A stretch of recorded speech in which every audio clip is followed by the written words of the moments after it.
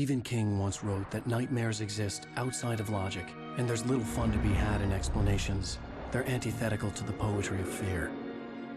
In a horror story, the victim keeps asking why, but there can be no explanation, and there shouldn't be one. The unanswered mystery is what stays with us the longest, and it's what we'll remember in the end. My name is Alan Wake. I'm a writer.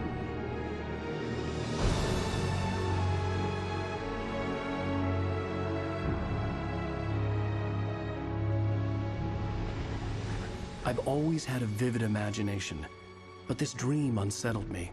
It was wild and dark and weird, even by my standards. So yes, it began with a dream. Following a typical nightmare pattern, I was late, desperately trying to reach my destination, a lighthouse. For some urgent reason, I couldn't remember. I'd been driving too fast down a coastal road to get there.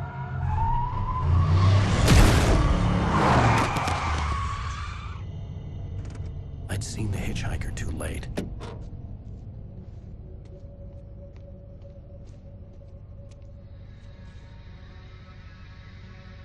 He was dead. I was convinced they'd put me in jail and I would never see Alice again.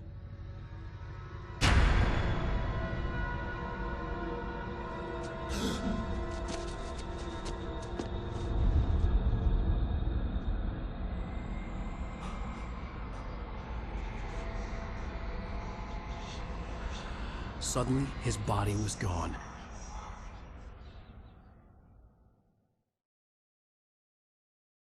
I was in shock from the crash. I could hardly stay on my feet.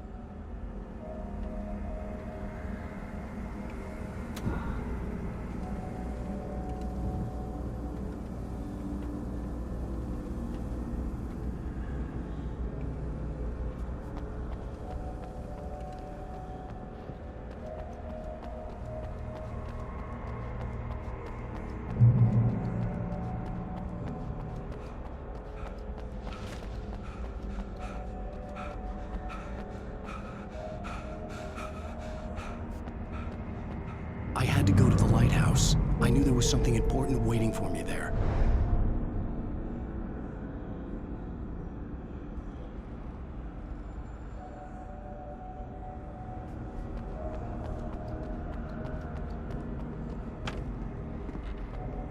The bridge had collapsed. I'd have to find another way to the lighthouse.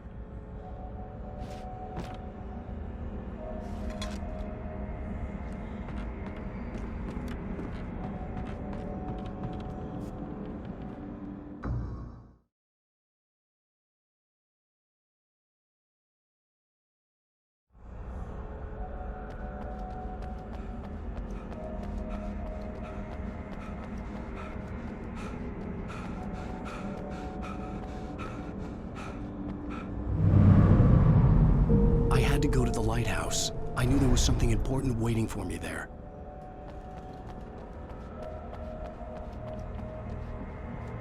The bridge had collapsed. I'd have to find another way to the lighthouse.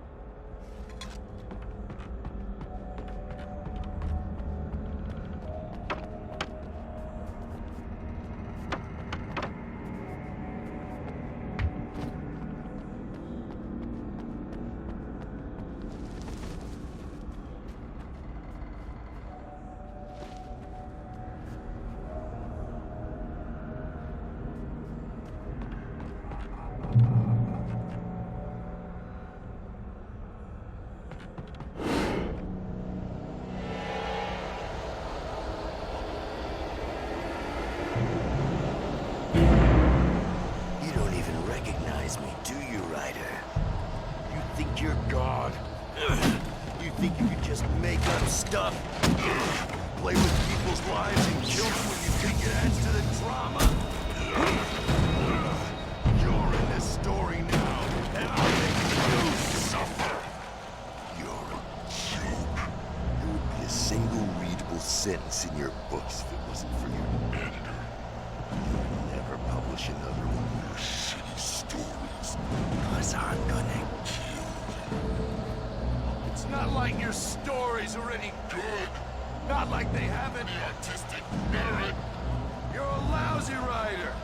Cheap thrills and pretentious shit. That's all you're good for. Just look at me. Look at your work.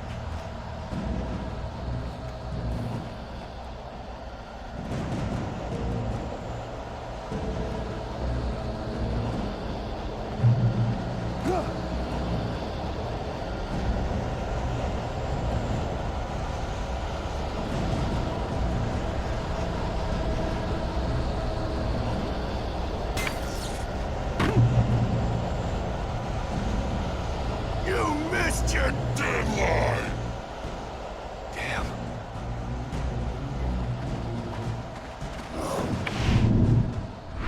You can't stop me!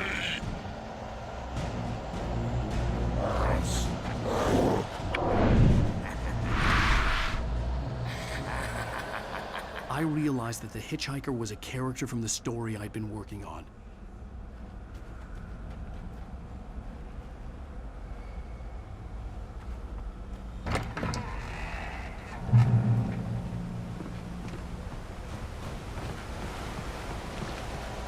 How does it feel to die by the hands of your own creation?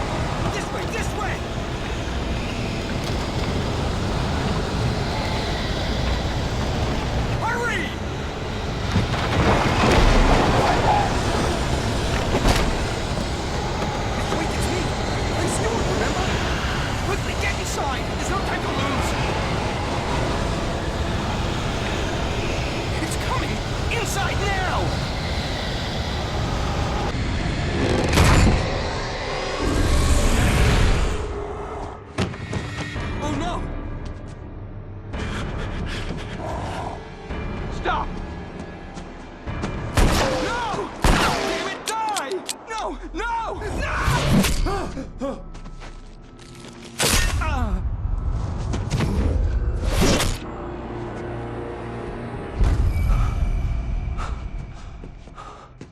I was trapped. There was no way out.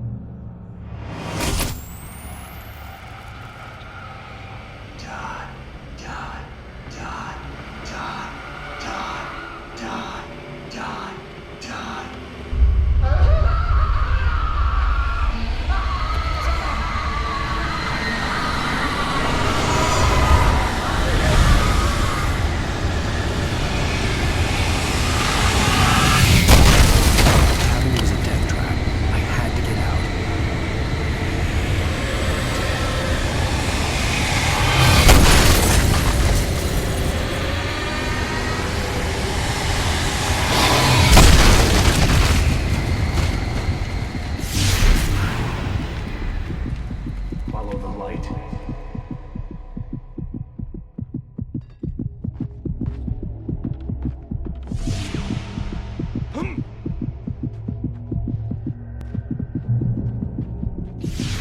You are hurt. You should go into the light.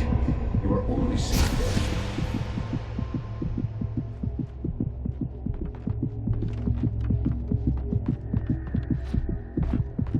You must go into the light.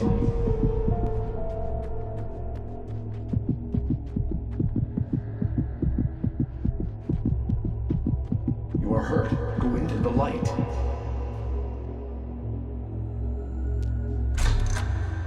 Well done. I have something important to tell you. It goes like this. For he did not know that beyond the lake he called home lies a deeper, darker ocean green, where waves are both wilder and more serene. To its ports I've been. To its ports I've been. Do you understand? No. Follow my light.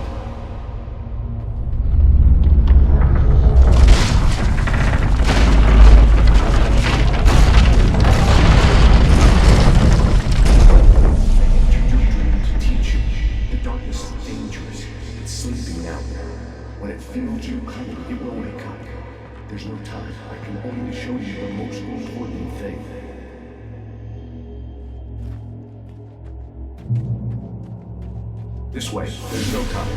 The hitchhiker has been taken over by the dark presence. You can't hurt him now. The darkness protects him from all harm. Only light can drive the darkness away and make him vulnerable again. Here, take the light. Turn your flashlight toward him and burn the darkness away.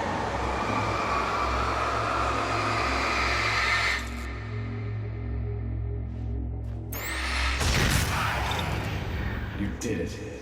Now the darkness no longer protects him, but it's still inside, controlling him.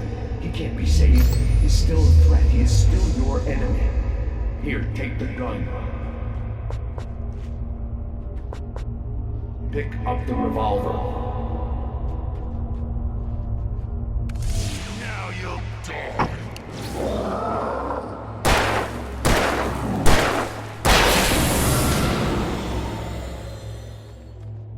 Good.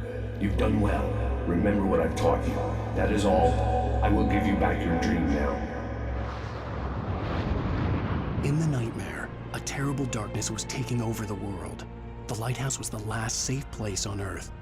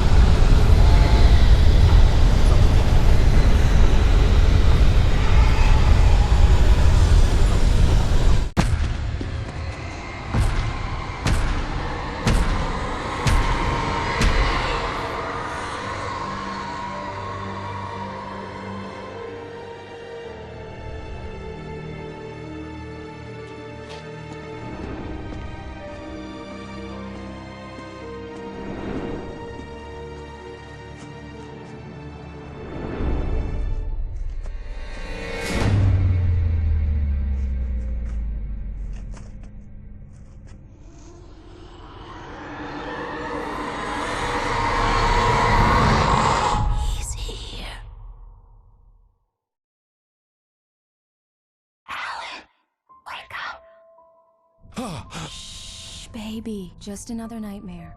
Everything's fine. You dozed off. Right. Anything more than dozed off would be news for everyone. Cheer up, handsome. We're here.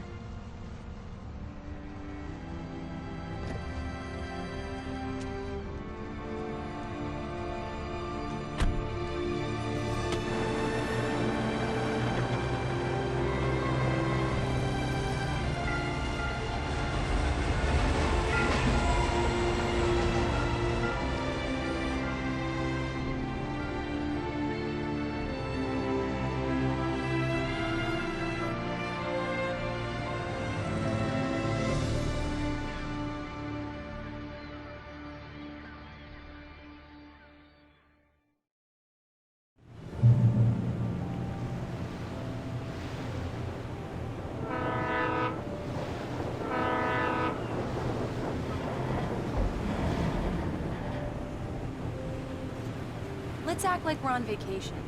Go stand next to that old gentleman there. I want a shot of you with the town in the background. Sure. I'll even give you a title for the shot. A city boy, moments before he got eaten by a bear.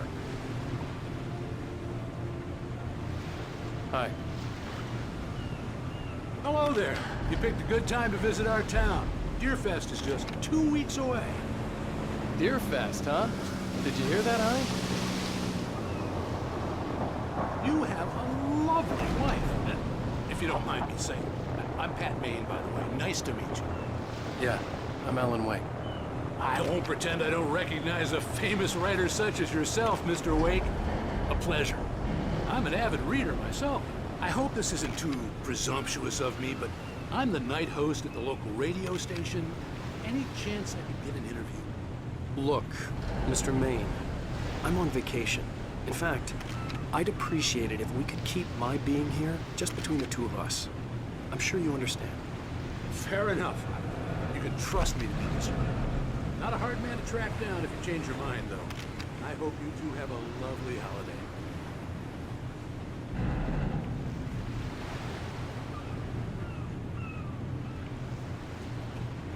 Very nice. I got a couple of really good ones.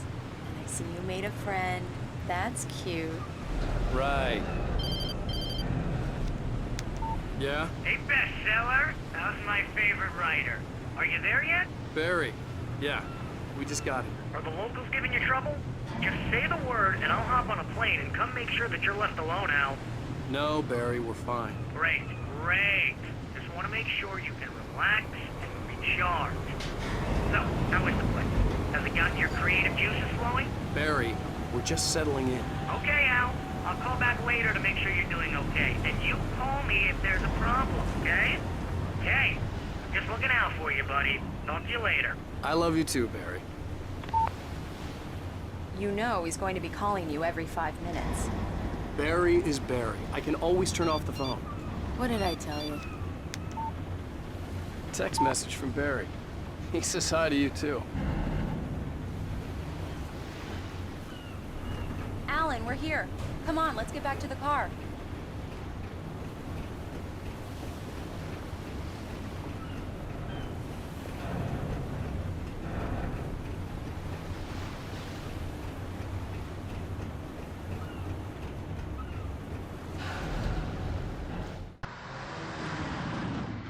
We need to stop at the local diner to get the cabin key from the landlord, a Mr. Carl Stuckey. He's waiting for us. I'll go fill her up while you get the key. I'll pick you up here in, say, 15 minutes? Sure. Alan, thank you for coming here with me. I love you too. Go on. I'll promise to behave.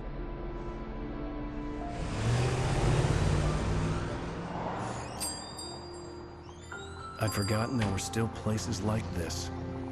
Towns where everybody knew everybody. Welcome to the Oh Dear Diner. Hi, I was wondering if you could help me. I'm looking for... Mr. Wake. Alan Wake. Oh, God! I am your biggest fan. I know people say that all the time, but I really am. I'm glad to hear that. Rose. Rose, I'm looking for Mr. Stuckey. Carl Stuckey? Carl? Oh, of course, Mr. Wake. He must have gone to visit the restroom. He'll be back in a moment. I can't believe it. I've got all All your books. I got the cutout from the bookstore when they took it out of the window. And you keep it here. Well, okay. Good for you.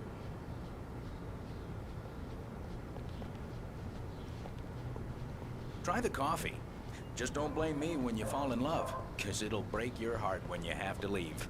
Rusty here is no longer human. Nothing but black coffee under a thin layer of skin. Yeah, that makes two of us.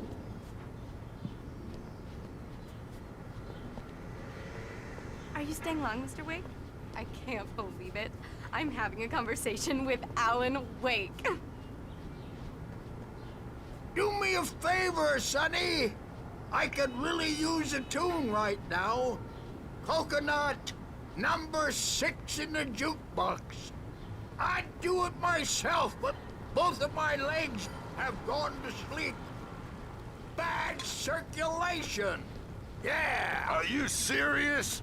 Coconut again? You disgust me. Call yourself a rocker. Unbelievable. Ha!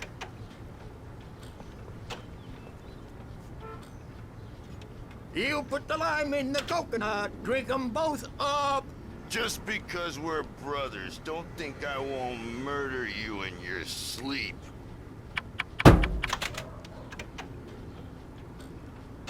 Now that's what I'm talking about, yes! This is it. I've died and gone to hell.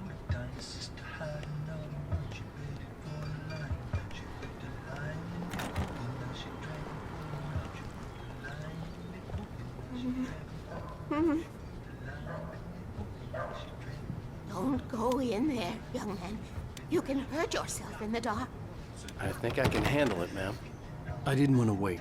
I wanted to find Stucky, to get the key and get out as soon as possible. The waitress was giving me a headache. Overeager fans always did.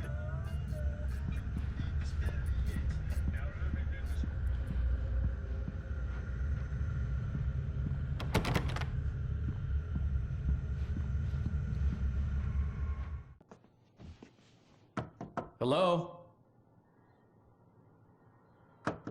Mr. Stucky? Carl couldn't make it. Unfortunately, he was taken ill. But I have the key for you and instructions on how to get to the lake. Okay. I wish you a good stay in my cabin. I'll come by later to check how you've settled in. And to meet your wife. I insist. Thanks.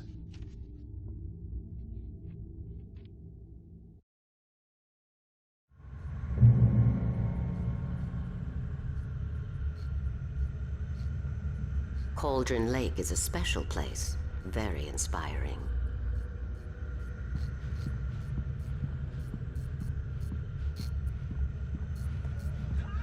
You got lucky this time, young man. You can hurt yourself in the dark. This really ought to be fixed, and then I must remind Sarah to change the lights at the station. It's been too long already.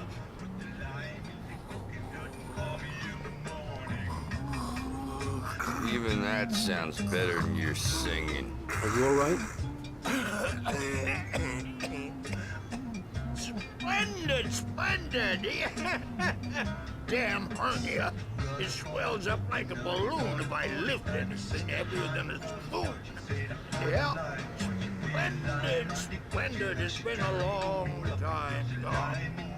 Good to see you. Hey, you wouldn't happen to have a bottle on, would you, Tom? I wish. The Andersons, they're, local musicians. We're waiting for Dr. Hartman to come pick them up. They wandered off from his clinic at the Cauldron Lake Lodge.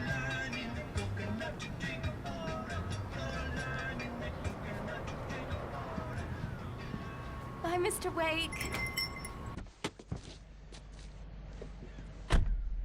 Mission accomplished. The key and the directions. My hero. I got some flashlights, just in case.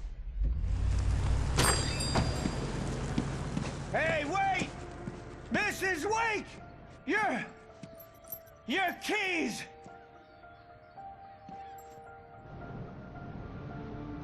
That diner was a real nut house.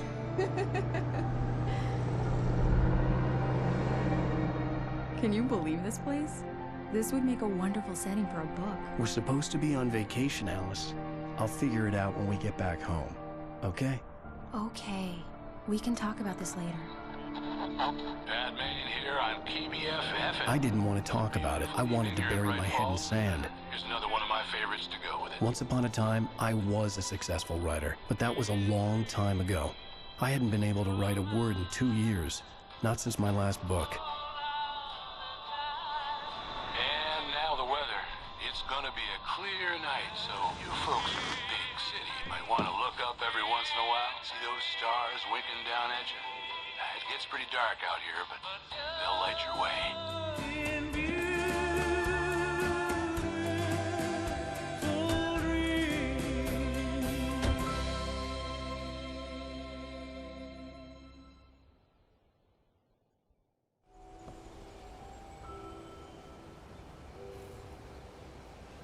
Wow. It's gorgeous, Alan. It's something, all right. Don't worry, honey. I'll get you inside safe and sound before it gets dark. And I've got the flashlight. I know. I'm okay. Alice had a phobia. The fear of darkness. I wanted to make sure we were inside with the lights on before sunset.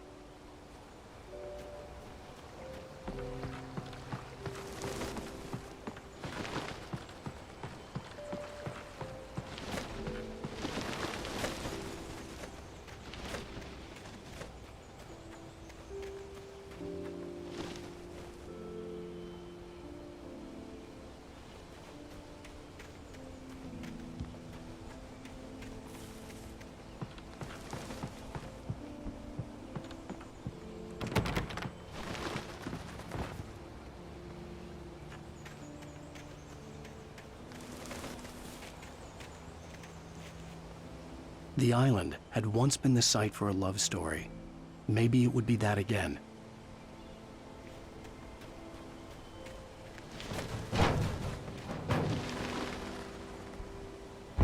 An old generator had been connected to the power cable.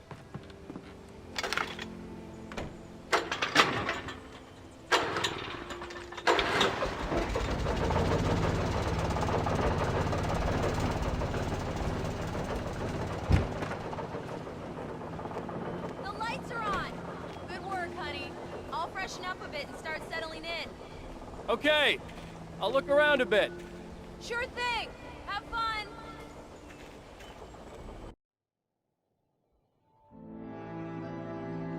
It was a beautiful place. I told myself I could rest here, sleep here, and forget about my work.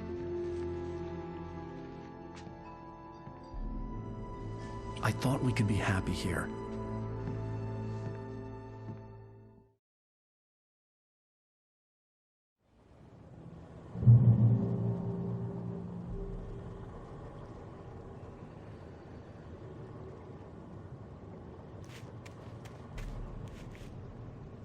Alice had told me about Cauldron Lake Lodge. The old building used to be a hotel, but these days it was no longer open to the public.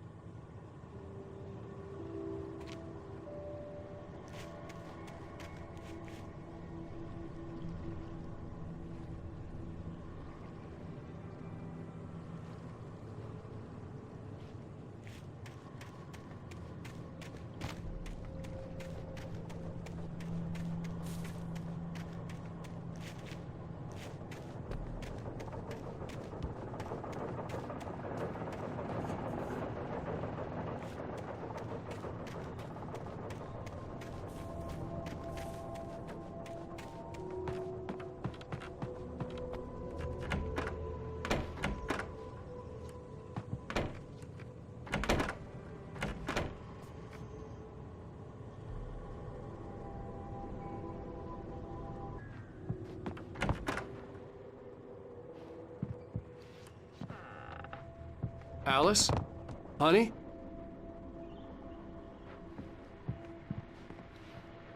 A shoebox filled with books by Thomas Zane sat on the shelf.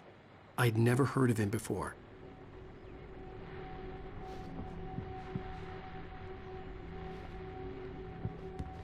Alan, I'm upstairs. I have a surprise for you.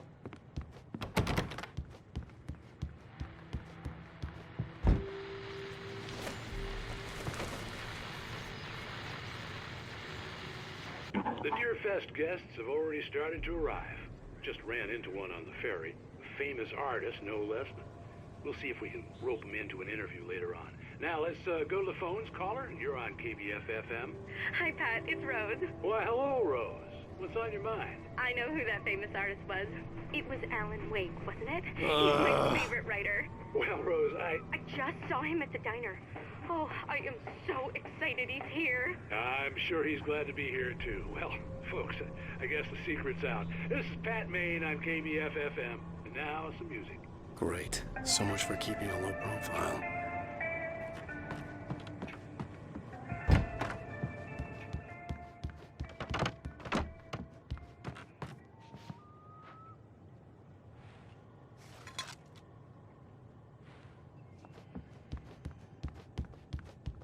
Alan! Come here, Slowpoke. I'm waiting. Surprise! Alice? What is this? I guess I have a small confession to make. I thought maybe you could write here that a change of scenery would get you past... Damn it, Alice! Everyone Hey, keeps... hey! Just hear me out! There's a local doctor, Dr. Hartman. I read a book of his. He has a private clinic here. He specializes in helping artists. Maybe So now you want to get me committed? No! It's not like that. That's not... Alan? Alan? Just don't! I don't want to hear it! God damn it, Alice! God damn it! I knew she wouldn't follow me in the dark. I needed some time alone to think things through.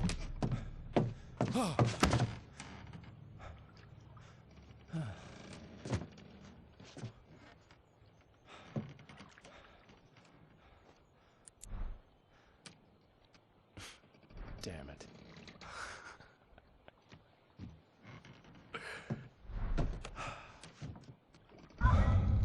Alice? Alice? Alice! The cabin had gone dark. All the lights were out. Alan! Where are you? Help! Alice! It's all right, I'm coming! Help me! What the hell?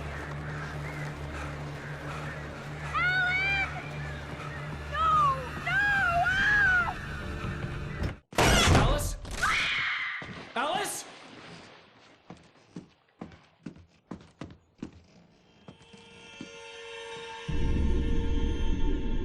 Oh no!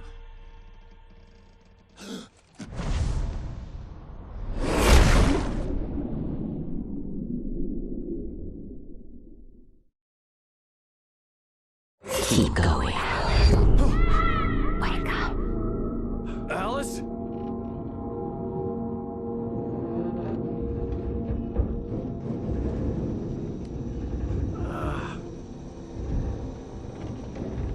Waking up in the crashed car felt like I had woken from one nightmare and entered another.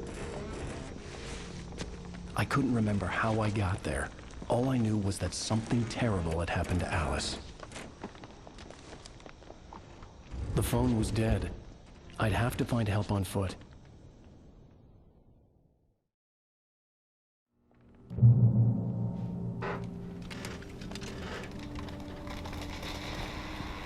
Among Alice's things was a book, The Creator's Dilemma, by a Dr. Emil Hartman. Seeing the book brought back my fight with Alice. I didn't like it, and I didn't like the guy's smug face on the cover either.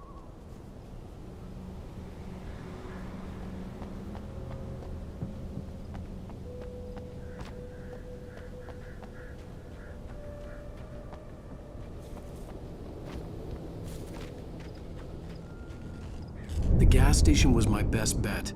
They'd have a phone I could use. It looked like a long hike through the forest to get there.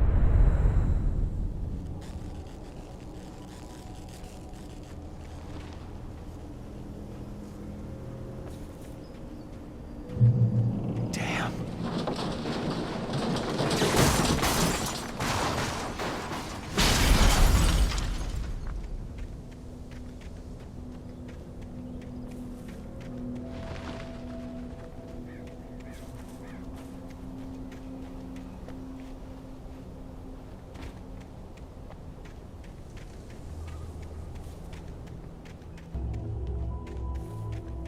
Hello?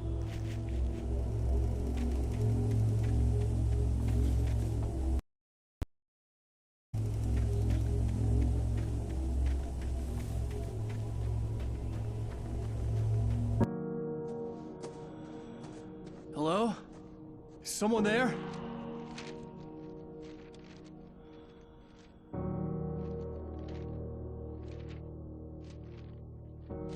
The loose sheets of paper were pages from a manuscript entitled Departure. That was the name I planned to use for the next novel I had never gotten started. I was named the author. I hadn't written it. I couldn't remember writing it. In the scene on the page, the hero was attacked by an axe murderer in the woods at night.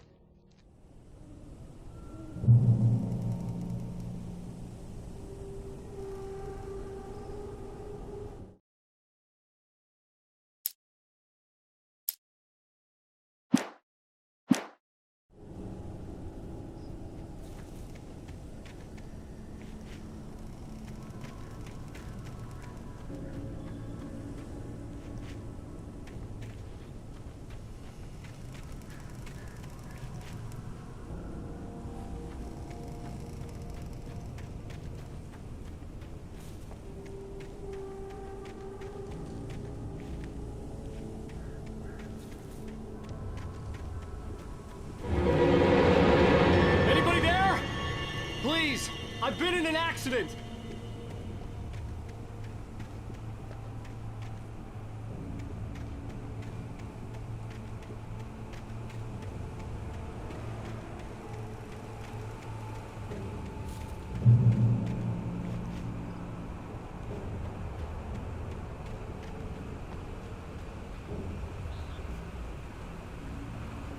The lights up ahead were a good sign. Maybe I wouldn't have to hike all the way down to the gas station to find a phone.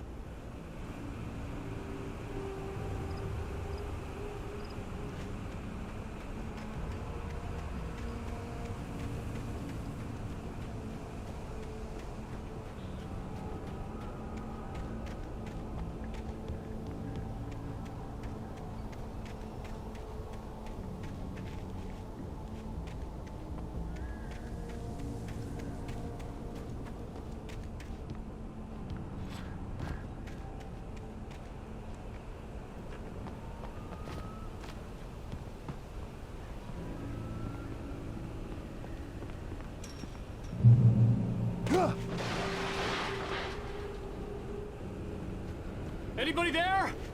Please, I've been in an accident. Hey! Hey, you! Phil! There's been an accident. I need help. Listen, I need to... Premium cabins for rent in... Oh, hell. Carl Stuckey. Pleased To meet you. Non-refundable reservation deposit required. Fair and square.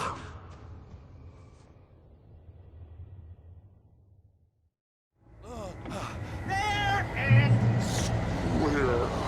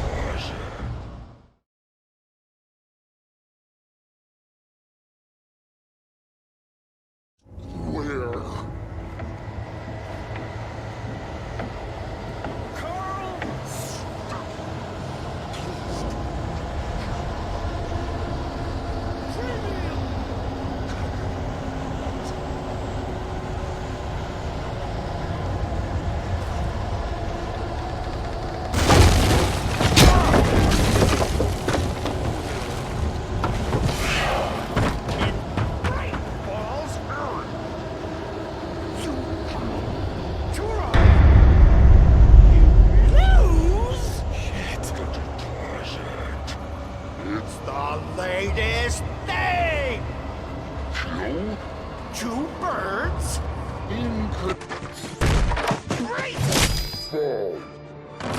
I had to figure a way out of this. Any second now, and Stucky would be knocking on the door with his axe like Nicholson in The Shining.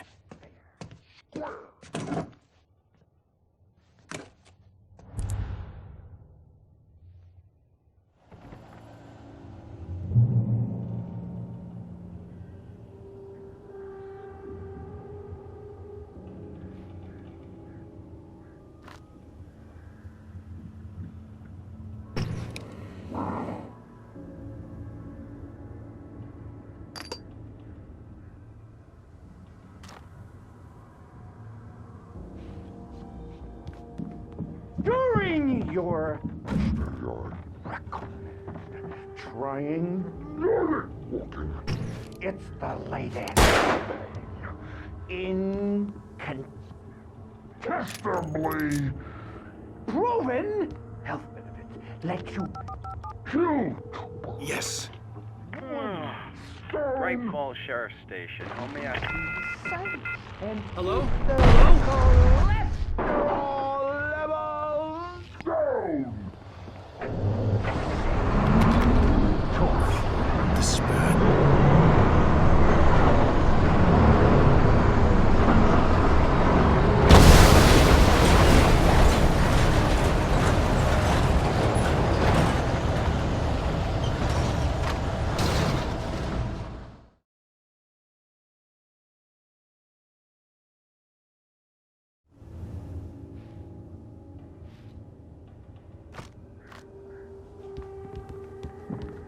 During your record, trying, it's the latest. Yes. Great Falls Sheriff Station. How may I... Hello? Proven. Hello? One. The spat.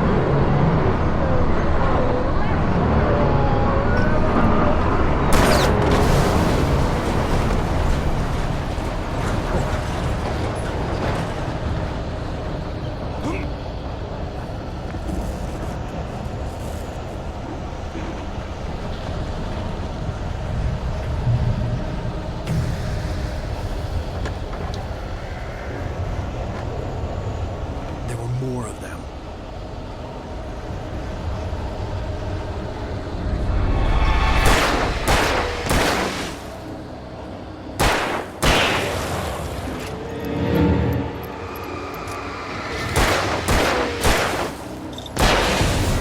My head pounded with the concussion. I'd never fired a gun outside a shooting range, and now I just killed someone. Or something. There were no bodies. They just disappeared.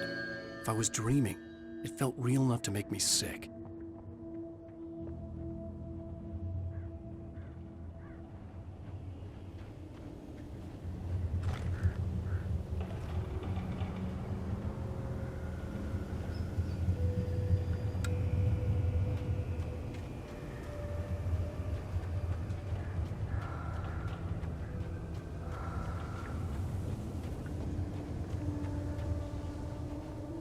Eerie hand-painted graffiti was revealed by my flashlight. Someone had hidden a chest of supplies near it.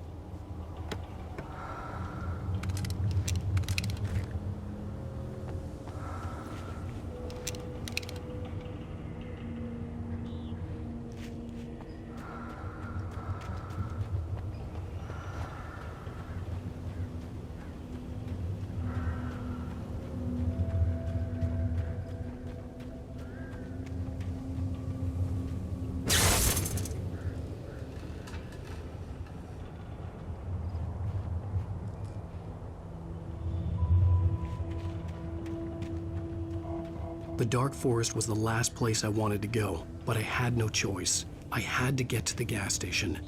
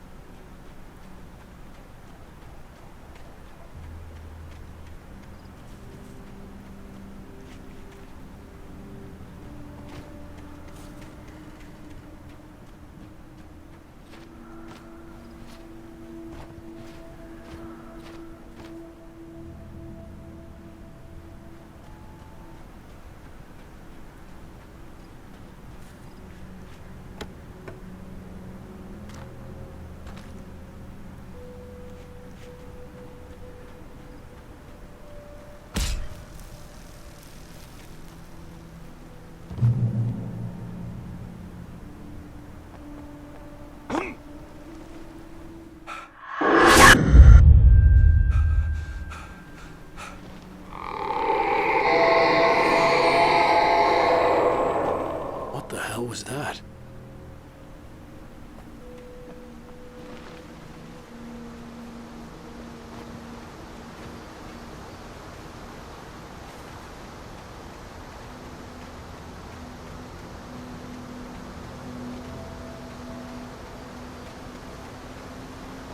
When I saw the river below, something uncoiled itself inside my head.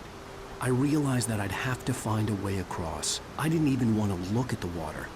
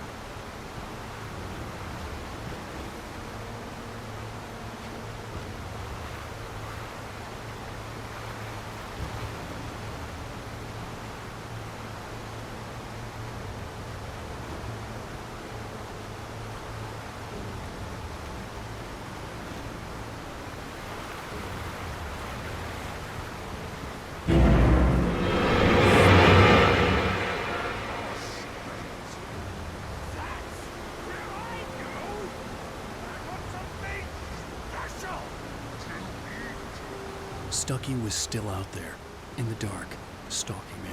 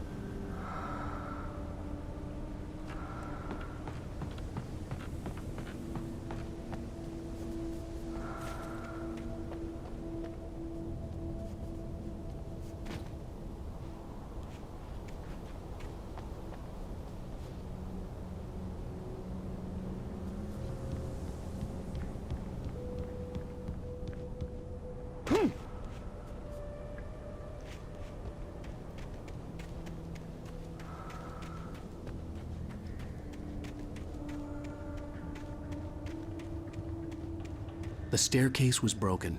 I had to make my way up some other way.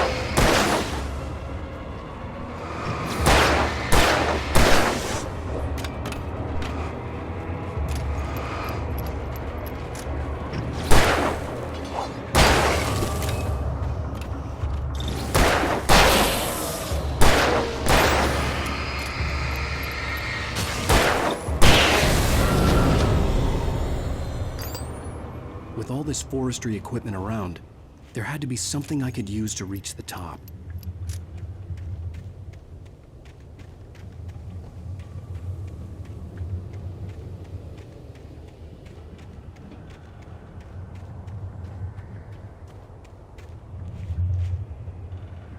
There was no power.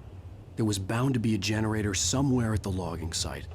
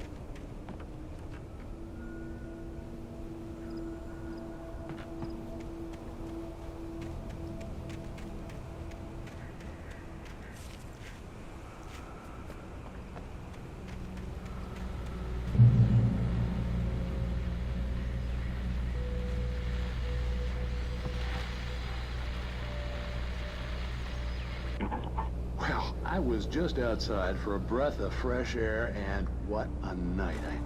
I know most of you are probably in your beds by now, but if you're still up and around, take a moment. Step outside for a spell and breathe in deep.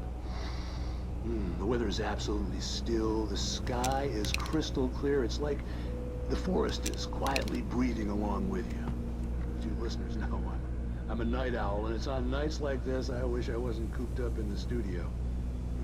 Makes an old man like me wish I could just roam wild.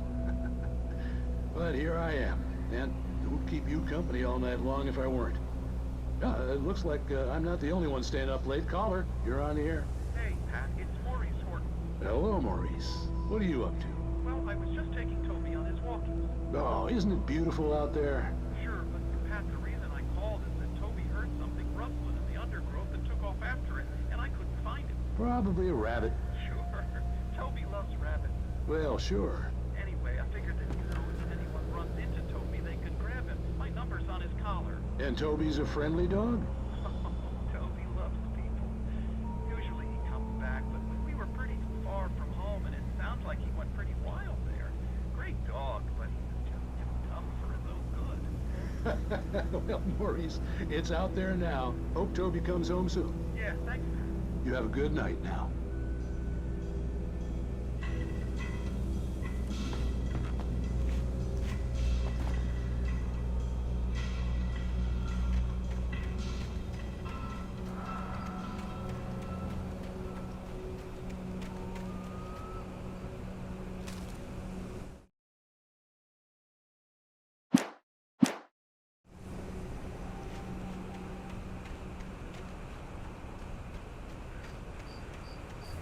The gas station was closer now, its light welcoming in the darkness.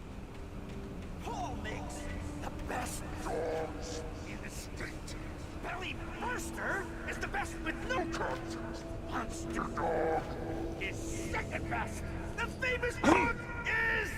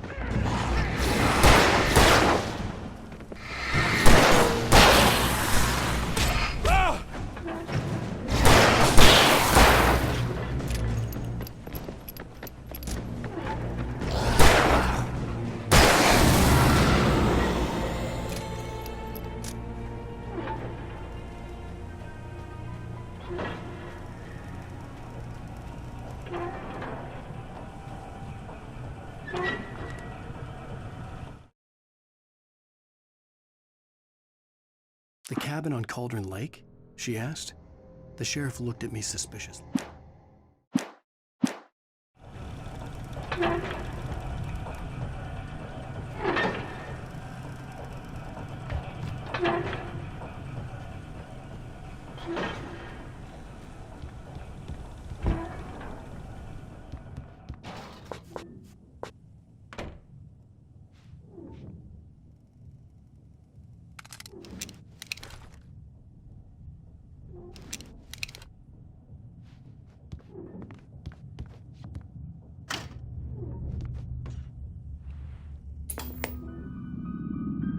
Science. It bestows immortality on those who advance it to elevate all of mankind. Newton, Einstein, Sagan, princes among men. But the price for such a legacy is steep indeed. In Night Springs. Tonight's episode, a quantum suicide. If our lives are already written, it would take a courageous man to change the script. Having called a press conference, Dr. Barclay Colvin is about to demonstrate that very courage. Ladies and gentlemen of the press, I am Dr. Barclay Colvin, and I'm glad so many of you could join me here at the Moorcock Institute. Tonight, I'm going to give a practical demonstration of the many worlds interpretation. As you can see, this is a loaded 9mm pistol. It shall be part of a thought experiment. And now, a real experiment, known as a quantum suicide. Did he say suicide? Is that a real gun? He's kidding, right? Please, stay calm.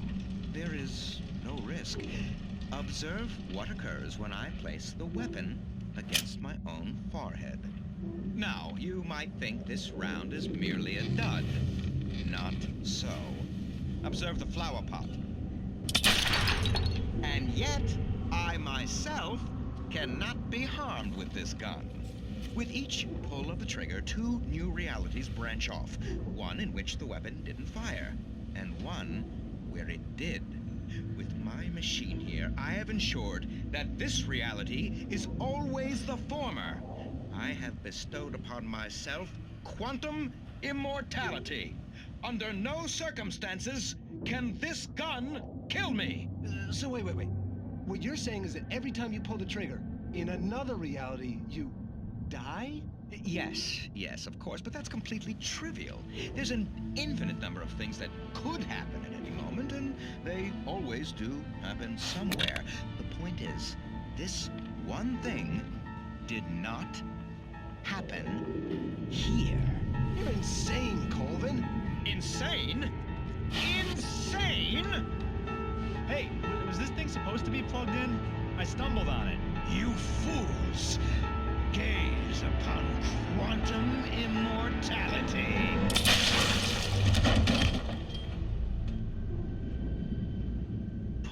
Poor Dr. Colvin, felled by his own hubris or the ignorance of the masses.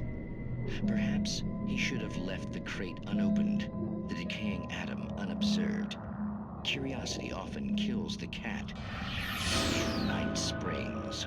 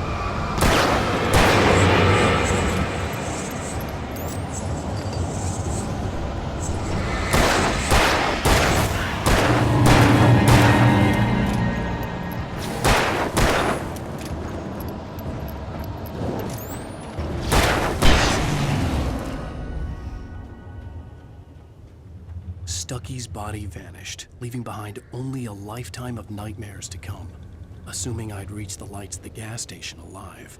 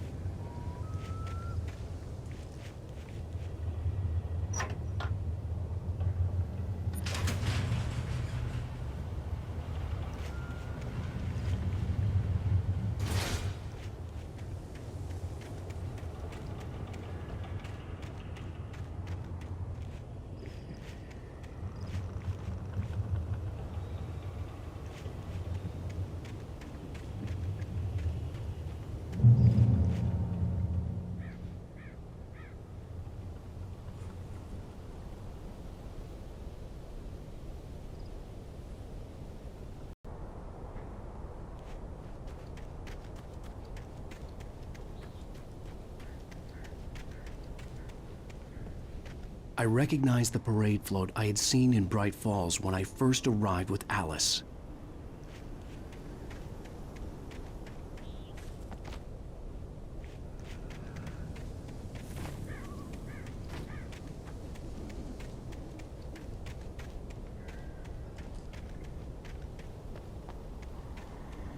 After the insanity I had just experienced in the darkness, the lights of the gas station felt comforting, at least for a moment.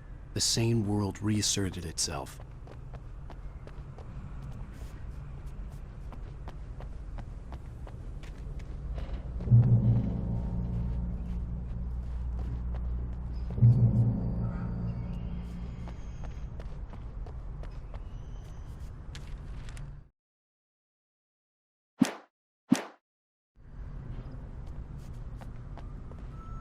The Deer Fest had been 2 weeks away when we arrived. If the day count on the banner was right, I was missing a whole week between the night we got here and now.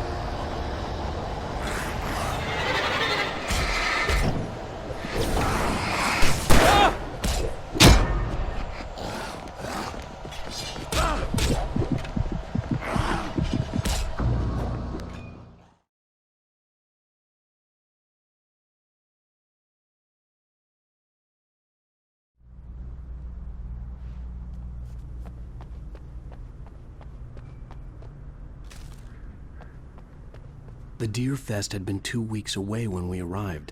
If the day count on the banner was right, I was missing a whole week between the night we got here and now.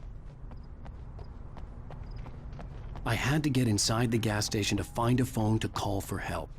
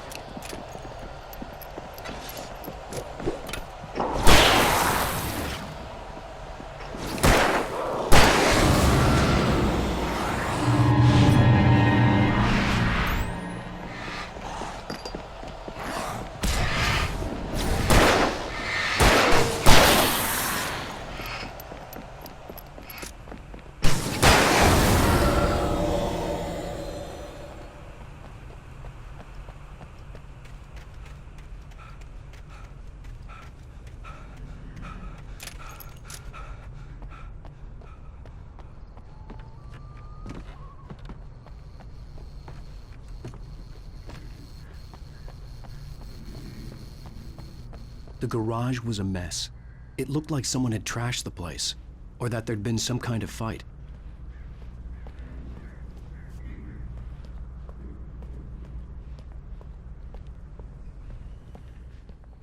All right. I'll keep writing.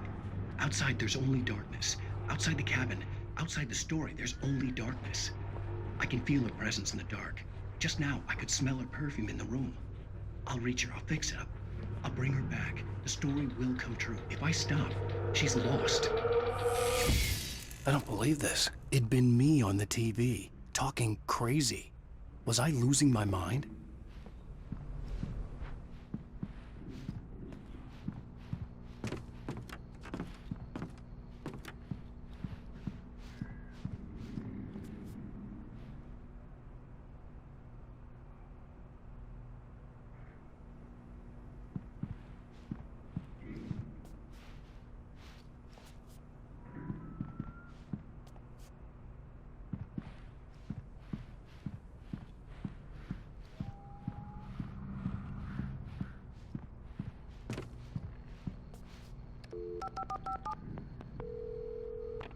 Bright Falls Sheriff Station.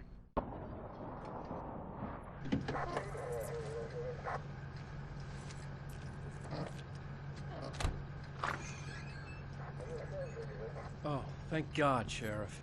Sheriff Sarah Breaker. You are... I'm Alan Wake, but listen. I was in a car crash. My wife, Alice, she's missing. Calm down, Mr. Wake. We were staying in a cabin on the island, on Cauldron Lake. There's no island on Cauldron Lake, not since the big eruption in the 70s. Please, I can take you there, okay? You look like you've taken a pretty bad knock to the head. Are you okay? Listen. We'll figure this out. Please get in the car. We'll swing by the lake and then we'll go to the station, okay? Mr. Wake, have you seen Stucky, the guy who owns this place? I realized I couldn't tell her what had happened in the forest. She wouldn't have believed me. And then she wouldn't have helped me with Alice.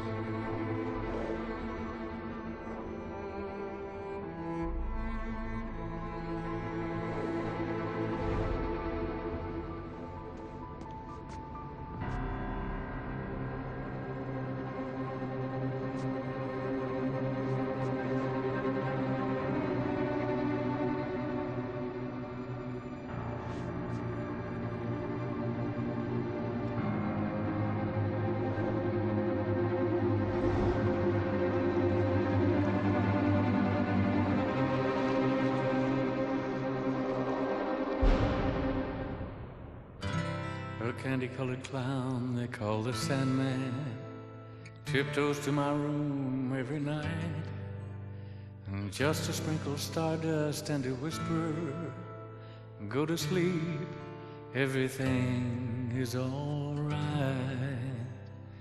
I close my eyes, then I drift away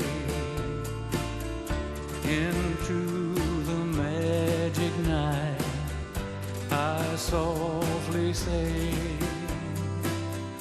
a silent prayer, like dreamers do. Then I fall asleep to dream my dreams of you. In dreams I walk with you. In dreams I talk to you. Previously on Alan Wake. I came to Bright Falls with my wife, Alice. Thank you for coming here with me. I thought maybe you could write here. I don't want to hear it! God damn it, Alice! Now, she's missing. Alice? Alice? I woke up behind the wheel of a crashed car. I'm missing a week. I was attacked by shadowy men straight from a nightmare. The sheriff took me to the lake Alice and I had stayed at, but the cabin had disappeared.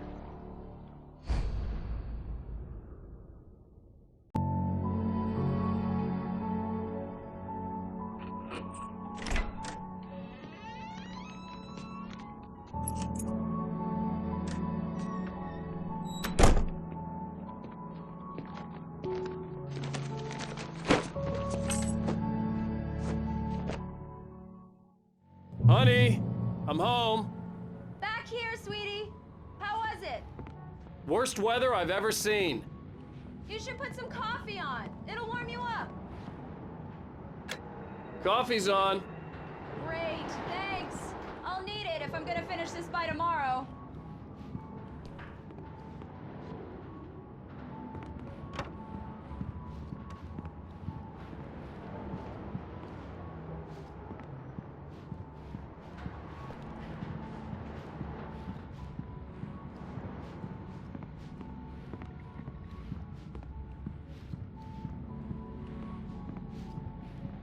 Oh, hey, I just finished those cover mock-ups. They're on your desk. Tell me what you think.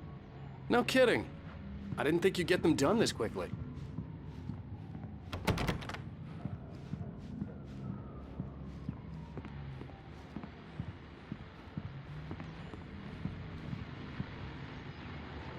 These look really good.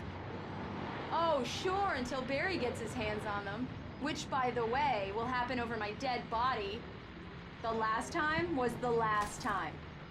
Oh, and speaking of Barry, he called. Alan! Alan! Please check the fuse box. I'm right here. I'm on it, honey. Please hurry!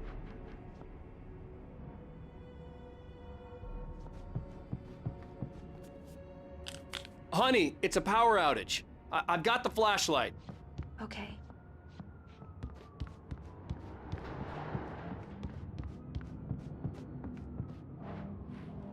Hi.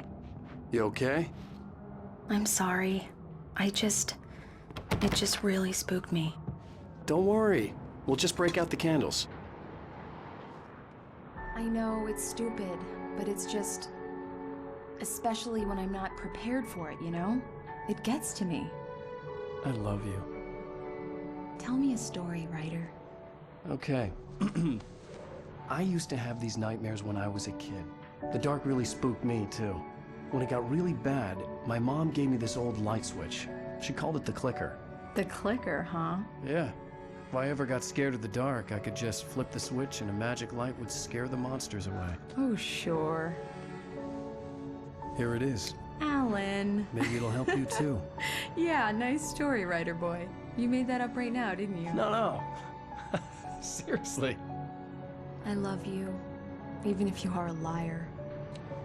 Thanks for this.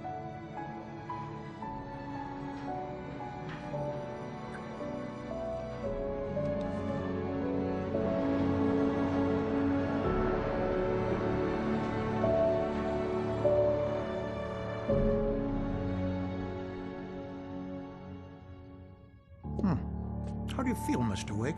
Any nausea, disorientation, anything like that? Mr. Wake, how are you feeling? I'm okay. My head's fine. I had to lie about my headache and memory loss. He'd send me to a hospital for tests. I couldn't leave without Alice. Very well. I don't think you have a concussion, but you've obviously been through quite a shock. You should take it easy for a couple of days. Thanks.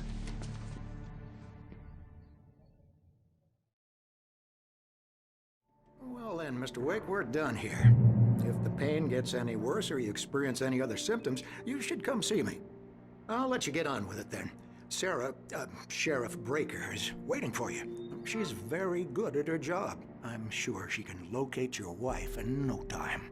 Doc Nelson was the image of a small-town doctor.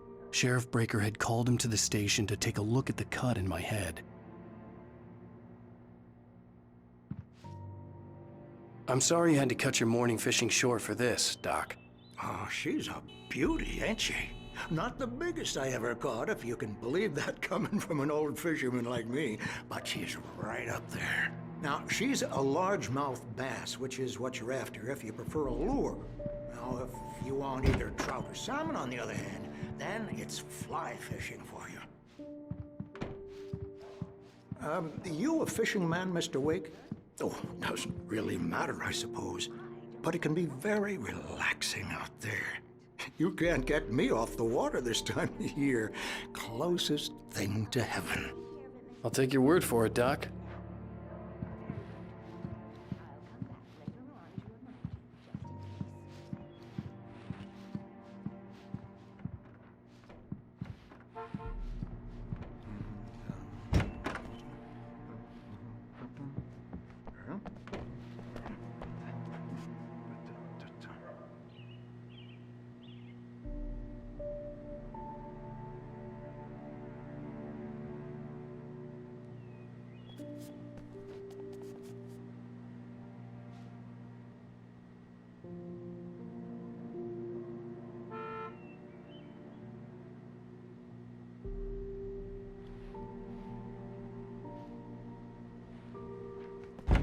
Come in, Mr. Wake. Your phone's on the desk. The battery was dead. It's charged now.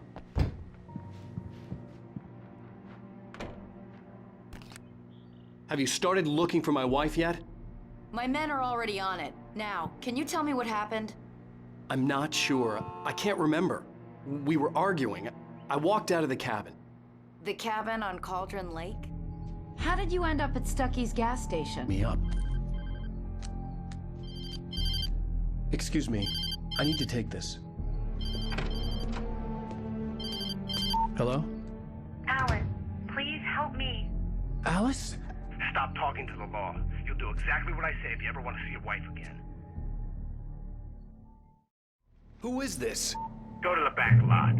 There's a hole in the fence on the left. Look inside the junker. I left a little something there to convince you we're all on the same page here. After you ditch the cops, you're gonna meet me in Elderwood National Park. There's a spot called Lover's Peak. Midnight. Don't do nothing stupid, pal. We're watching you.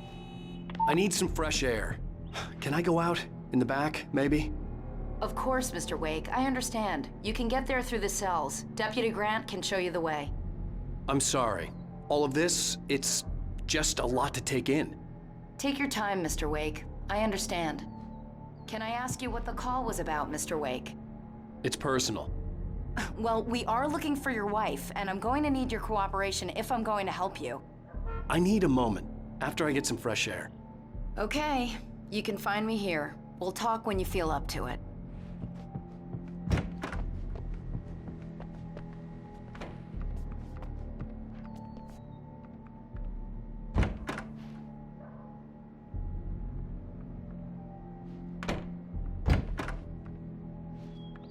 Mr. Wake, can I help you with anything? I need to get some air. The sheriff said I could go out back.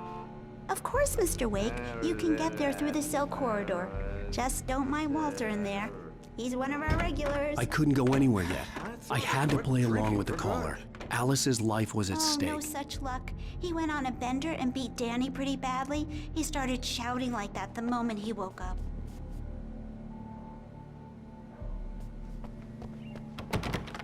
Hey! Hey! I need more Yeah, it's Mulligan here. I'm at Stucky's gas station with Thornton. There's no sign of him. I don't like the goddamn shadows in here. Look, Hey! located the brake float. It's here. Damn it!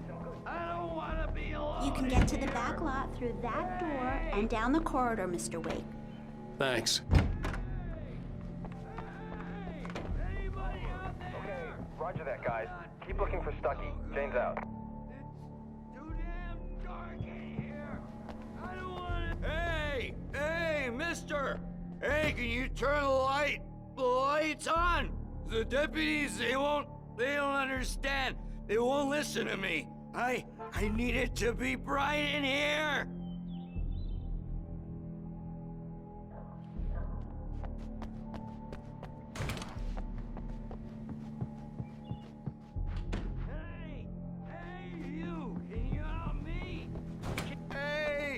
Please help me, man!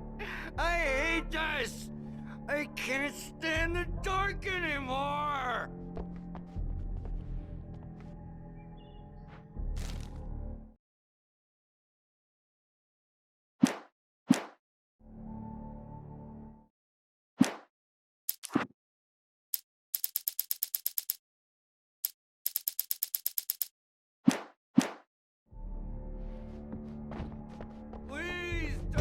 The early morning light hurt my eyes and made my head ache. The man on the phone had said, go through the fence on the left.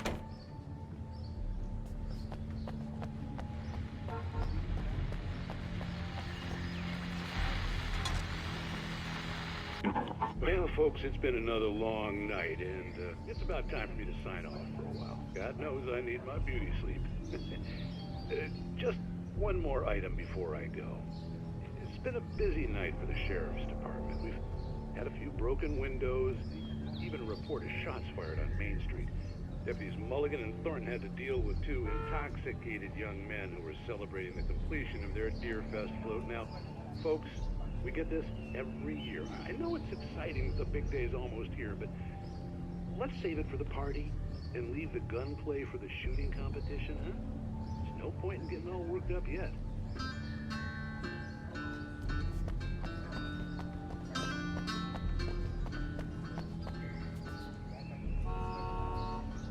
The caller had told me to find a hole in the fence behind the police station.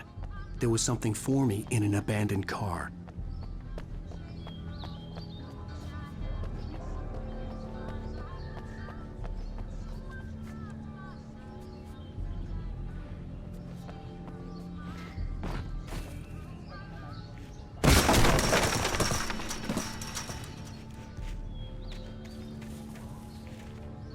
Alice's driver's license had been placed on the front seat. The caller meant business. Barry? Ow! Ow! Thank God! Where the hell have you been? I've been trying to reach you for a week, you and Alice. Oh, I've been worried sick. I flew out yesterday. I'm here in Bright Falls. Barry, listen to me. I'm at the sheriff's station. Come and get me. I can't talk now. Ow! What the hell is going on? I had to get the sheriff to let me go. I needed to get to Elderwood National Park to meet Alice's kidnappers.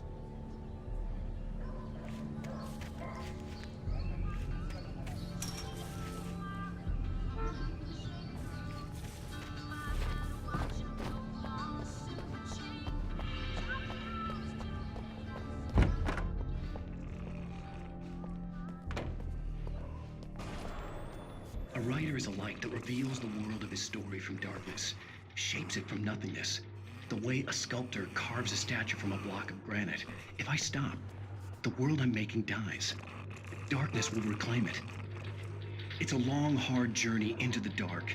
Alice's life is at stake, but I can't think about that, or I'll lose it. The dread lingers at the edge of perception. I'll push on. Anything is possible here. I'll write the story. I'll save her.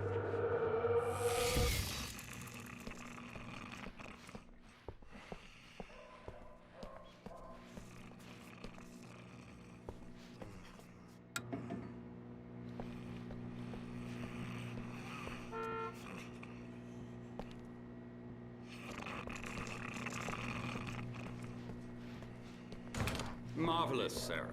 I just wanted to settle all the damage the Anderson brothers might have inadvertently caused on their recent and regrettable little outing. They are not accountable for their actions, of course. I can assure you that my staff has been reprimanded. Tor and Odin never caused any trouble to anyone when they were still living at their farm. Indeed. All we can do is to slow down the progress of their dementia. Are you feeling any better, Mr. Wake? I'd like to leave. Am I free to go? Well, we still need to talk about... Am I under arrest? No, of course not.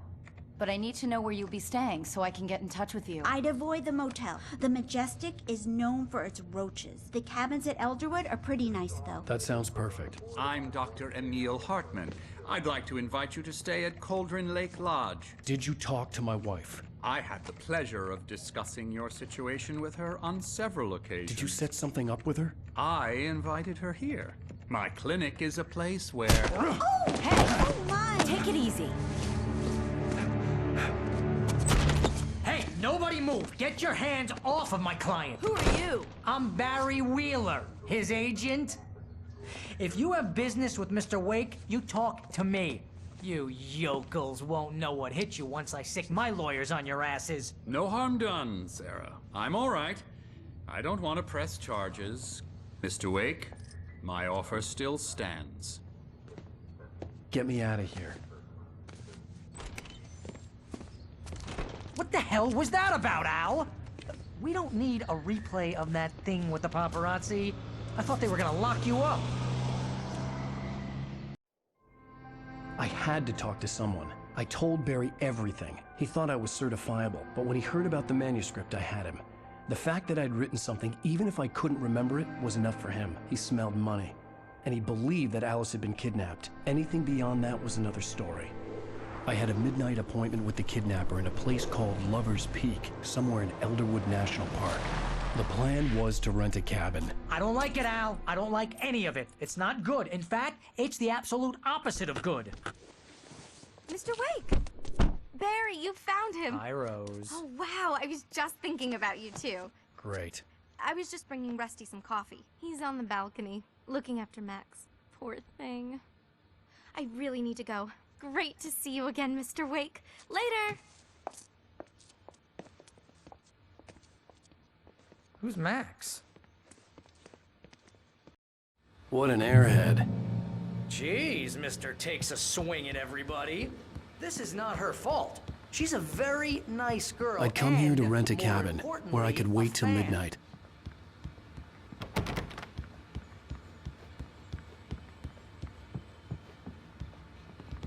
Seriously, Al, what you were saying in the car? Just listen to yourself. What, you shot a guy and his body just disappeared? When was the last time you slept? What, are you high? Have you been drinking? No! Look, Barry, I'm missing a week, and someone's got Alice, and everything's just... Do you understand what it sounds like when you say stuff like that? Don't get me wrong, it's a good story, could be a bestseller. But when you start confusing fiction with reality, you're buying yourself a ticket to the funny farm. All right, wait here.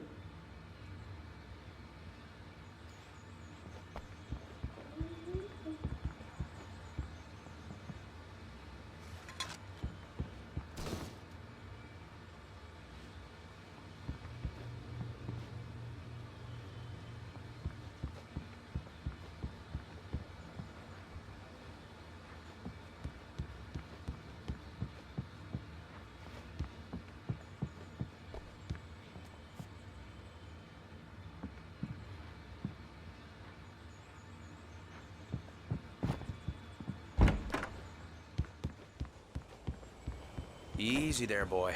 I'm almost done. Hey, Rusty, right? You rent cabins. Oh, Mr. Wake. I'd shake your hand, but mine are kind of full here. Actually, I'm sorry about this. Would you mind grabbing the registration form from the desk? It's just across from Bucktooth Charlie. Okay, sure. What happened?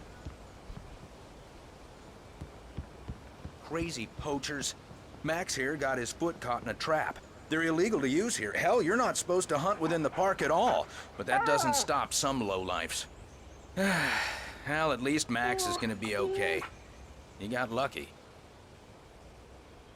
Max is still groggy from the shot I gave him, and I'd rather not leave him alone just yet. The form's on the desk across from the mammoth skeleton. Seriously, Al, you can't just go and meet a kidnapper. Those situations always end up in disaster. You gotta talk to the cops. She's my wife, and it's my call. Can we talk about this later? No. This whole thing... Listen, you hit your head. I mean, geez, Al, come on. You gotta understand how crazy all this sounds. If you're trying to pull a joke on me, freak me out, it's working. Ha ha, let's have a laugh on Barry. Well, you had me going there real funny, Al. You can quit it now.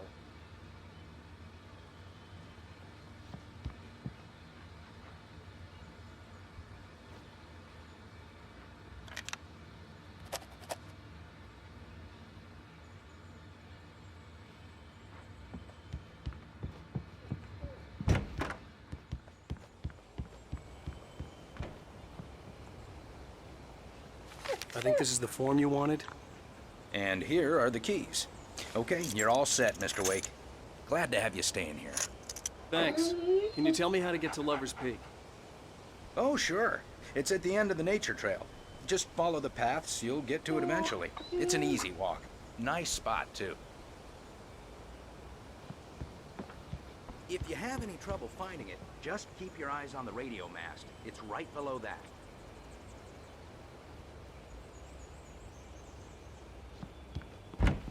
Look, Al, you're asking me to believe that you shot a dude who went poof into thin air, A guy who was bulletproof until you pointed a flashlight at him.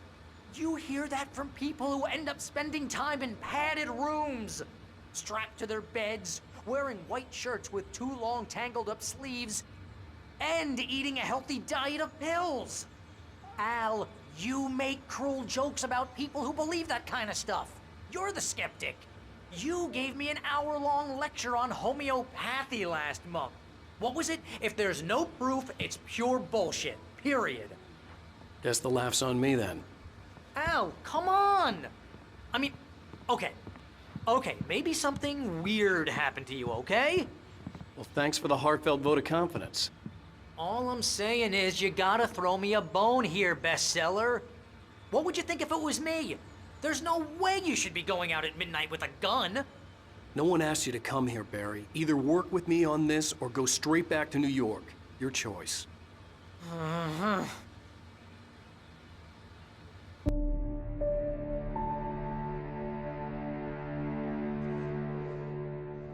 That's just crazy talk, Al. Al? We should go to the sheriff or call the FBI. Damn it, Barry, they'll kill her! This is not a goddamn debate, Barry. I'm going to Lover's Peak. He said to come alone. Okay then. I understand. You're my best friend, and I'm worried that you're not right in the head. Tell me what to do to help, and I'll do it. You stay here, and if I'm not back by morning, call the cavalry. Accu!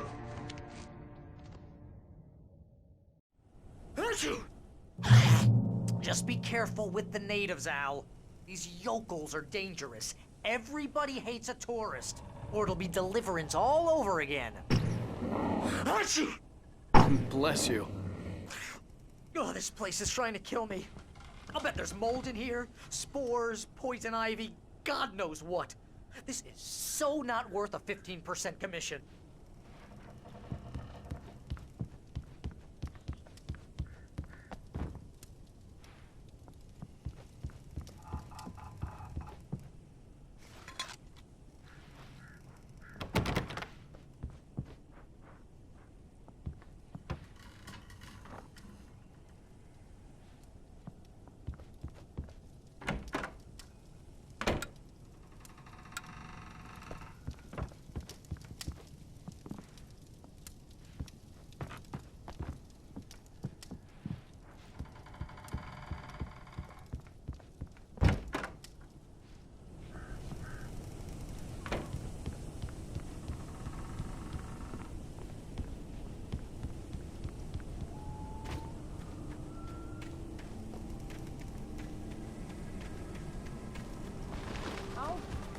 Al. I'll hold down the fort.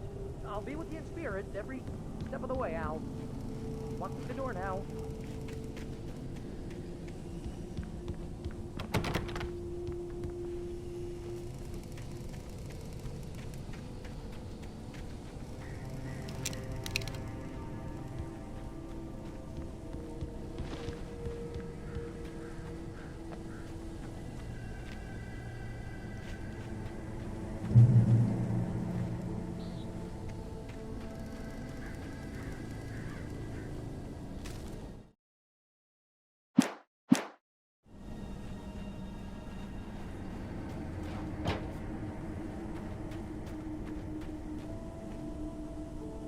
Barry had the keys to the car he rented. It wasn't a long walk to the visitor center, and it wouldn't be any use to me in the forest.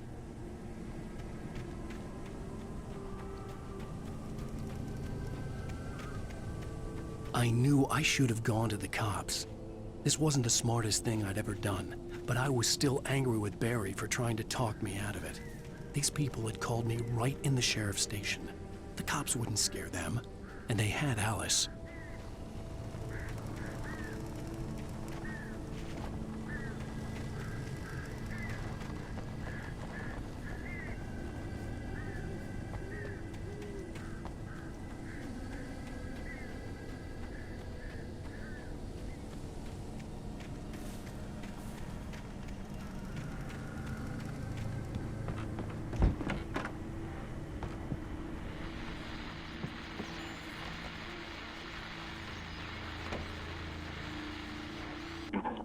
Welcome back to the show, folks. As promised, our very own Dr. Nelson has just parked his rear end in the studio. Doc, what's your Deerfest plan like?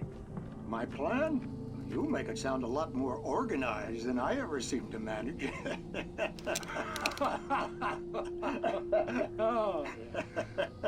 No plan, really. Just taking the atmosphere. I'm getting a little too rickety to do much more than that, you know. Oh, tell me about it.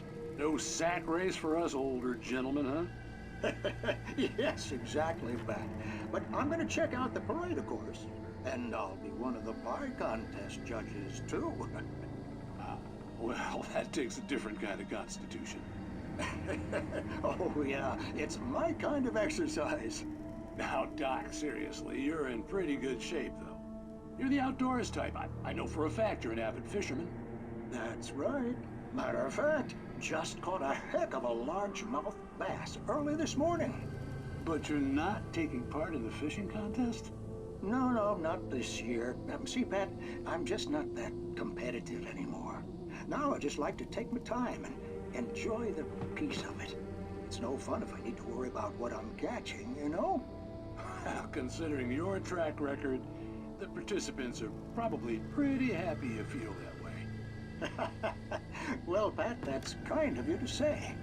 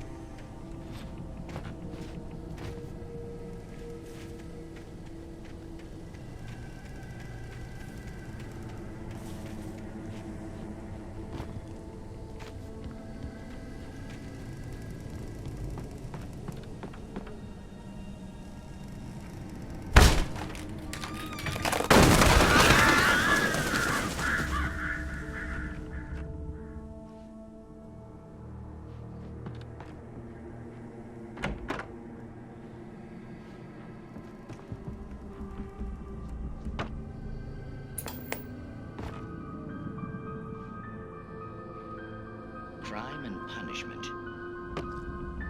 The cancer and cure of civilization.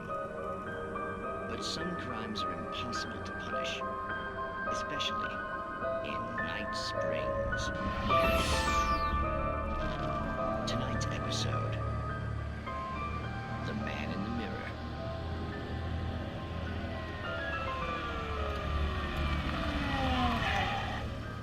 He's inside, Agent. He's a weird one. So, you're confessing to killing that guy, huh? Why? Had it coming? Yeah, but why would you do that? I mean, you're a nice guy. Normal. Took a kid to a soccer game. So how come at the game, you pick a guy and, quoting from the arresting officer's report here, assault the victim's head area repeatedly with the weapon of choice being a pair of bare fists? Wow, that sentence really flows, huh? Maybe you're not the literary type. Okay, so you mess him up. But why? Who was that guy? We couldn't ID him. Why would a guy like you do him like that? I didn't like his face? Well, you must have hated it, because you really went to town there. I mean, there's no way to tell what he looked like. No ID on him either. That must be difficult. But then we ran the fingerprints. Got a match. Your prints. Identical. Huh, how about that? Your son said you were wearing a white shirt when you took him to the game. The white shirt is on the dead guy. It's plenty red now. You won't get away with this. Do you really think that's in any way relevant to me? I had plenty of time to talk to my boy before the cops arrived, you know? He won't stop screaming, am I right? You think he's ever gonna be okay? I left my mark. Believe me. You bastard.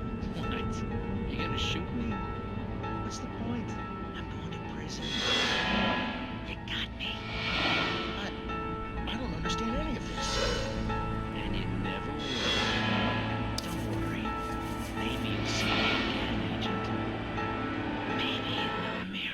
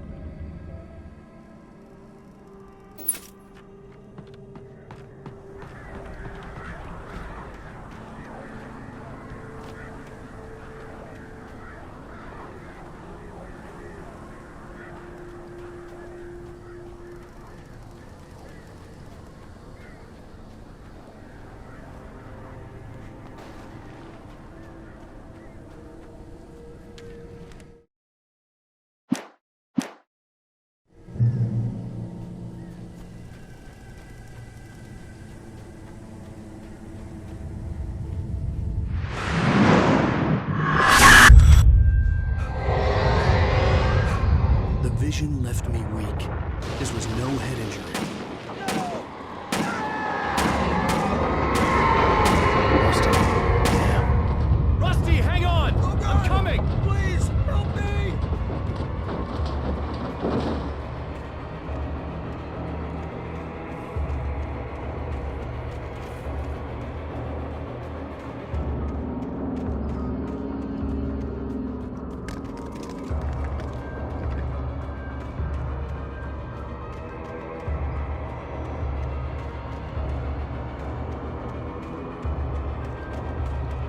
Anybody?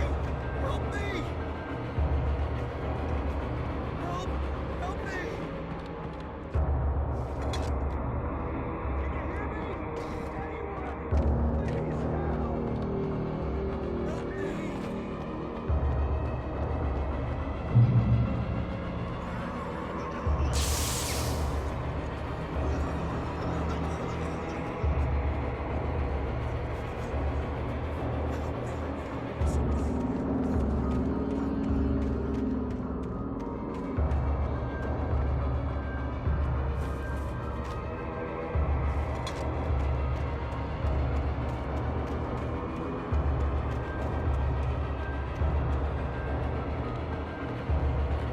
The ranger's office was locked. I'd need a key to get in.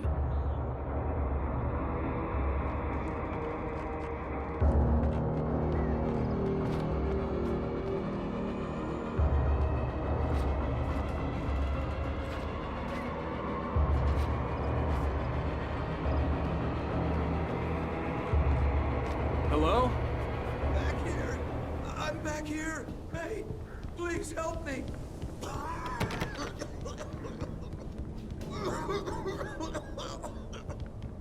I'm here! Mr. Wake? Oh, hell. It happened just the way it was on that page. I found. Came true. It knew. So dark. It'll come back for me. You must. The lights.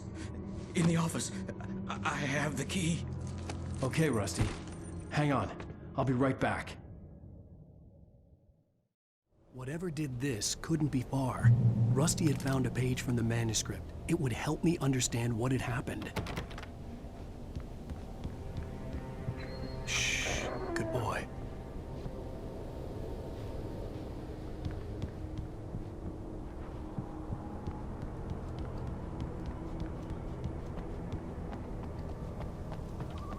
The only way to make sure that Rusty was safe was to get the power running and the lights back on.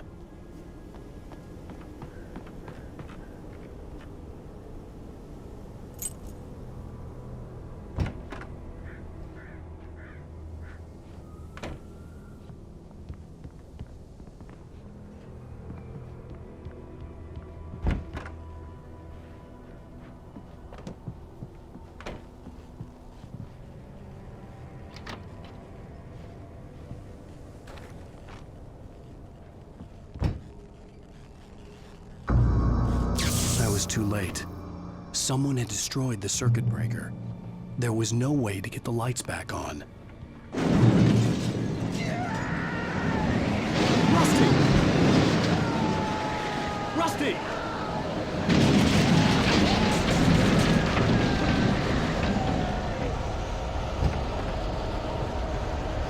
The ground was covered with oily patches that looked like liquid darkness.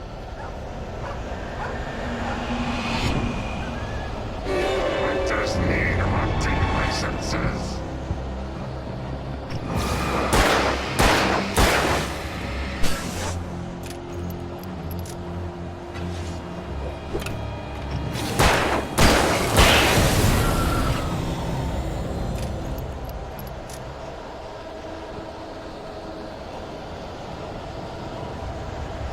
Something had torn a mammoth-sized hole in the wall.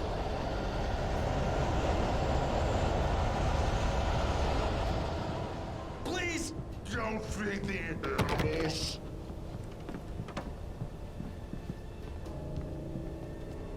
Fishing is only permitted for those visitors who purchase a park fishing license.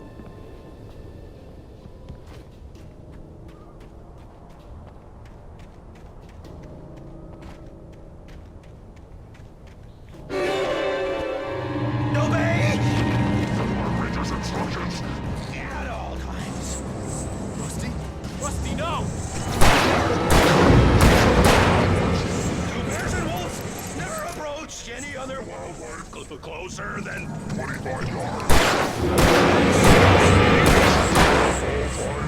never leave your pet Unattended.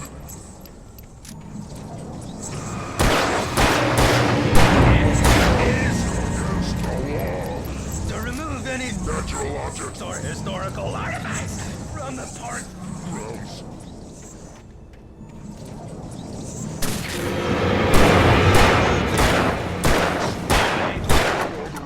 Or even simple berries.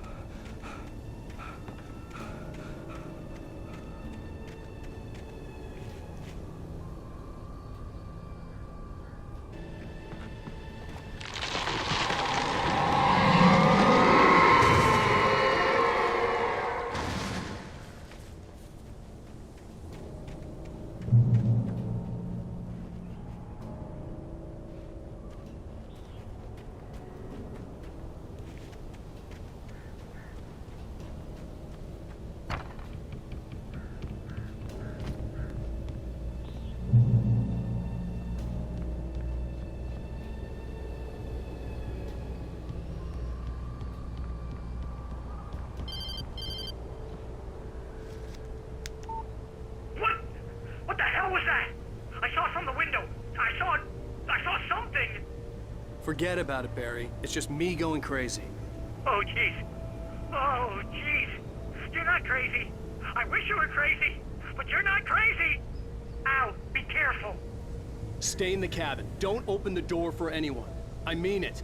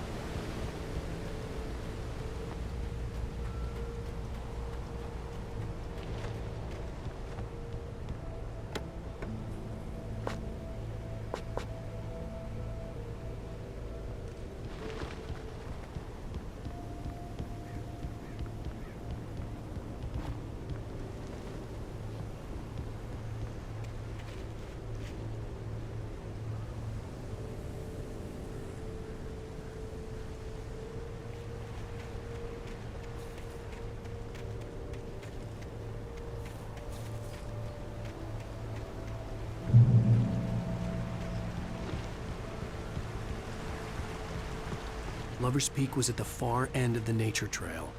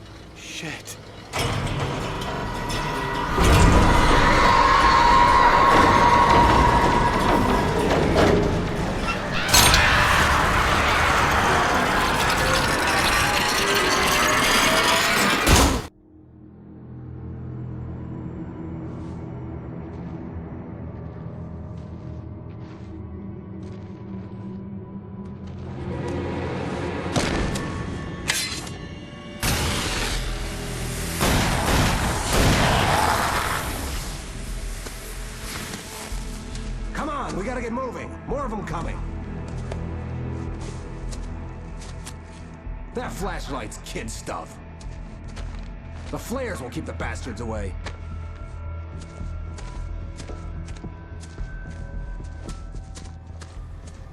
You can see them too? Hell, of course I see them. Come on, we gotta move. Why? Because that's the way the story goes. Yeah, but... Let's move! I lost my gun back there. Oh, I've got a gun. Just keep that light steady on him. It took a moment, but then I recognized him. He'd been on the ferry when I first arrived here with Alice. He knew my name. We were headed in the direction of Lover's Peak. There was no way this was a coincidence. He was the kidnapper. Come on, Wake! You better keep up.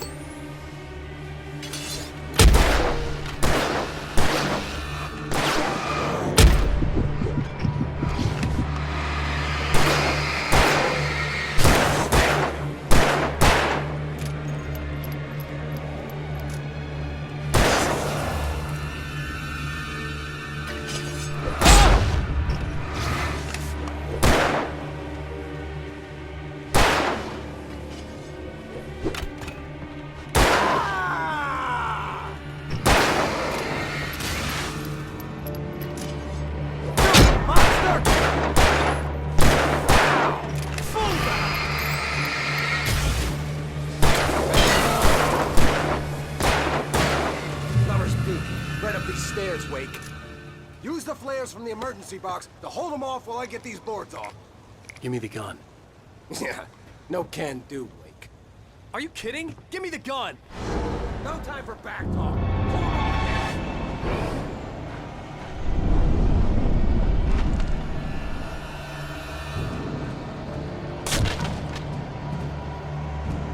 Just a little longer. Scare them off.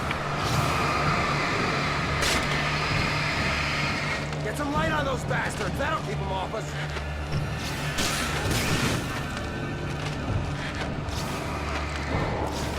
Just a little longer. I almost got it. Okay, it's open. Move it or lose it.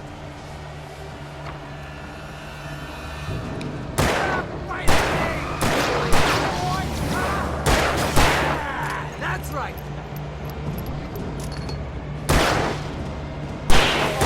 Feeling better now, Wake. All cozy and safe.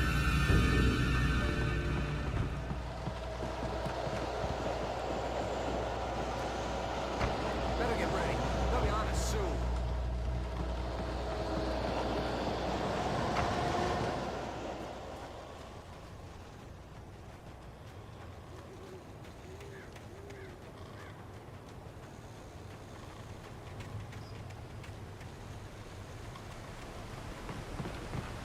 This is it, Wake. A last stand. There's more flares here. Get ready. We fight them as long as they keep coming. Give me the goddamn gun! They're coming! That's not how this goes. Get with the program, Wake.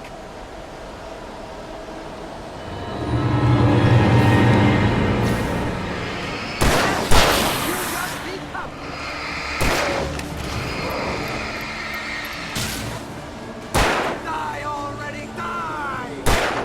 Stop moving!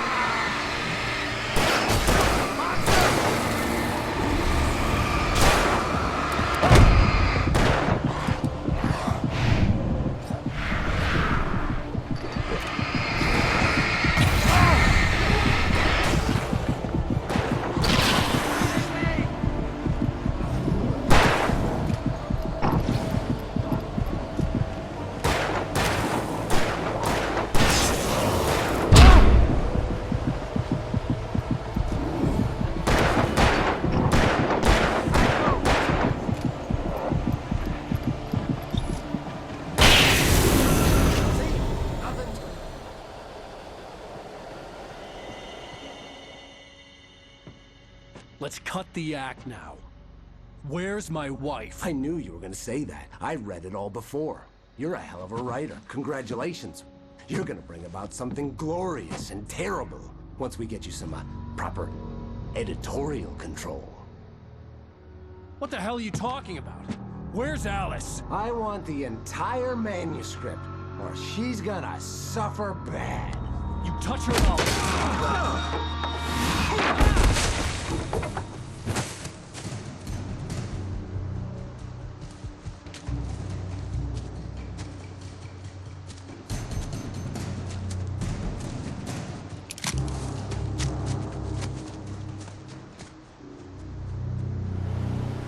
You're gonna give me the manuscript or you'll be sorry! No! Come back here! I swear I'll kill you if you hurt Alice! Do you hear me? Come back here! He had Alice, and he wanted the manuscript because he thought it held some magical power. But I had no manuscript to give him. I had to get back to Barry and figure out my next move.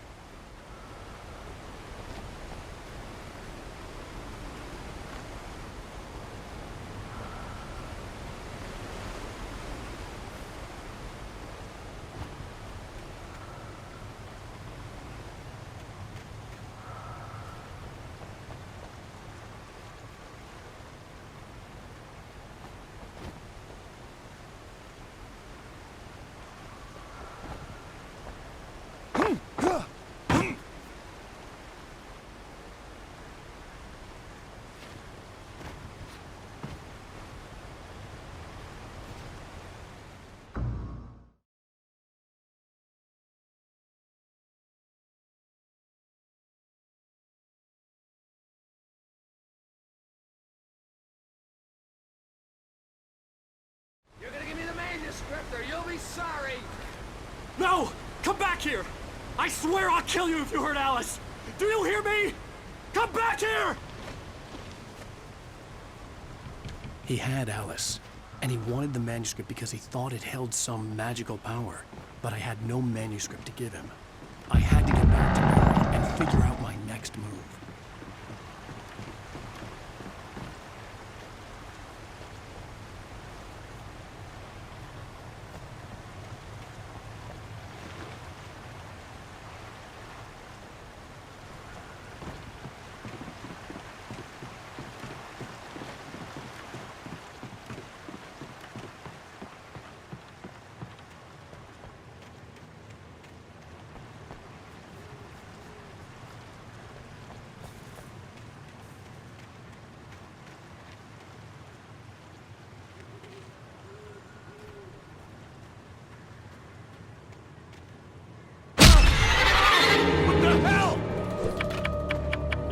Rusty had warned me about these traps. It hurt like hell. I was stuck.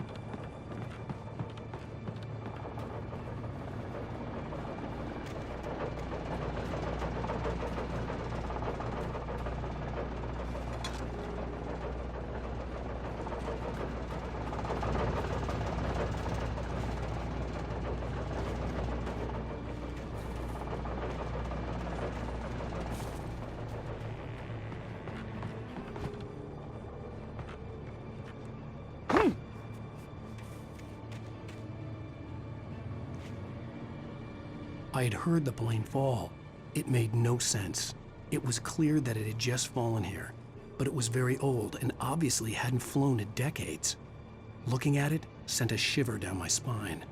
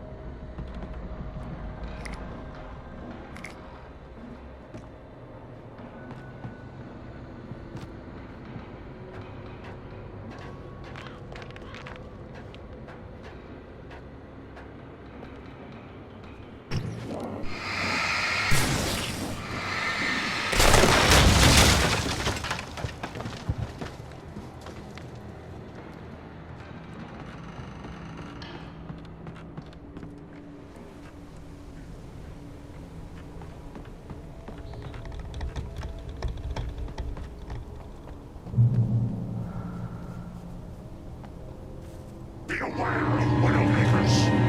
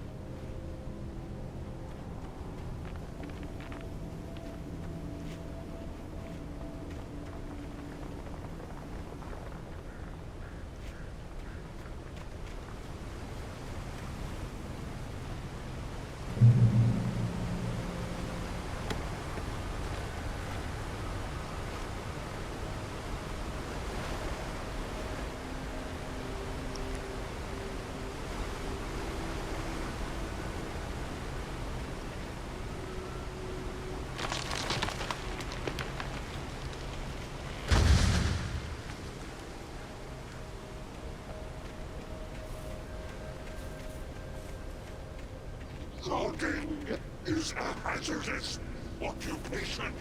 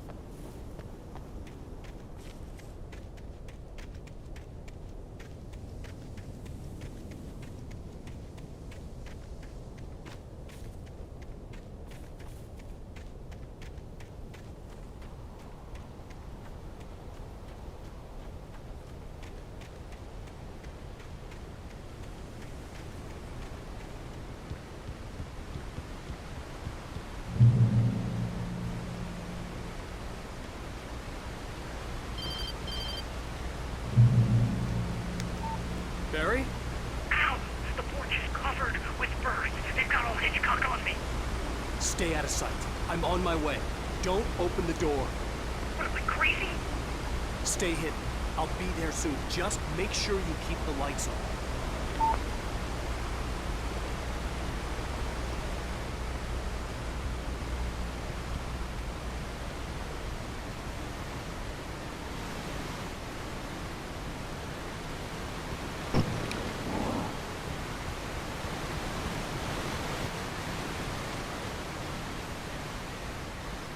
I still had to reach Barry at the cabin, but at least I was out of the woods.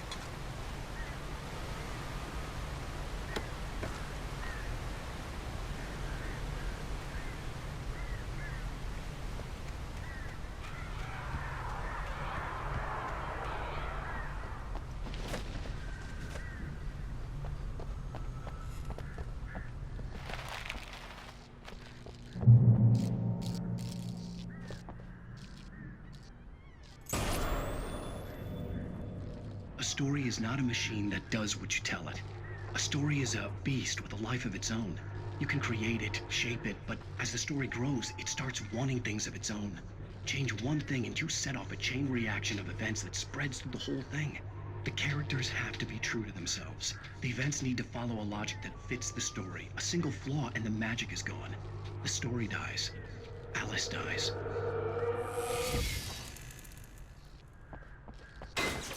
You can harm nature and yourself.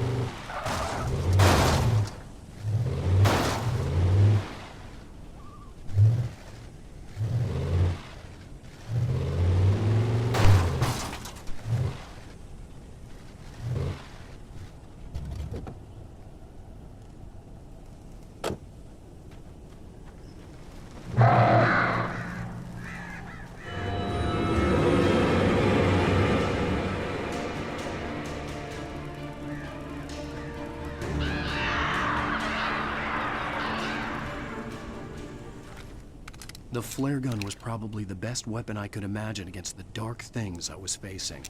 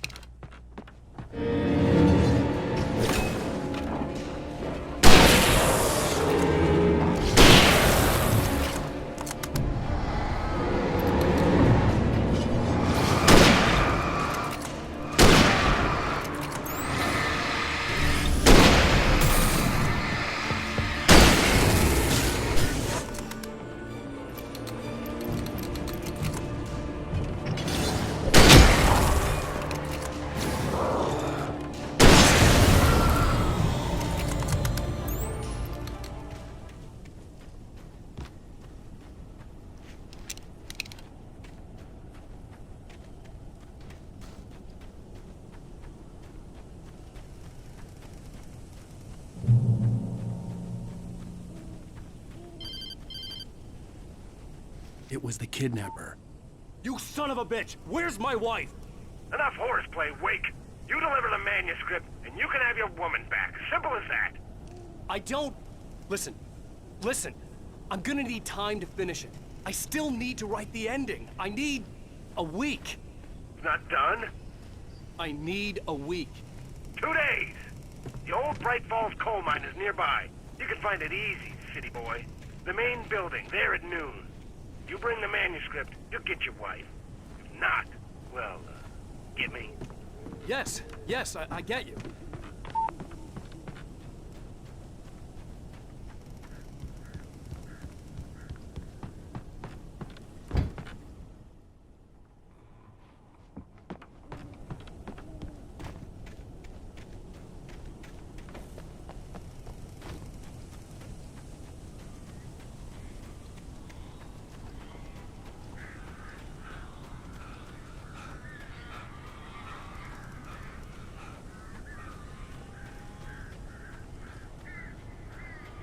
Barry had talked about birds over the phone.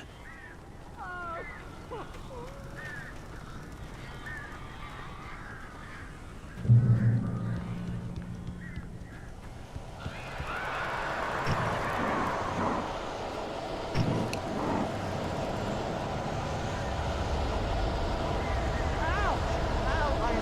glad you're here. A couple of them got in here before I blocked the chimney. This isn't normal. These birds are weird.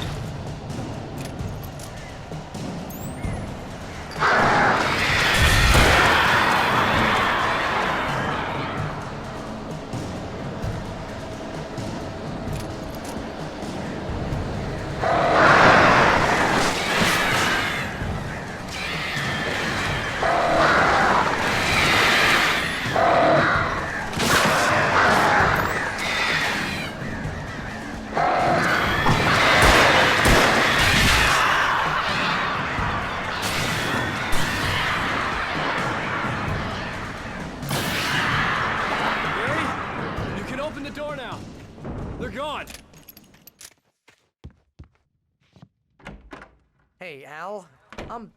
I'm sorry for thinking you were having a psychotic episode, man.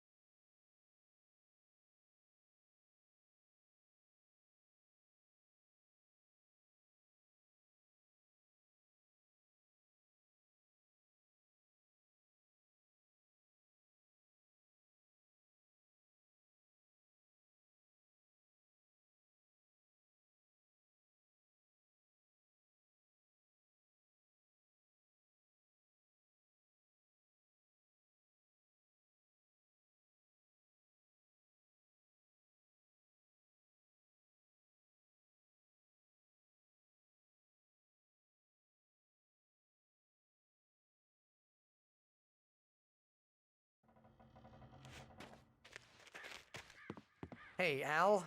I'm sorry for thinking you were having a psychotic episode, man. I sent Barry to the town to ask around about a man fitting the kidnapper's description. He'd go through the archives of the local paper. Perhaps he could learn something. Anything about the island and the cabin that had disappeared. The man wanted a manuscript. I had to try to write him one to get Alice back.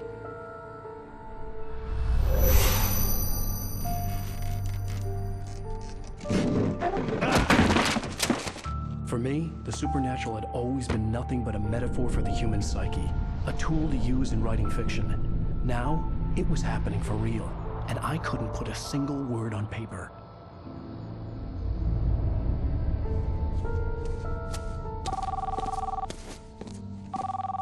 Barry Wheeler speaking. This is Rose. Rose? I found Mr. Wake's pages. Oh, you sweet, brilliant girl. Could you and Mr. Wake come get them? I live in the trailer park outside the town. We'll be there in less than an hour. I know. See you soon. Have a great day. Hope you come back soon. Welcome to the Oh Dear Diner. Good girl.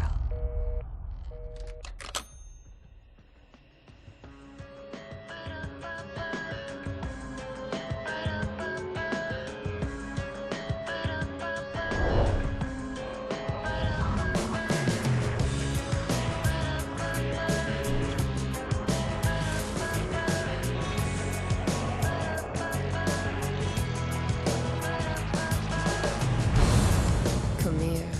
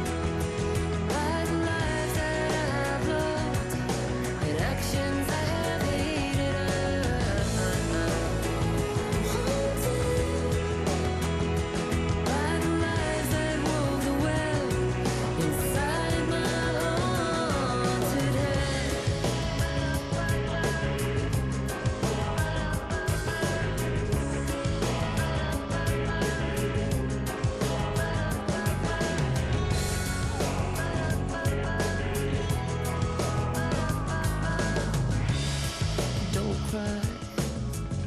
There's always a way. Here in November, in this house of leaves, we'll pray. Please, I know it's hard to believe. See a perfect forest through so many splintered trees. You and me, and these shadows keep on changing. And I'm haunted by the lives that I have loved and actions I have hated. I'm haunted by the promises I made and others I have broken. I'm haunted by the lies that wove the web inside my haunted head.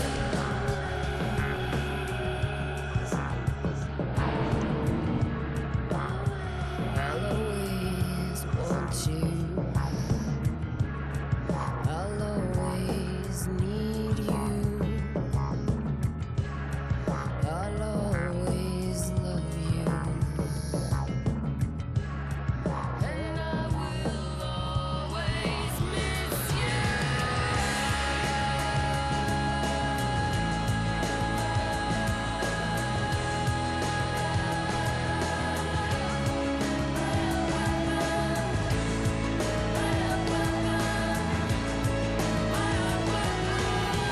Come here.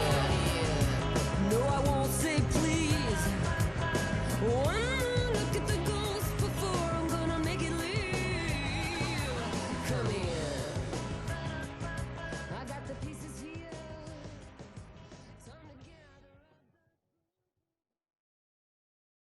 up. Previously on Alan Wake, Alice has been kidnapped. Alan, please help me. Alice? You'll do exactly what I say if you ever want to see your wife again. I can't tell anyone except my agent Barry. Damn it, Barry, they'll kill her! You're my best friend, and I'm worried that you're not right in the head. The ransom is a manuscript I supposedly wrote that's coming true before my eyes. It happened just the way it was on that page. So dark. I have found only a few scattered pages. I want the entire manuscript. The deadline is in 2 days. I found Mr. Wake's pages. Good girl. How the hell did she get her hands on the manuscript anyway? I don't know. She's resourceful. I told you you were too hard on her. Listen, I found out all sorts of interesting stuff while I was digging around. Yeah. Mr. Wake, it's Sheriff Breaker. We have an FBI agent here, Agent Nightingale. FBI? He's anxious to see you. You'd better come to the station. Okay, I'll be right over, Sheriff. Let's make this quick, huh?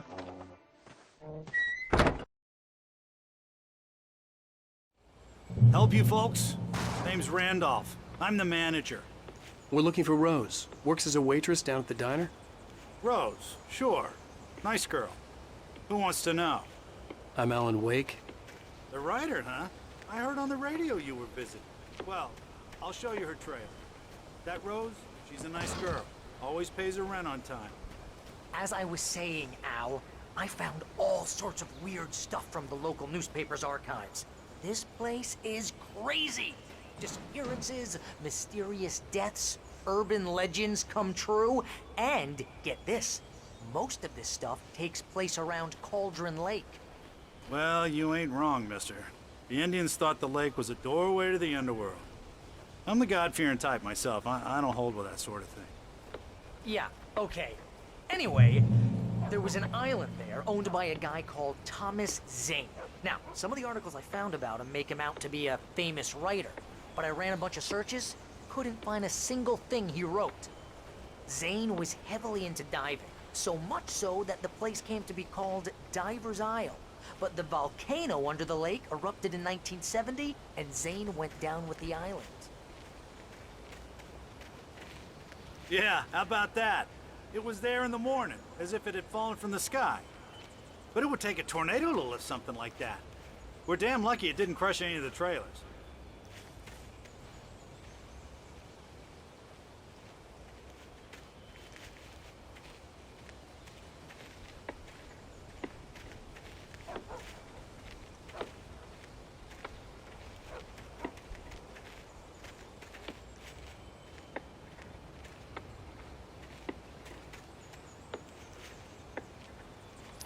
gets better.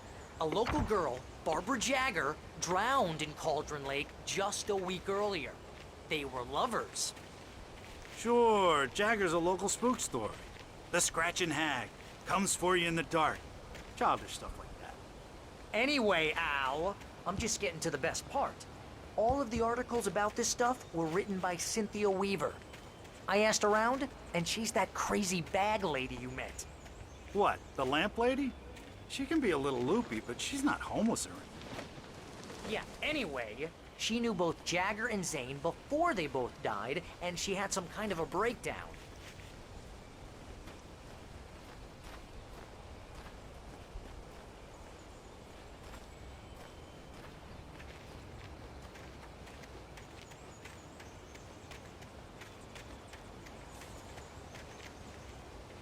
Well, mister, this here's Rose's trailer. You mind me asking what you want with her? We're just here to talk to her, pal.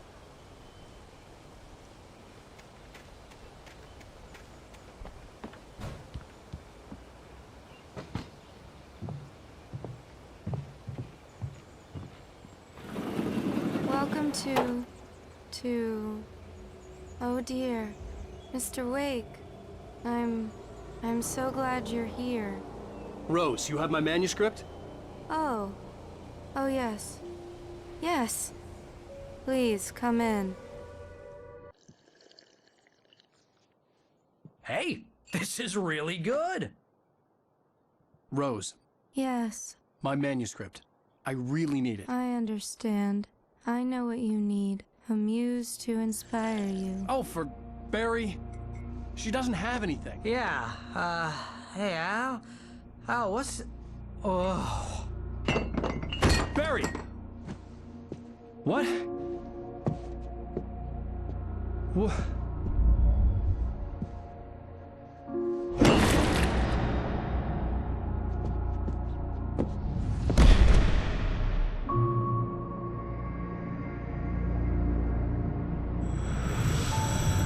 It's coming for you, hiding in my barber's skin.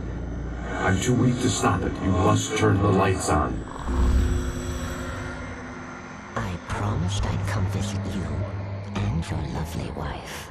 You must finish what you started. I insist. You must turn the lights on. Turn the light on. Back to work, boy.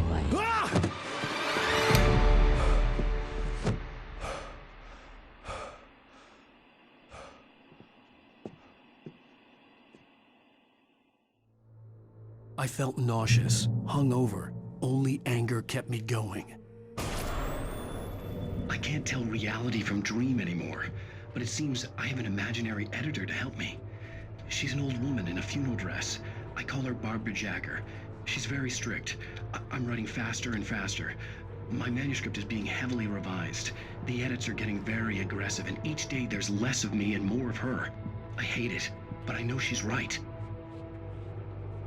She promises me I can save Alice this way. She knows more of this than I do. About the complex incantation I'm attempting. About this place. She's worked with another writer under similar circumstances, Thomas Zane. The genre of the story seems to be shifting. It's turning into a horror story. I'm getting close. I can feel it.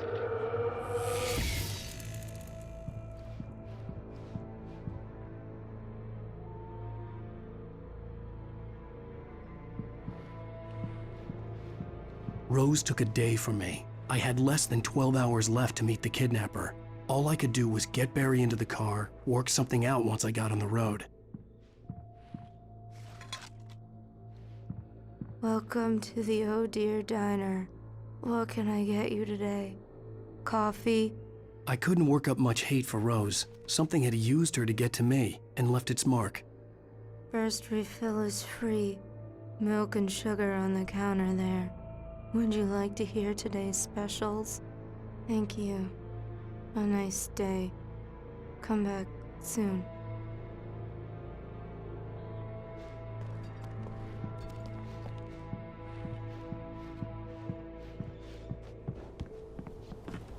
My gun and flashlight were gone. I'd have to find a way to get Barry into the car as quickly as possible. There was no time to waste.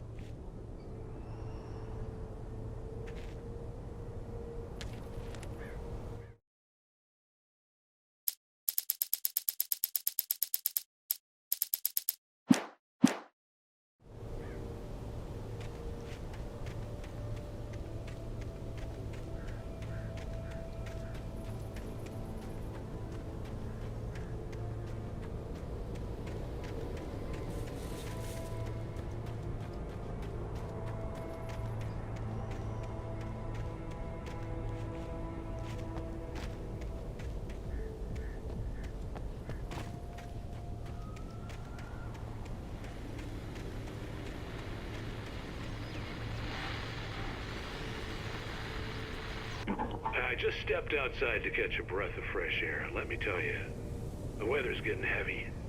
Nights like this make me especially glad I'm here talking to you and not home in bed. Once the weather takes a turn like this, I can't sleep at all. It's all tangled bed sheets and dark thoughts, punctuated by the occasional plunge into nightmare. Is it just me? Well, perhaps it is. But I hope I can make the night a little bit easier to get through. Caller, you're on KBF FM. Hey, Pat, it's Walt Snyder. What's on your mind, Walt? Well, I am the way you are, but, well, I can't sleep either, you know? I just been staring out the window here, trying to make sense of it all, but, I ain't been drinking either, you know? Well, you sound like a man with a problem, Walt. I had argument with Danny, and, then I got in trouble with the law, and, I'm just, well... I heard something like that, Walt. Yeah, well, Danny's my best friend, and, they let me, bail today, and now I'm just alone here at the window, waiting. Man, and there's something in the air tonight, man. I was just outside looking up at the sky above our broadcast tower thinking the same thing. What are you waiting for, Walt? I don't know. Something's gonna happen. I think I better go. Well, Walt, maybe... No, thanks, Pat. Well, good luck to you, Walt. Hang in there. Let's take a little break, folks. This weather's really something else, huh? How can I be sure you will walk away?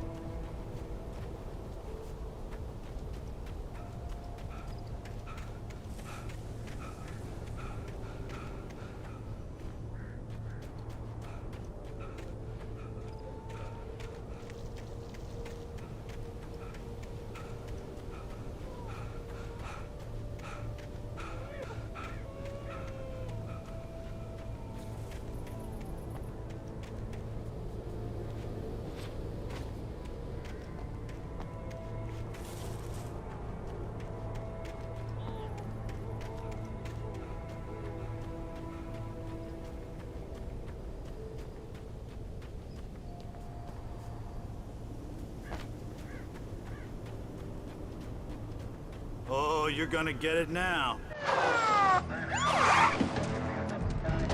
God knows what you've done to that poor girl. This is Agent Nightingale, FBI! Get him up, Hemingway! You're under arrest! You move a muscle, I'll unload right in your goddamn face!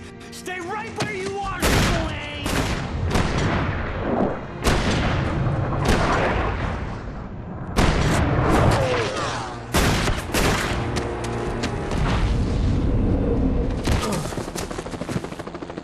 What are? I'm standing right here, you goddamn maniac!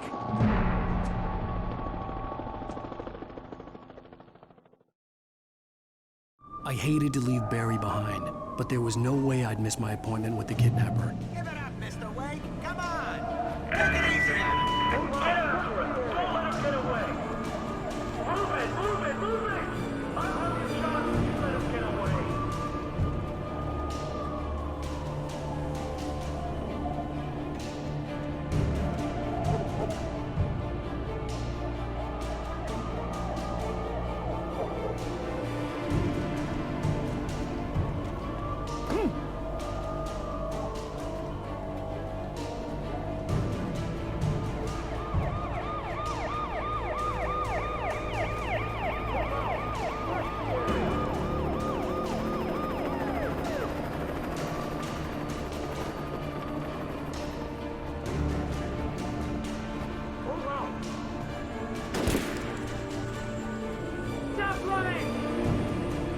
Freeze!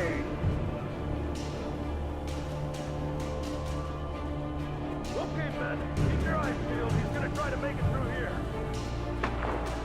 Oh, damn.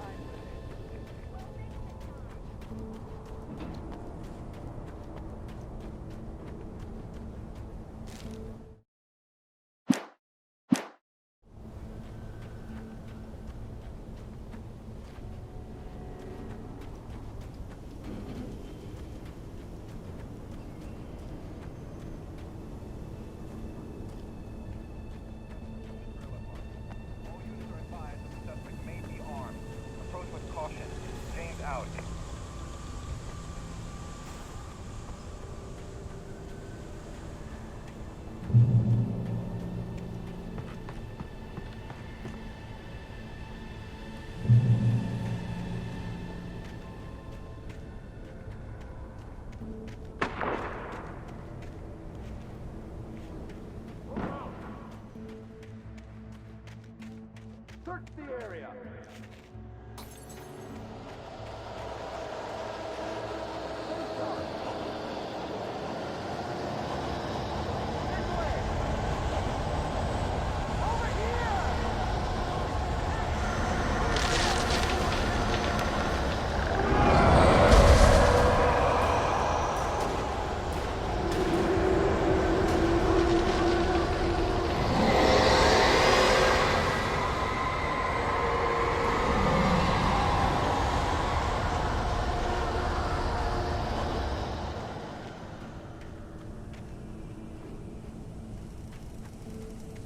This horror was everywhere I went, circling.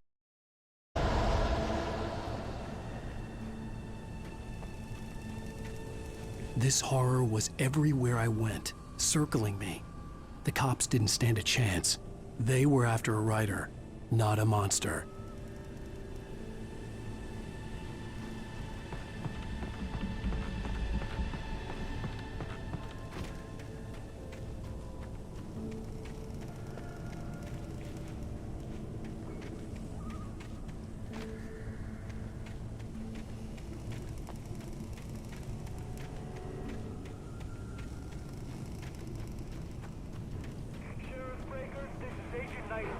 I've lost contact with most of the men you assigned to me. It's Wake's doing. Wait, are you seriously telling me that geek writer just took out my deputies? Are you kidding? I mean, have you seen this guy? He wears a tweed jacket. Over. He's the guy we're chasing. If it's not him, who then? Bigfoot? Over. I don't know yet, but I'm not in the habit of jumping to conclusions. That tends to come back and bite you in the ass. Out.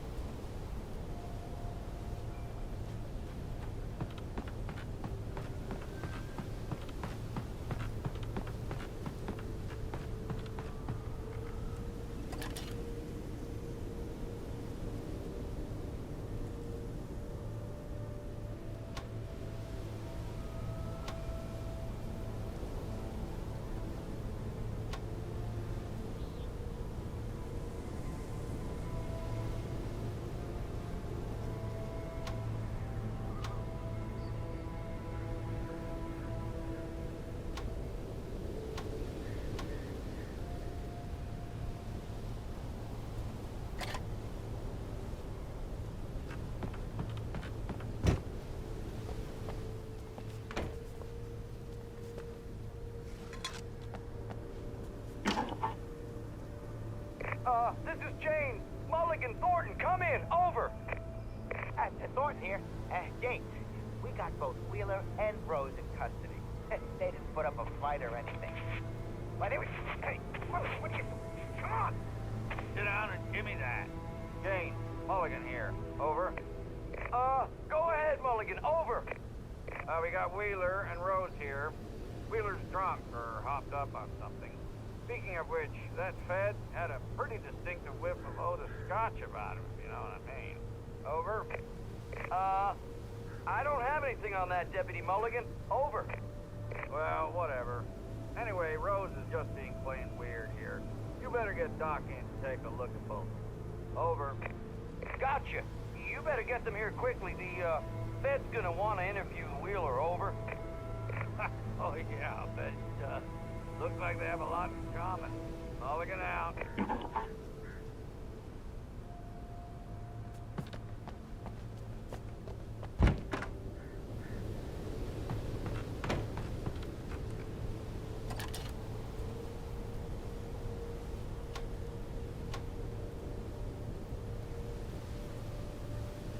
I could see the lights of the radio station in the distance.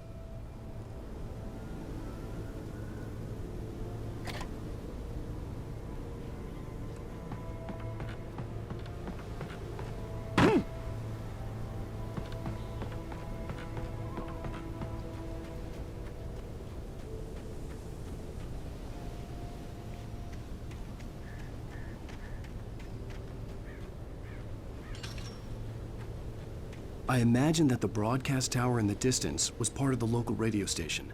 Maine seemed like a decent guy. Perhaps he could give me directions to the coal mine.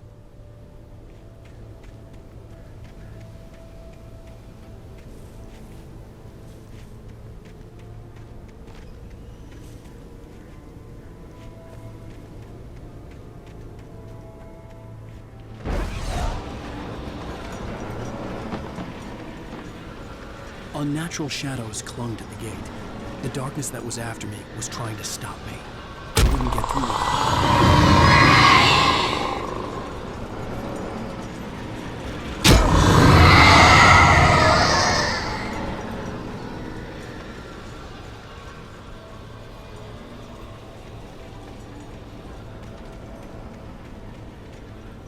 There was no power to the searchlight.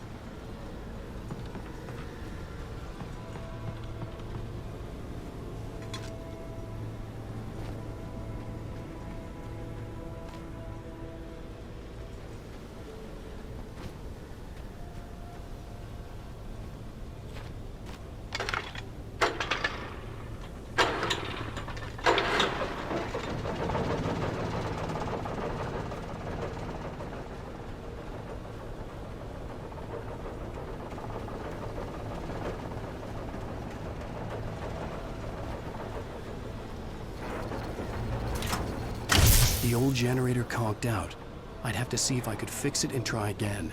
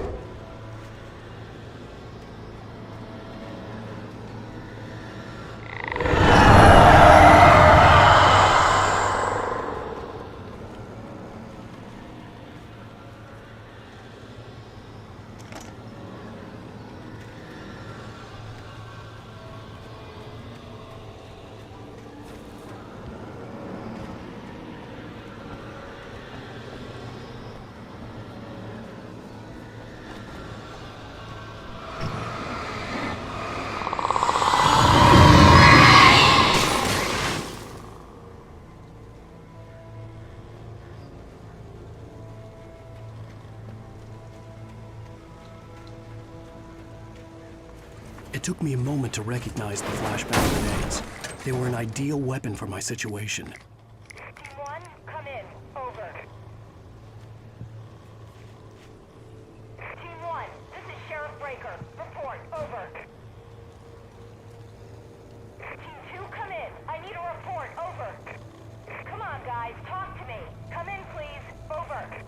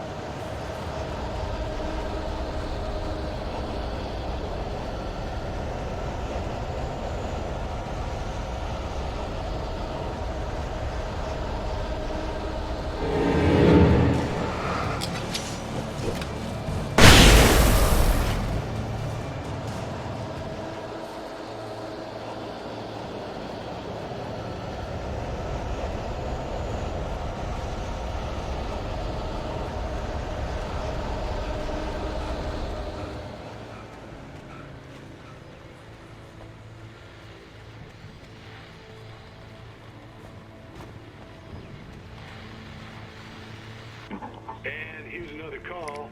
You're on KBFFM with Pat Maine. It's Milt Peabody, Pat. What's on your mind, Milt? Well, I live near the trailer park, Pat, and there's a big ruckus going on over there. Well, that's just up the road from me, too. What's going on, do you know?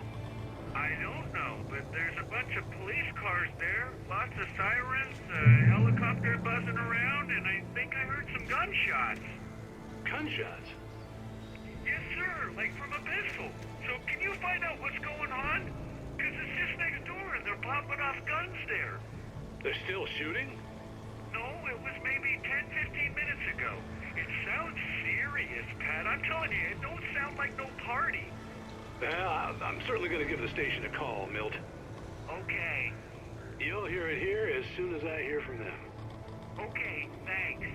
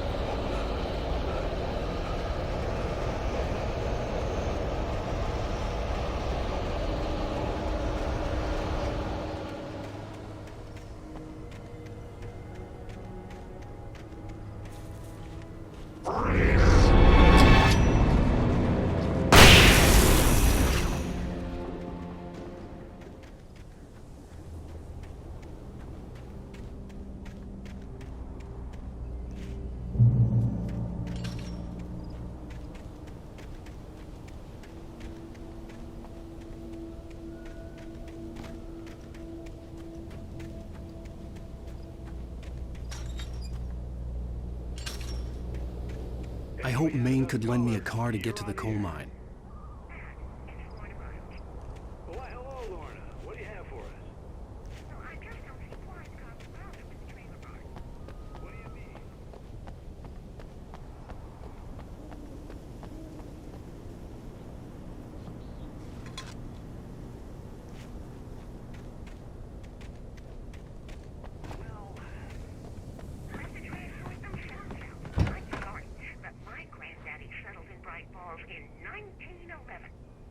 Well, thank you very much for that compassionate viewpoint, Lorna. How can I be sure?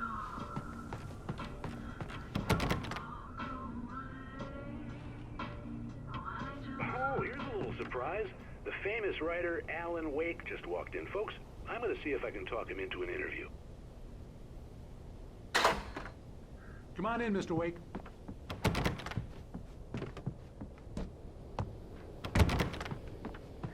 It looks like Mr. Wake is going to need... Oh, I'm so glad you could find the time to do this, Mr. Wake.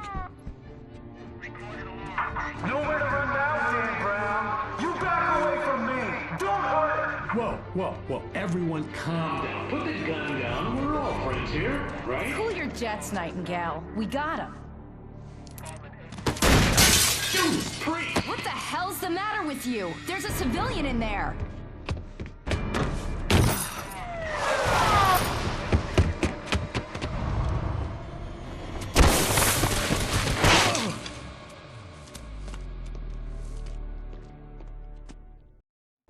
I'll get you yet, even if it kills me. You hear me?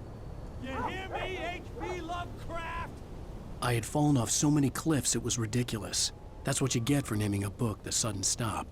It was probably good I hadn't had the chance to tell Maine where I was going. I'd have to lose the cops and find my own way to the mine.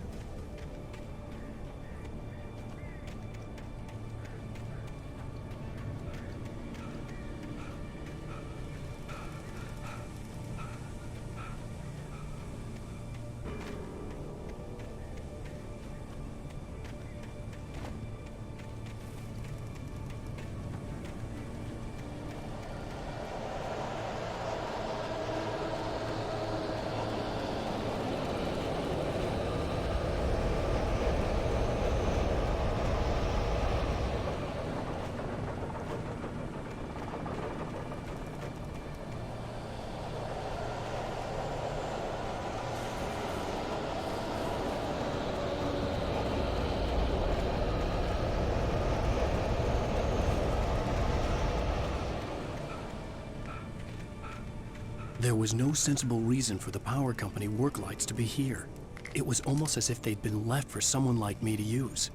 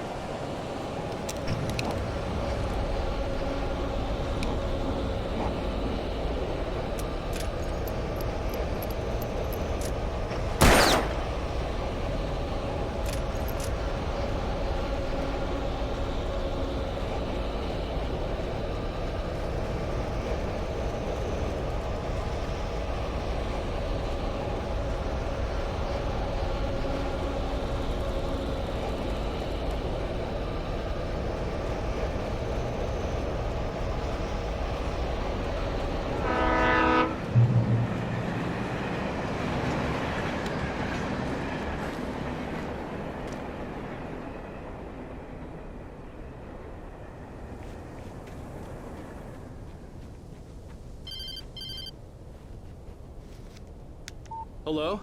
The most stubborn man I've ever met. Alice? Alice? Alan. Alan. I'm so afraid. He keeps me in the dark. Please help me. I look at you, Alan, and it's not you. Something else. Looking out from Alice, I'm here.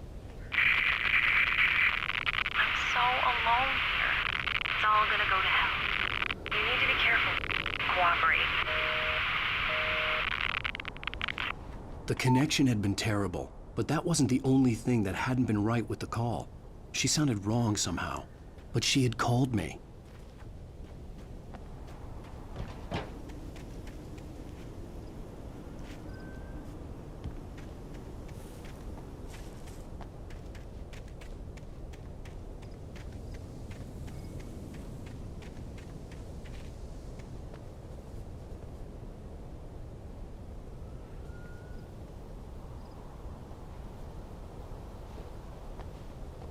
I could see a railway bridge up ahead, and a warehouse of some sort on the opposite shore.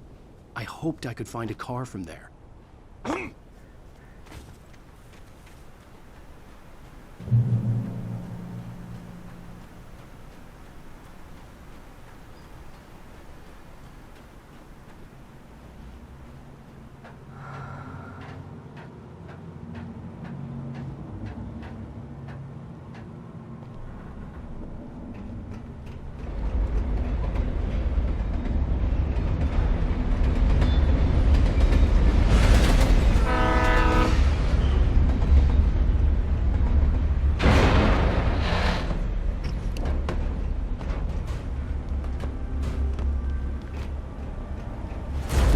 That was pursuing me was growing stronger, and it was taking over everything in its path.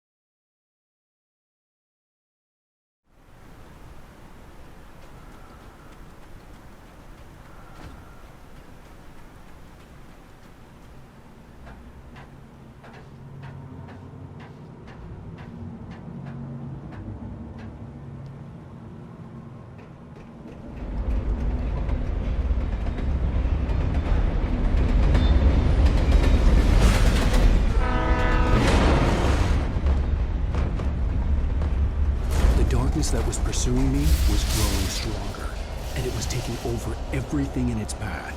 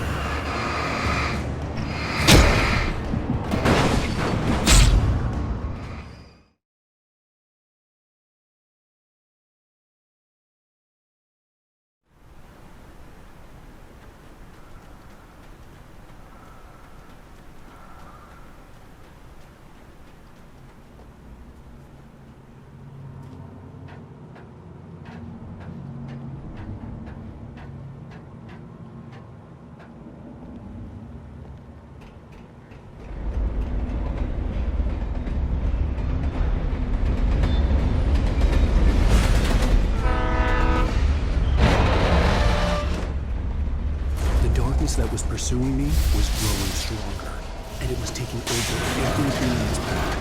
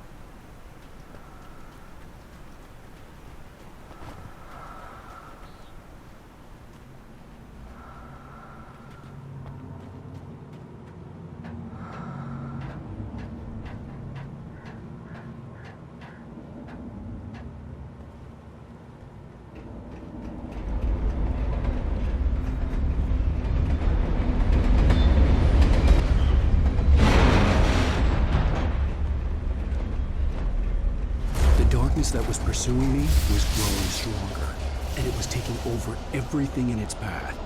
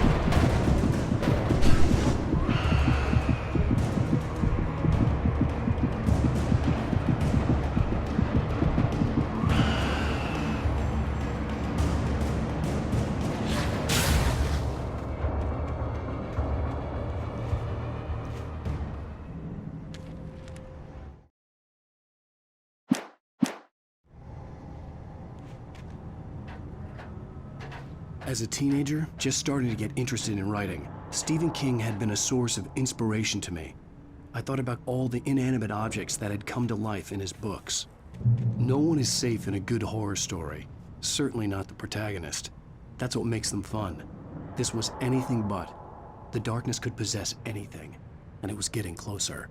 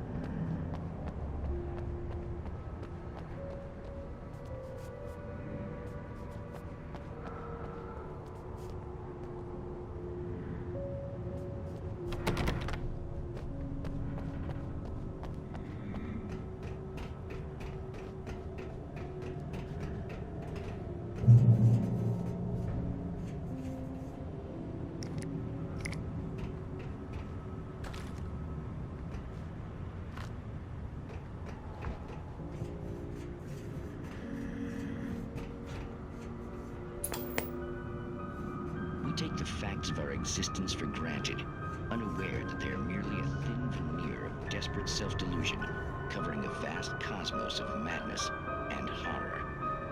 All too often, the stars are right. In Night Springs. Tonight's episode, A Family Occasion. Journalist Alvin Derlis' trip to study the local customs of an insular community in Night Springs has been less than successful. Until tonight. Well, I'm glad you changed your minds about this. Ancient customs, local mythology. My editor loves this kind of stuff. Well, Mr. Derlith, we don't want to feel like we're on exhibition, but you have demonstrated the seriousness of your intent. Oh, I am serious. Really, just do your thing. I'll stay out of your way and observe. Actually, I thought you could assist us. I'm afraid we are a man short. It would provide you with an intimate perspective. Could I really? Of course, Mr. Derlith. Well, I guess that's the least I... What would I have to do? Oh, here. Let me show you with a kiss. What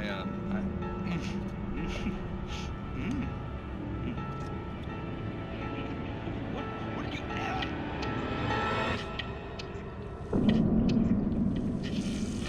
Oh, Mr. Derlith. Well, please, Nixie Perka, the dweller in flesh. Your body shall host his 1,000 young. Your arm shall be glory.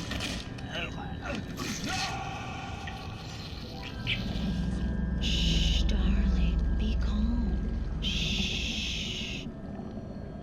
Alvin Derlit learned a harsh lesson. If you go looking for mythology, it may come looking for you. And such quests always bear fruit. Night Springs.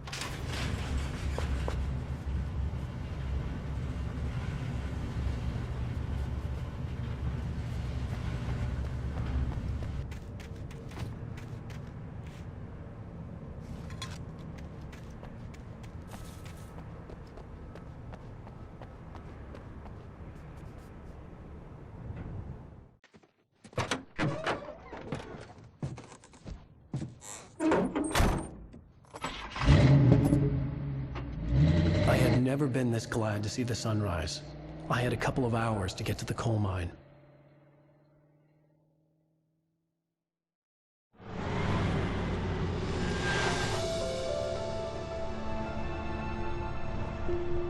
The coal mine wasn't far now.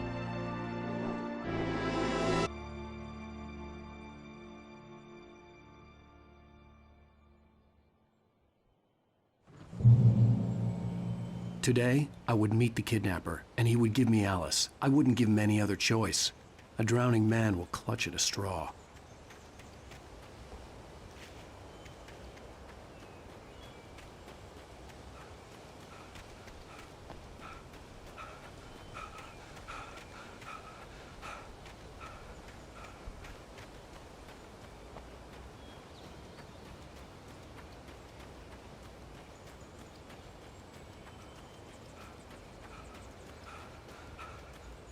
Even during daytime, I was being stalked. The bridge must have collapsed only moments after I'd crossed it.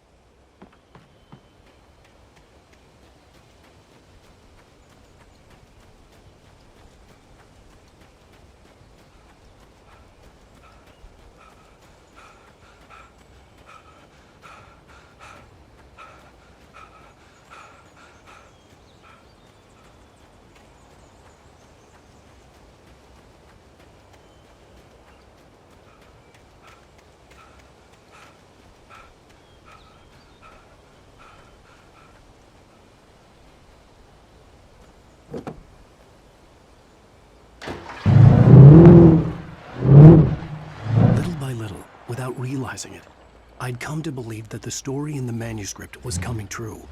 The current of its narrative had taken me deeper and deeper into dark waters. Alice had been taken from me.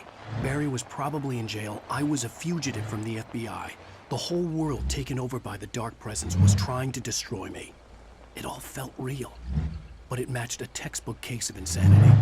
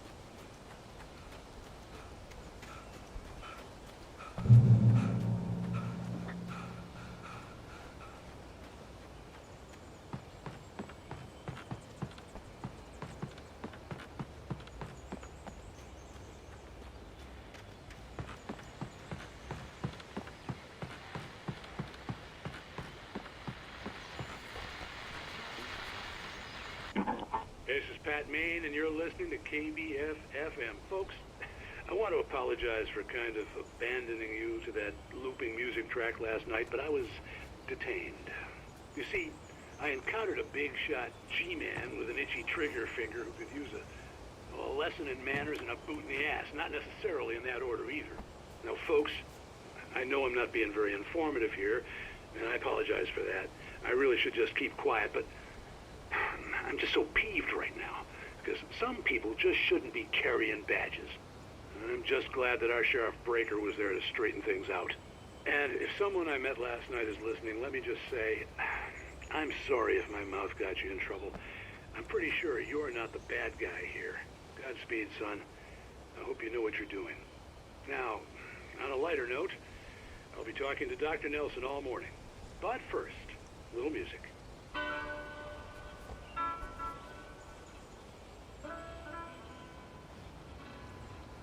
Nobody cares about me. Ain't even got a friend. Baby's gone and left me. When will my trouble end? Black night is falling. Oh, I hate to be alone.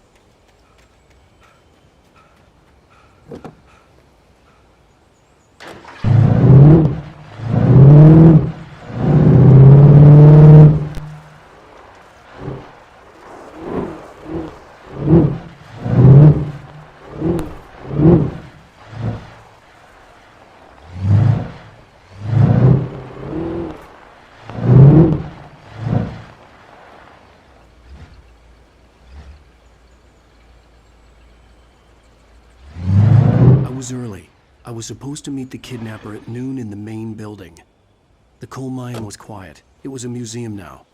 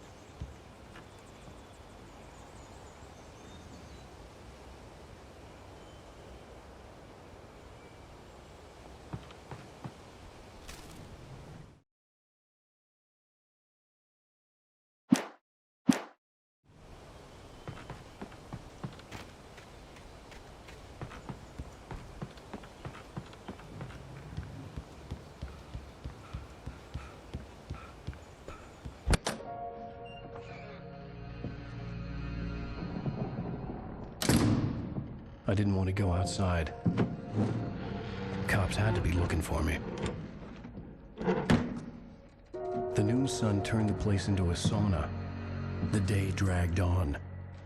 Different scenarios ran through my mind. Ways of how I'd torture the kidnapper to get Alice back. Or the different horrible things he could have done to her. I imagined her dead. I had no way of knowing she was still alive. It was killing me. I was running on blind hope. It was all a waste of time. The bastard never showed up.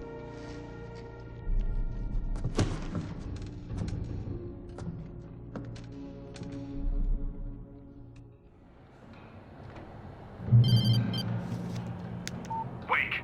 Where the hell are you? Change of plans. You know where Mirror Peak is? It's a big mountain north of where you are. You follow the path from the mine, you can't miss it. There's a lookout point there. I'll be waiting. I'm through being jerked around by You you. want to see your wife alive? Because if you do, you better watch what you say to me. Do we understand each other? I want to talk to Alice. Yeah, and I want the manuscript. Don't keep me waiting, Wake. Hello? Hello? Ah! I'm gonna kill him. I had to get to Mirror Peak.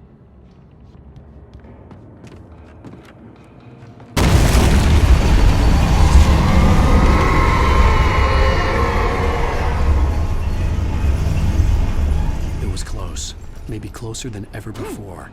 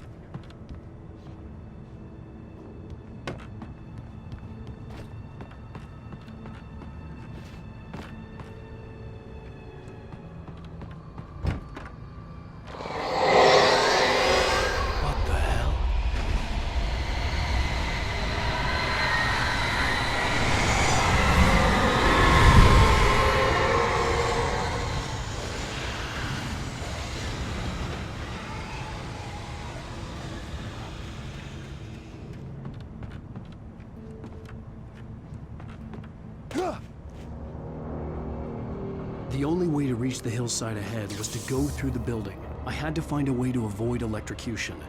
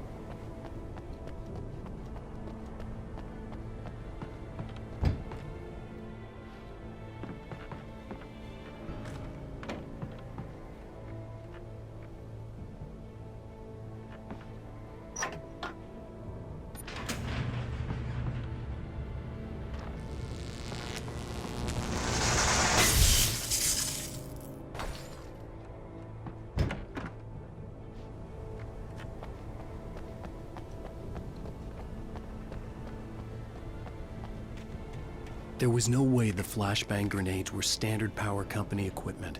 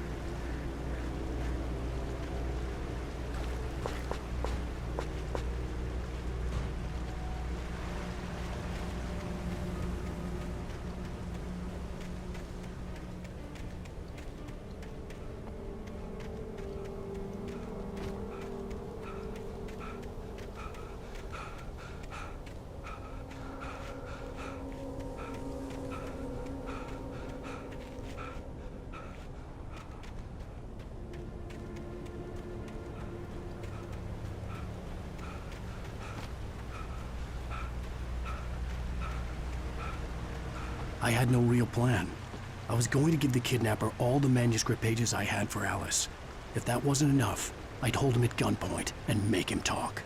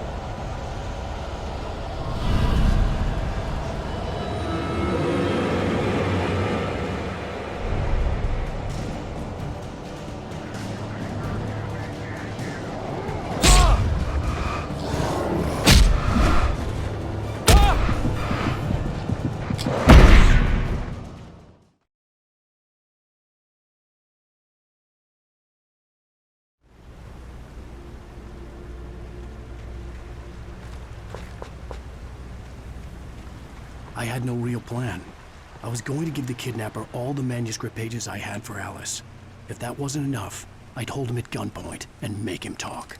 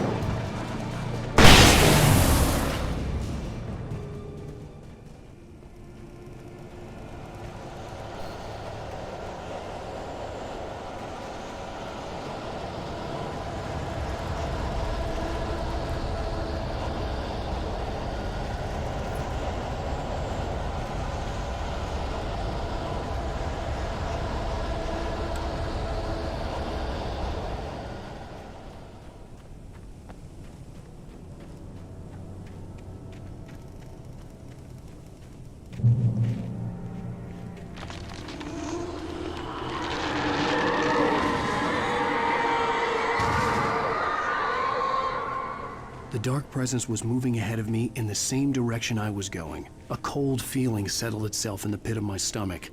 Was it going for Alice?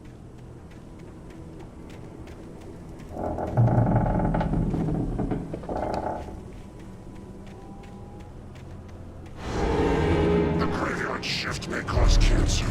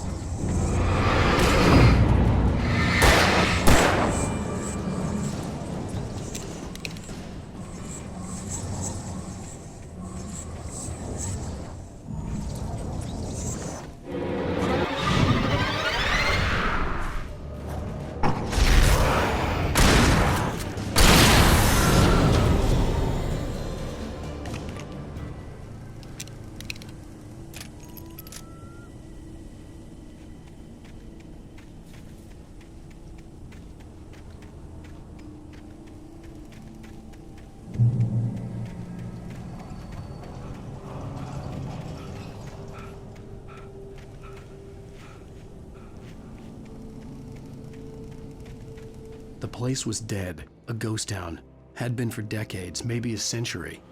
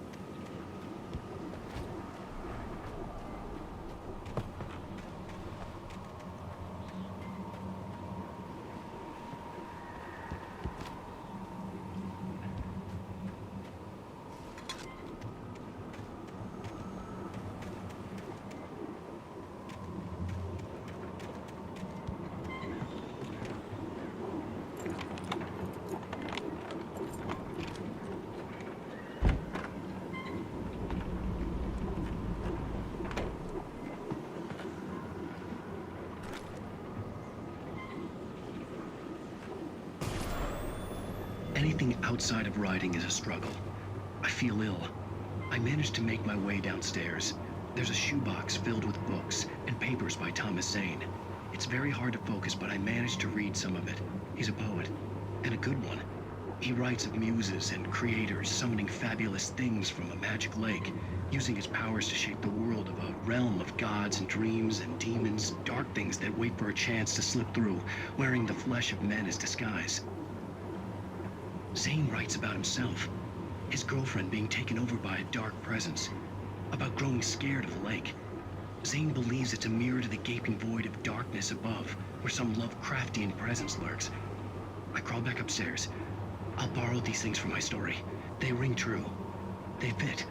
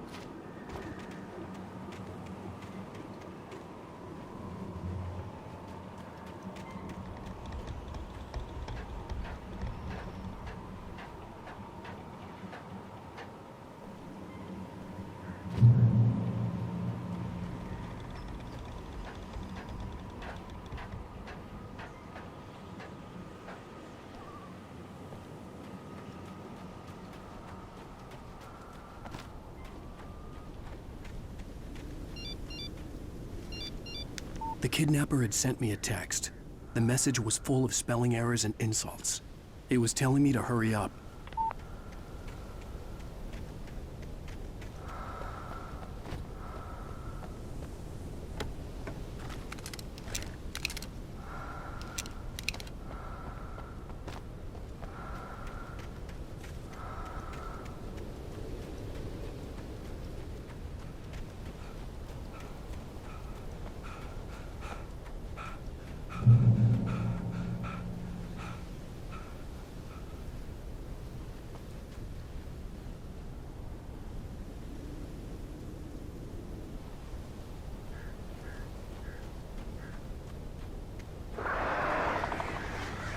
Birds.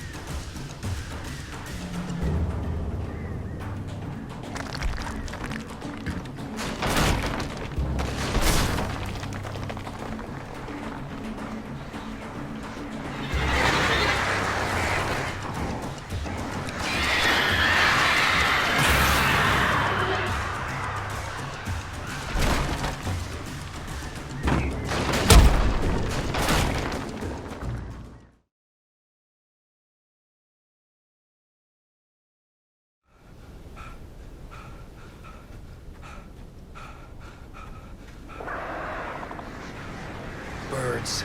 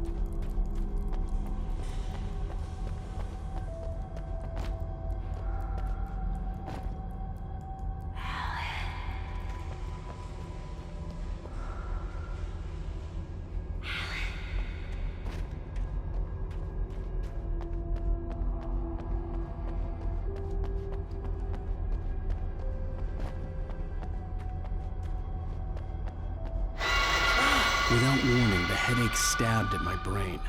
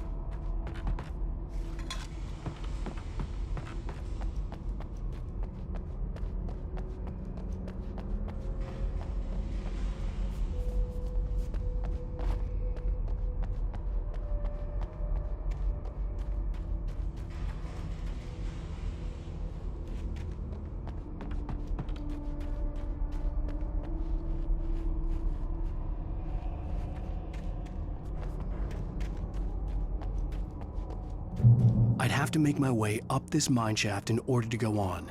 Maybe the machinery could help me with that.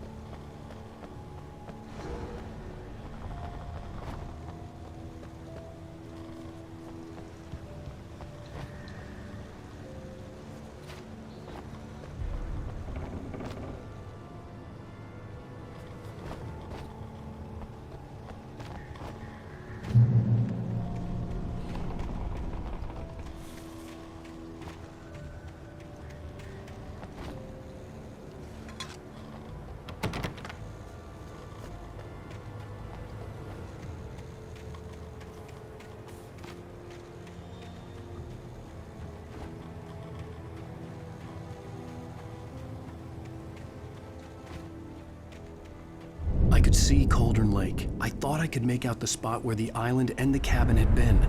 There was a light near it. It had to be a boat.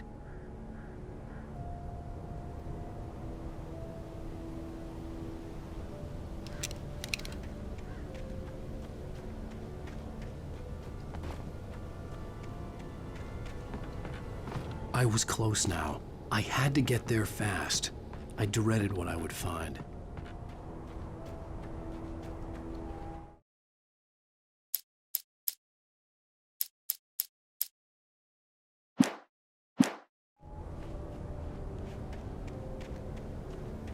Wait!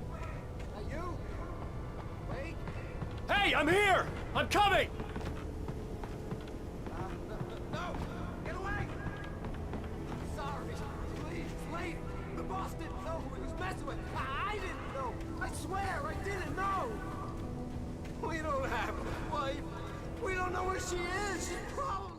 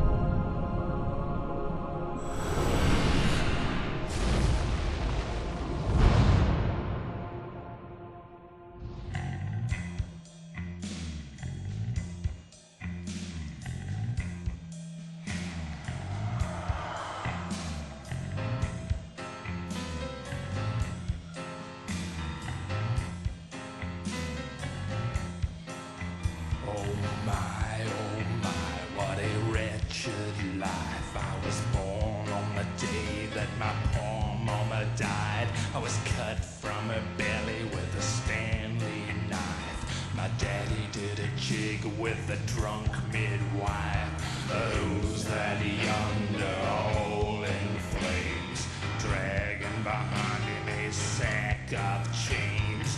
Who's that yonder all in flames? Well, up jumped the devil and he staked his claim on me.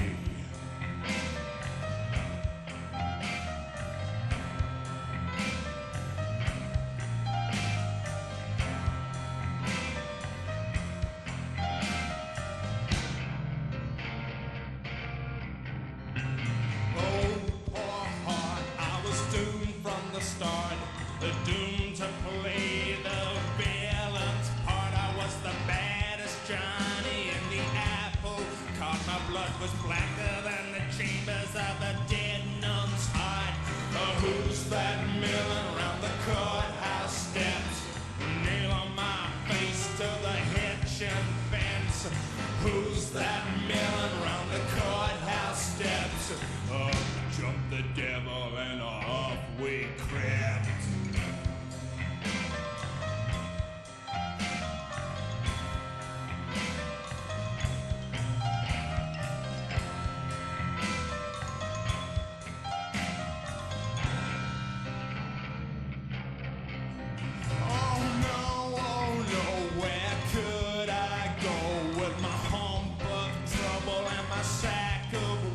To the digs and the deserts of Mexico, where my neck was safer from the lynching rope.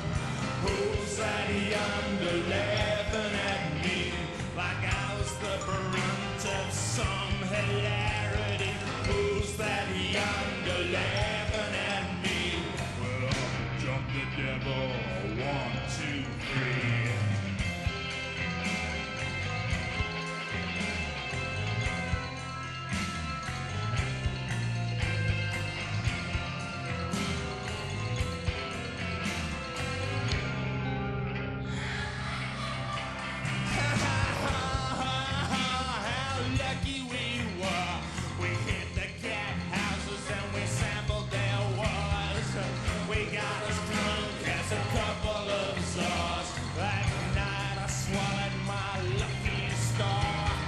Who's that dancing on the jailhouse roof? Stamping on the ramping with a cloven hoof. Who's that dancing on the jailhouse roof? Jumped the devil and said, here's your man, I got groove.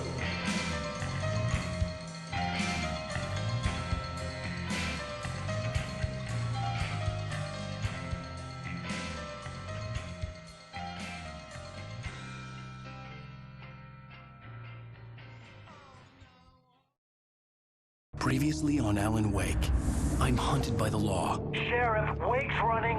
I'm giving chase. Are you seriously telling me that Ryder just took out my deputies? A thriller I supposedly wrote is coming true. The genre of the story seems to be shifting. It's turning into a horror story. I was told that Alice had been kidnapped, but that was a lie. We don't have his wife. We don't know where she is. Her purported kidnapper was eaten up by the dark presence before it attacked me.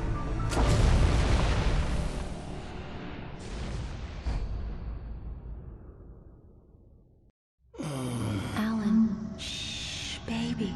It was just a nightmare. Alice. There you go, Alan. Hartman, I fell. I had to give you a sedative.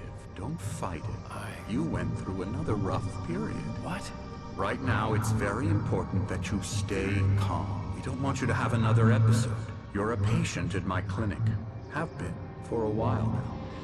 The shock of your wife's death triggered a mental illness. No, you lie. You're suffering from various symptoms of undifferentiated schizophrenia. Bastard. It's okay, Alan. Just let go.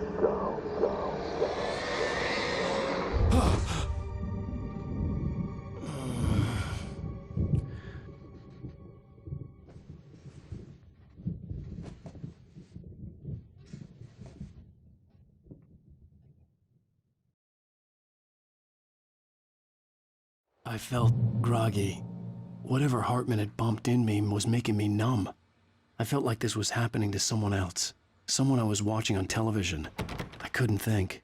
Couldn't focus. The door was locked. I was a prisoner here.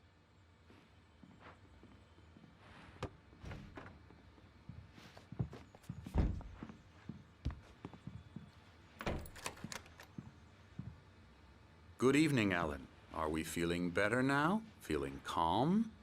Yeah. I see you brought your pet gorilla with you. So sure, I'm calm. I get the message. Loud and clear. Quite right. That's the spirit. You're being very brave, Alan. I understand you're confused.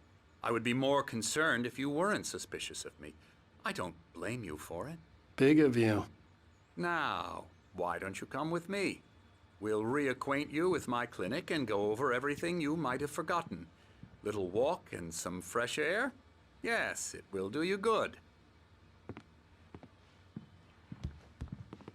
This corridor is for patients. Most of them aren't here right now. Jack took them out for a fishing trip, except for the ones who are particularly vulnerable, of course. I encourage creativity as a part of the recovery process here at Cauldron Lake Lodge. I specialize in treating artists. I bet you do. Splendid, Alan. I honestly believe we can get this thing under control if we work together. This way, Alan.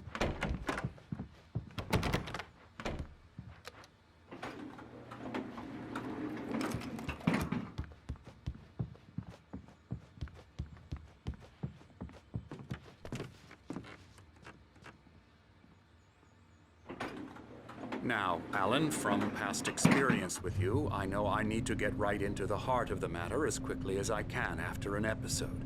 So I'm just going to say this. Alice is dead. No. You're in a very vulnerable state until you understand and accept this.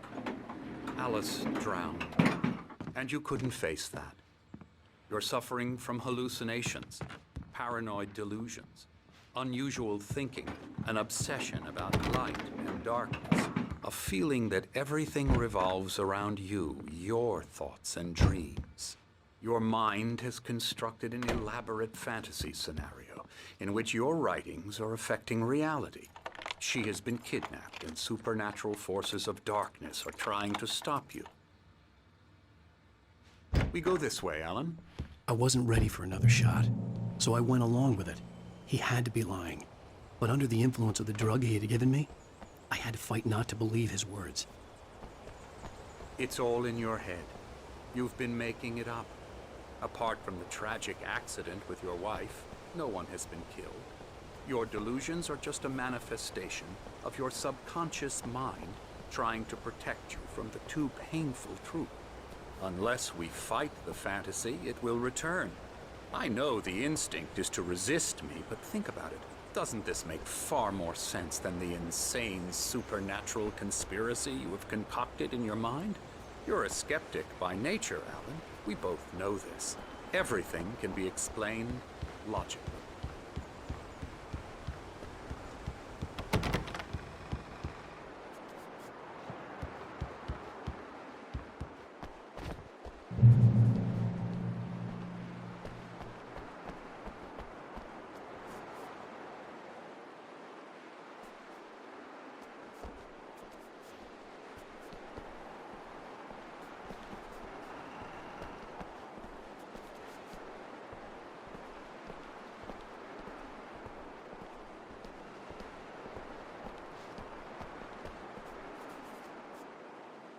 I never get tired of this view. Very inspiring, isn't it? Cauldron Lake spread below us. I could see Mirror Peak on the other side of the lake. I thought I could make out the spot where Diver's Isle had been when I arrived with Alice.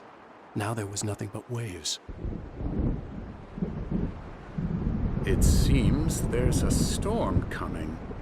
Funny, I don't recall there being a mention of that in the weather forecast. Well, no matter.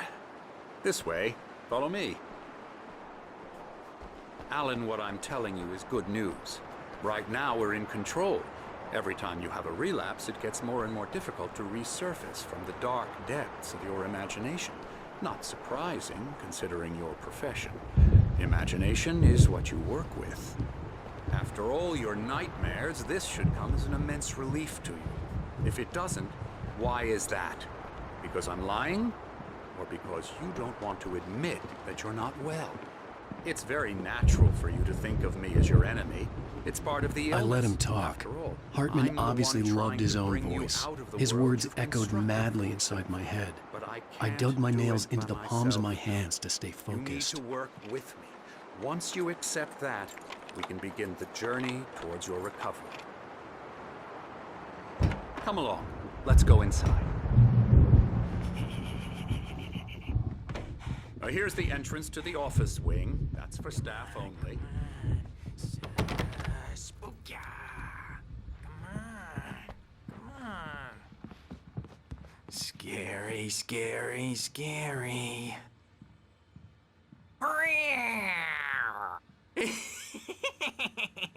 Emerson.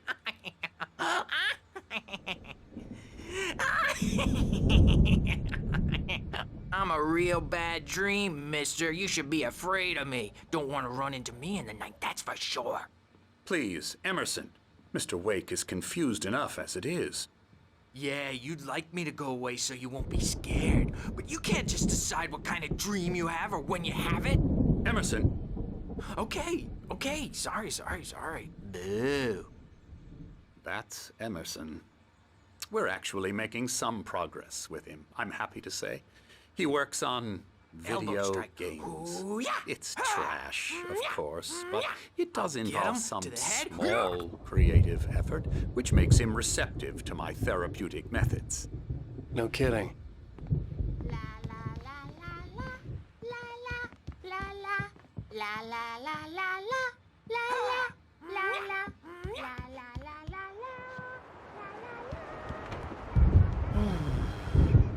Oh, hello. I've painted you. Okay. I was just struck by inspiration a couple of days ago. Dr. Hartman wanted me to paint landscapes, and that's what I was doing. But now I've been doing these things, a lot of them. The images just keep coming. Dr. Hartman likes them. He has them in his office. Yeah? He's very proud of me. He says I'm getting much better. I think I'm getting better.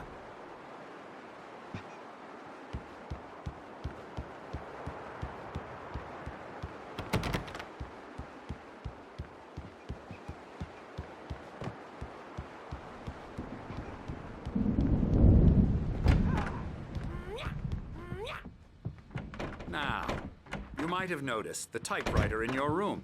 You've been writing as a part of the therapy. As soon as you feel up to it, you should continue.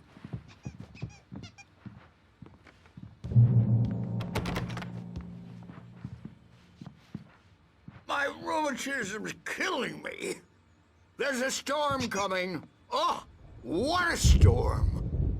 I hope it wipes this place off the face of the earth. And these two are the Anderson brothers, Odin and Tor. They had how should I put this?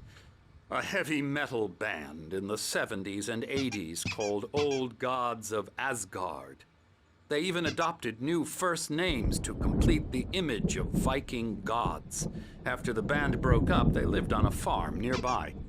They are, well, in advanced stages of dementia. They're well cared for, TLC and all that. There's nothing more that can be done. I'm afraid that the rock and roll lifestyle has left its mark. Oh, that won't do. I'm so sorry to cut this short for now, Alan. The power has been acting up. I'd better go check on it. We'll continue this soon. Meanwhile, when you feel up to it, return to your room and try to write. It really is for the best. Don't you think? I'd like to bash his head in with a hammer. Oh, he'd love to fish out our secrets, but he has no clue. He's not crazy enough. Not crazy like us, Sonny. Yeah! Being crazy's a requirement, Sonny. Who else could understand the world when it's like this? It takes crazy to know crazy. That's the sanest thing I've heard in a while. Say, you're all right, Tom. Hey, we like him, don't we, bro? He's got to go to the farm. The Anderson farm. Valhalla! We wrote it all down, lest we forget. A crash course. All you need to know to get your head right. You need to find the message. Here, Sonny, here's something for you. Gave me a rash, but I kept it safe from these bastards.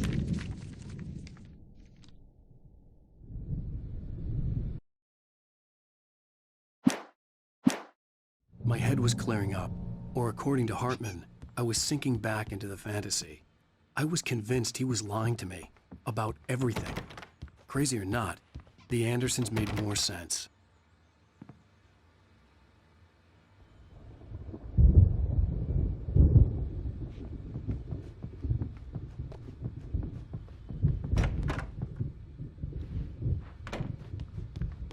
Yeah, good thing he's not overreacting or anything. Well, he's the boss. I may need a hand here The later doors on, were Birch. locked. The storm's bound to Hartman and make the you nurses know would who have jumped keys, in. You know how they but there get. was no way to get my Gotcha. hands on them. Doc's got me looking after Wake here, but holler if they get too rowdy. I'll do that, Birch. Hey, Wake, why don't you humor Dr. Hartman and give the writing a shot, huh? Typewriter's in your room. You can get to your room by those stairs, Wake.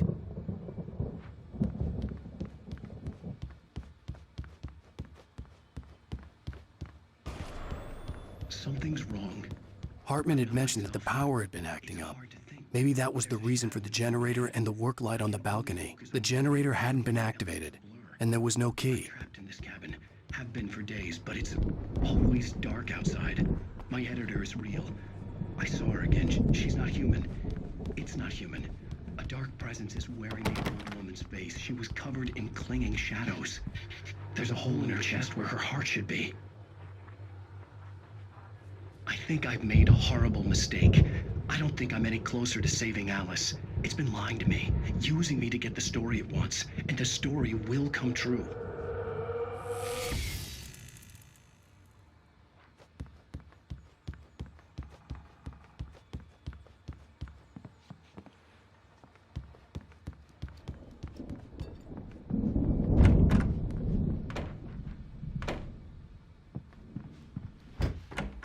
Hartman wanted me to write.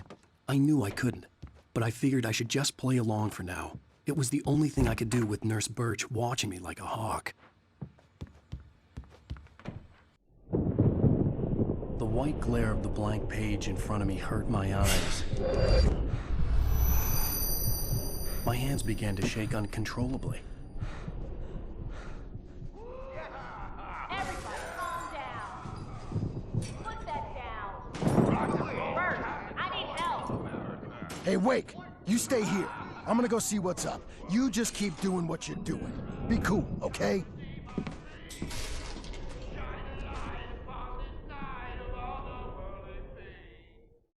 I didn't know what the chaos was all about, but it could be my only chance of getting out of here. I don't Here's a friendly poke from Mjolnir, wench. Oh, afraid of the crazy brothers, are ya? Not so weak now, are we? Well, things are unraveling fast, aren't they?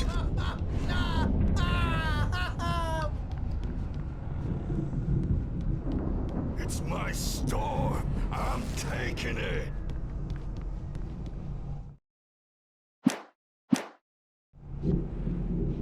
We're on a comeback tour, baby. Sinclair looked bad.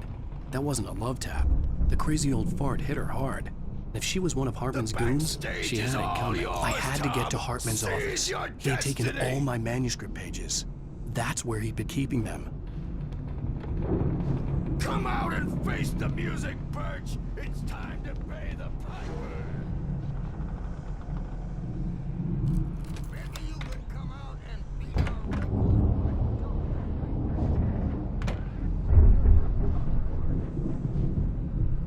The photo on the wall caught my attention. In it, the clinic staff was standing outside the lodge. I knew the man next to Hartman. He was the kidnapper. Hartman had been playing me all along. Let me out of here! Hartman, do you hear me? I'm gonna sue your crazy quack ass to shreds! Do you have any idea how much trouble you're in? The markings on the tape said they were recordings Hartman had made at the sessions with his patients. I saw Alice's name on one of them. For a moment, Now, I couldn't Mrs. breathe Wake, right. Can you tell me about Alan's problems? He's more and more out of control all the time. The parties, he's so angry all the time. He's getting violent. Do you mean with you? No, not with me. No, never.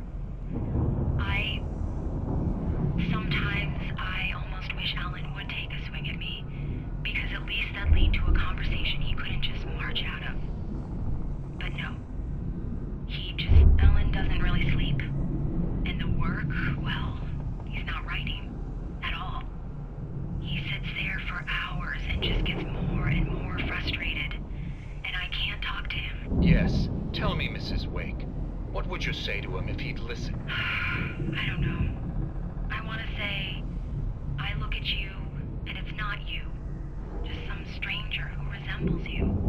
Looking out from behind your eyes. And I don't like that guy much.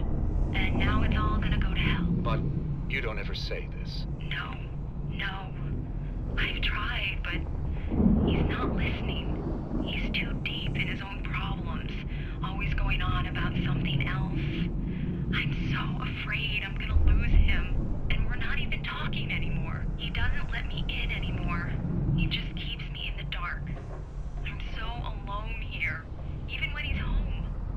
Please help me, Doctor, because I'm at my wit's end. Well, if you can just get him here, I'll absolutely do my very best. Yeah, but Doctor, you need to be careful with him. He's not just going to listen to you and cooperate. He's the most stubborn man I've ever met. Well, I'll be sure to bear that in mind. Hearing her voice, what she was saying made me happy and sick and guilty all at once. Worst of all, I recognized the words. The phone call from her. It had been a cut-up of this. Just a recording.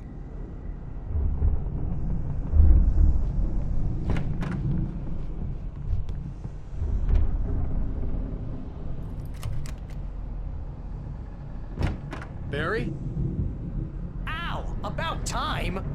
Barry, man, am I glad to see you. We need to get to Hartman's office. It's right next door. You okay? Yeah. I mean, no! The cops found me at Rose's trailer, but they didn't hassle me too much. I'm obviously a victim in this, and I demanded to be treated as such. Or else I'd sue their asses. Speaking of asses, that Fed gave me a real hard time, but I had no clue where you were. That guy's crazy, Al. But he let me go, and then I get a call from Hartman, that son of a bitch, who tells me you're here and I should come pick you up, but when I got here, 2 goons clobbered me and stuck me in there. What's with the cutout? I stole it from the diner to piss off Rose after what she did to us. That'll teach her. Yeah, that's a harsh punishment. Come on, pal, we gotta get going.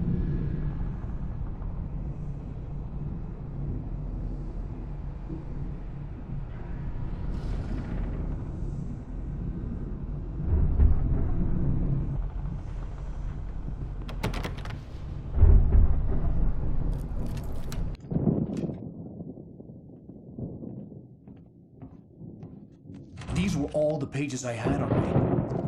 And more.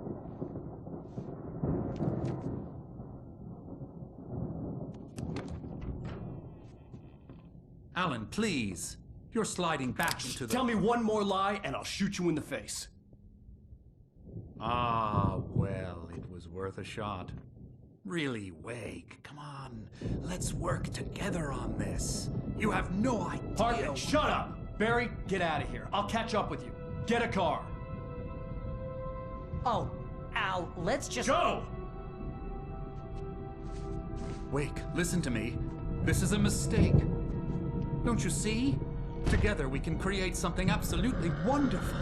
With your ability and mine.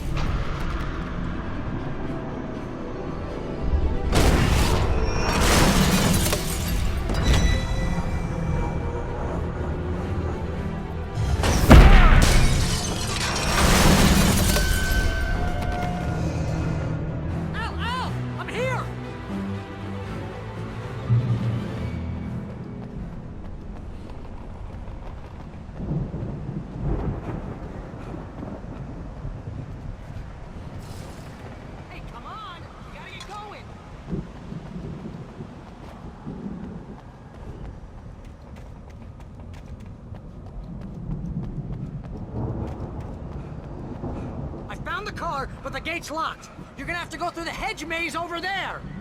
Barry, I don't have a light. Take this, Al!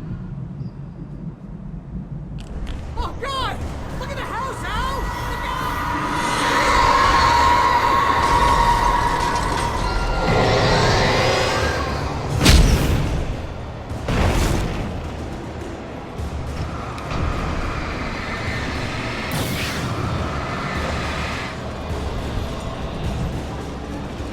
Oh, jeez, Al! The house looks bad! Let's get out of here!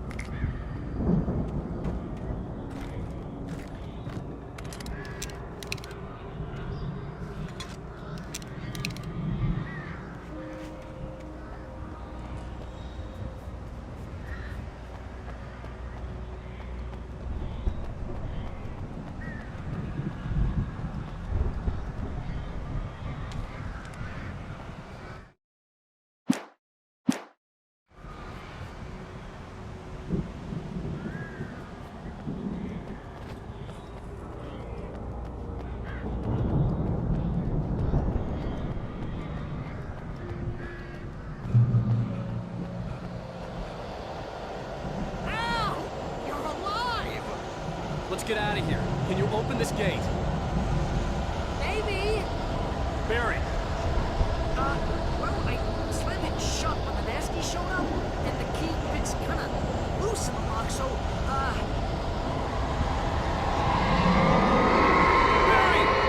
I'll find it, don't worry about it!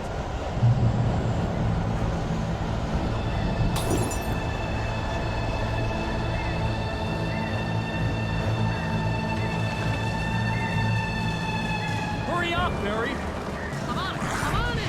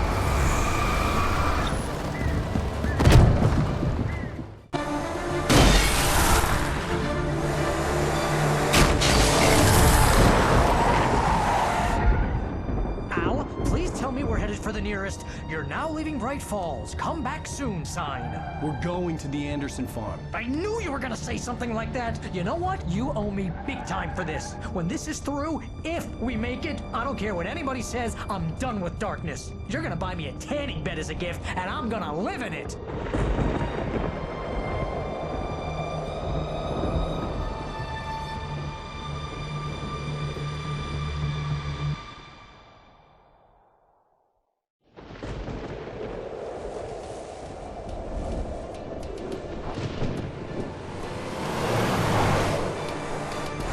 Crazy, but that's fine, Barry. Oh, you got that right, Al. You're barking mad. You are by far the craziest... But maybe that's inevitable when you deal with crazy stuff like this. It helps. This is happening, Barry. Alice, they never had Alice. She's trapped in the darkness at the bottom of the lake, but she's not dead. Al, How can you know that? I know, Barry. I can... Al, No, listen. I can bring her back. I can find her. There's something special about this place. The lake, it does something to the works of art created here. It makes them come true.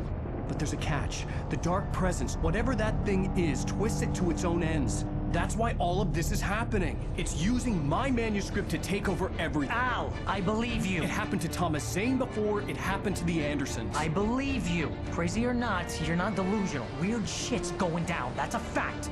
I'm on board, man. I'm with you. The Andersons knew about it, but they were too far gone to tell me with all the drugs they were on. But they wrote it down. There's a message somewhere at their farm, Barry.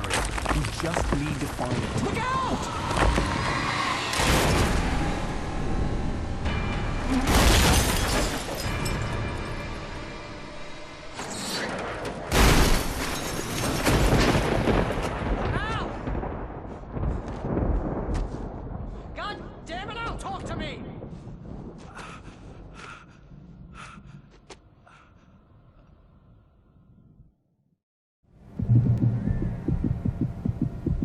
I had lost my gun in the crash. Barry was nowhere to be seen.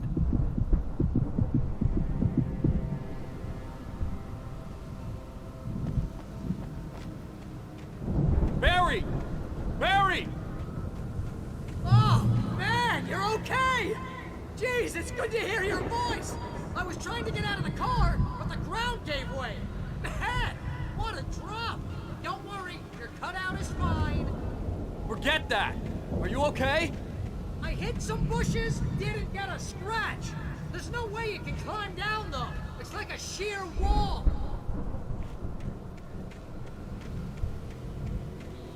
Al! There's something moving down here!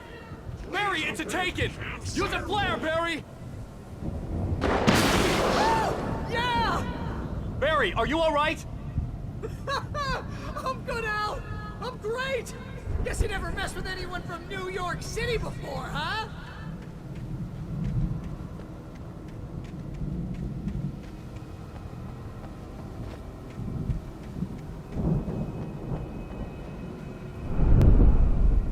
You're gonna have to find your way around to the farm, Al! I'll be waiting!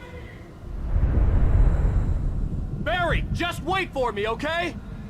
Al! I'm not staying here! It's suicide! I'm going to the farm! I'm gonna go ahead and secure the area. You can catch up. Don't worry about it. I'm on the case. Now he's Rambo. This would turn into a disaster if I didn't catch up with Barry.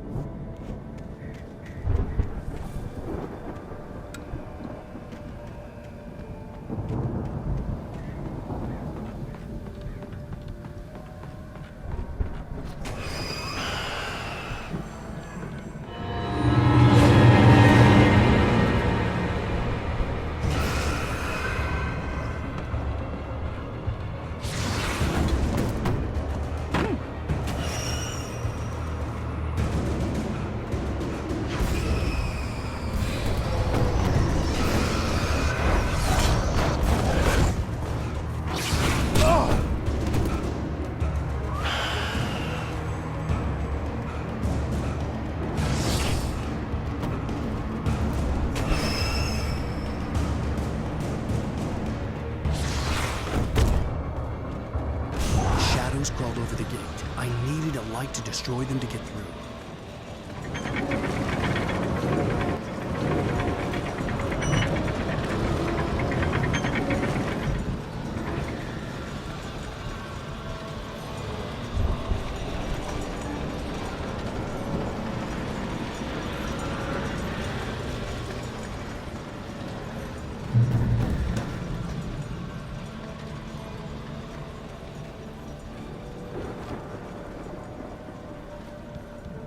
I hoped there'd still be a working generator somewhere around here to power up the old lights by the gate.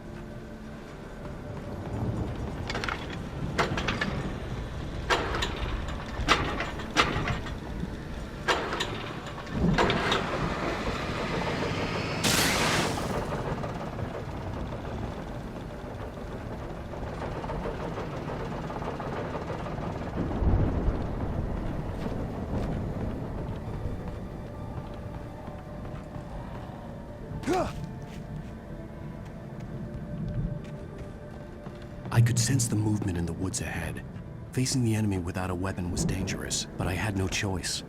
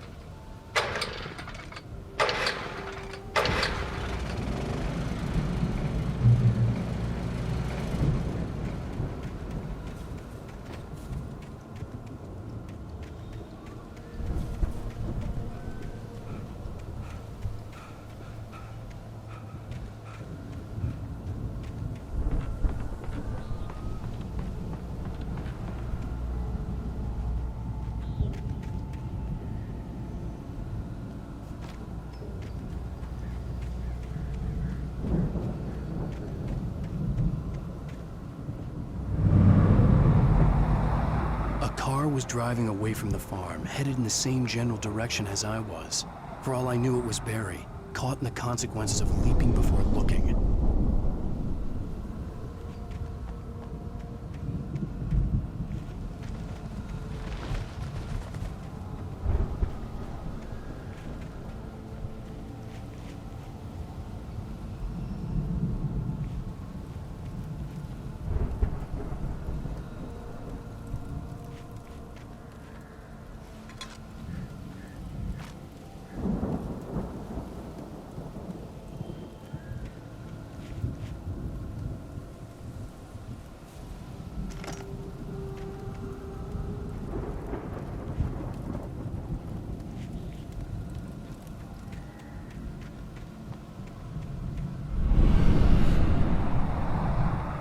The car was heading for the cabin up ahead.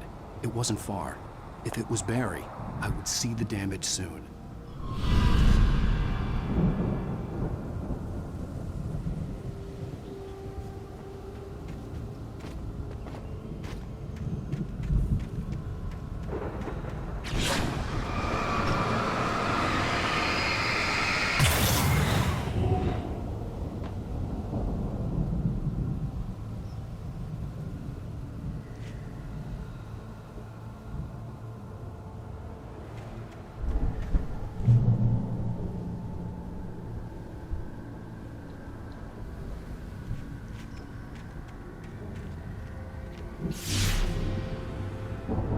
I'm trying to deliver each page to the right time and place.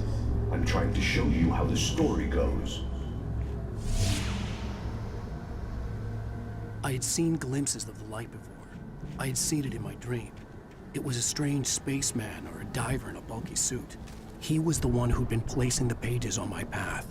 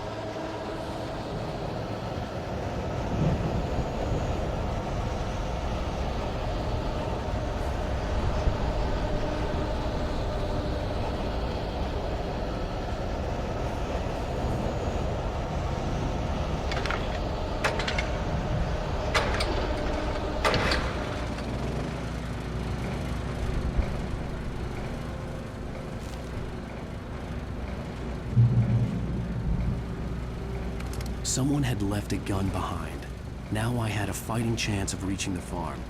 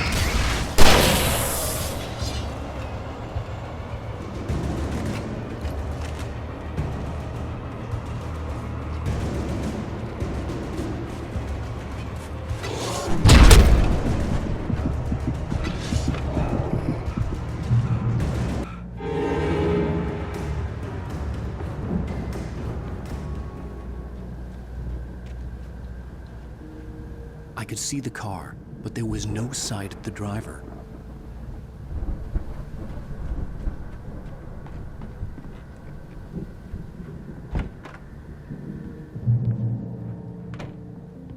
Hello? Anybody here? Barry! No! Danny, you're not! Please! What are you? No! Don't! I'm sorry!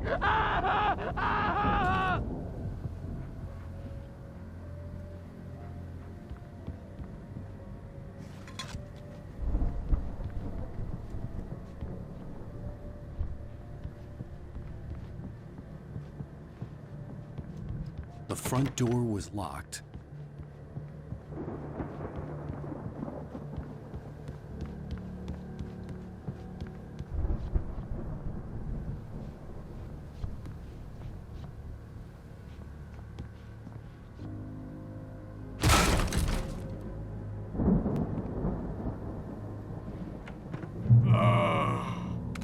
I know you. You were in jail the other day. I went to the farm again for the moonshine, you know? It makes you see. They're not gonna miss it. They're in the loony bin. My buddy, Danny, I lost him. Something's gone wrong with him. It's not him. Like a real bad follow-up to a real good movie. The best friend's suddenly the bad guy. Who wrote this crap anyway?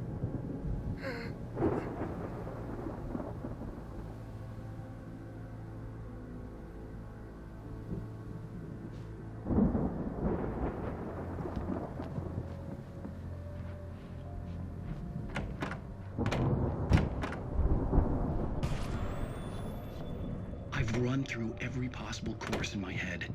If I continue like the Dark Presence wants me to, the story I'm writing won't save Alice. It's a horror story, and it's going to kill her, and me, and everybody in this town. No one will survive. Darkness will consume everything. This is what it's wanted all along. It will be free, unstoppable. It used Alice to get to me, dangled her in front of me to keep me going. It was never going to release her. I'm going to change this. I'll escape. I've written myself into the story. I'm now the protagonist. This feels like a terrible risk, but it's the only way to save Alice. I'll be bound by the events of the story just as much as anyone else who's been woven into it. The story must stay true for this to work. There have to be victims along the way, near escapes, cliffhangers. In a horror story, it can't be certain that the hero will succeed or even survive. He almost has to die. I'll write my own escape into the story next. I need help. Zane's going to be the one who'll help me. I'll make it happen.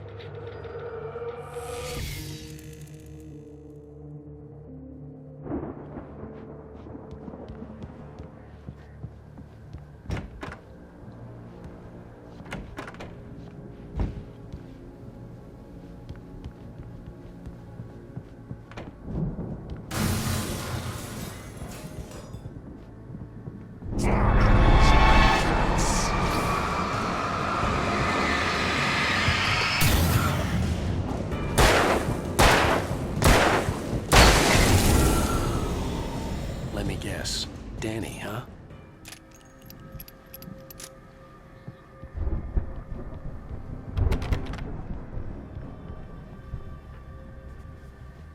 The farm was still a good distance away. I'd need a car to get there fast.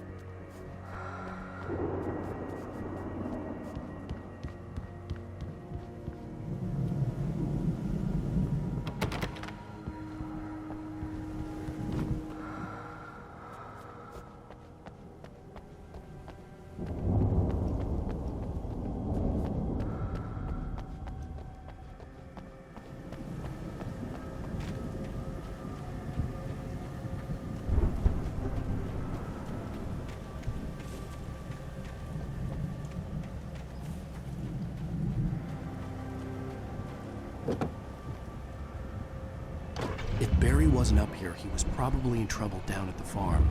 For a moment, I felt bad for doubting him. After all, I'd made it this far myself. But Barry was Barry.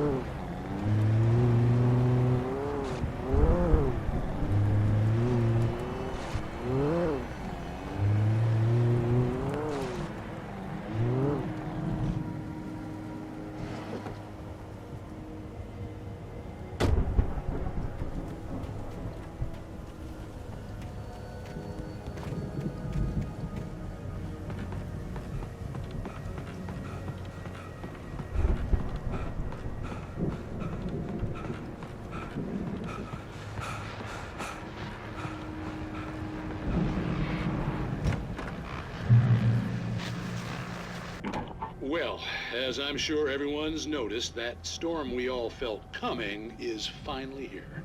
The boys at the Weather Service reckon it'll last until morning at the very least. Pertaining to that, let me read that missing persons alert again. The Sheriff's Department's still looking for a Caucasian woman, 30 years old, slim and blonde with blue eyes. She may be lost in the woods, and it's possible she's been injured in a car accident. If you see her, please make sure you get her indoors and call the sheriff. It's bad weather to be caught out in, so if you see someone in the area who maybe looks a little confused, give him a hand, all right? This is Pat Maine on KBF FM, hoping you're all safe and warm tonight.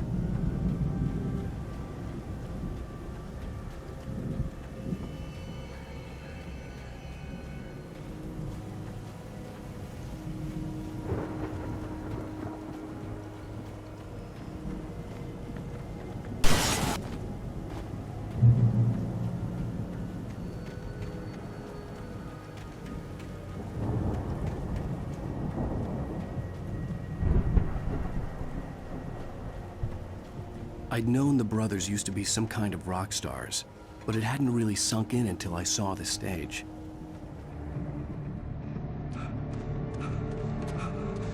Ow!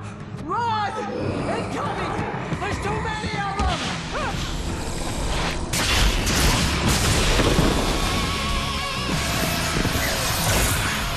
God damn.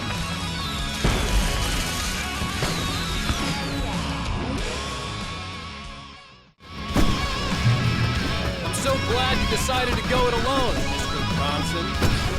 Shut up and shoot! Ow! We have to fight them off! I can set off more of the fireworks from here and help you out! Hey, Al! Did you notice there's a lot of ammo and stuff around? This place is stopped! Al, hold on! I'll try to get the stage lights on!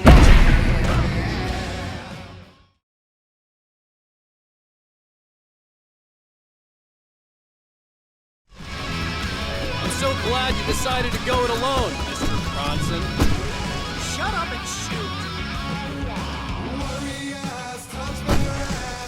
Ow! We have to fight them off! I can set off more of the fireworks from here and help you out! Hey, Al! Did you notice there's a lot of ammo and stuff around? This place is stopped! Al, hold on! I'll try to get the stage lights on!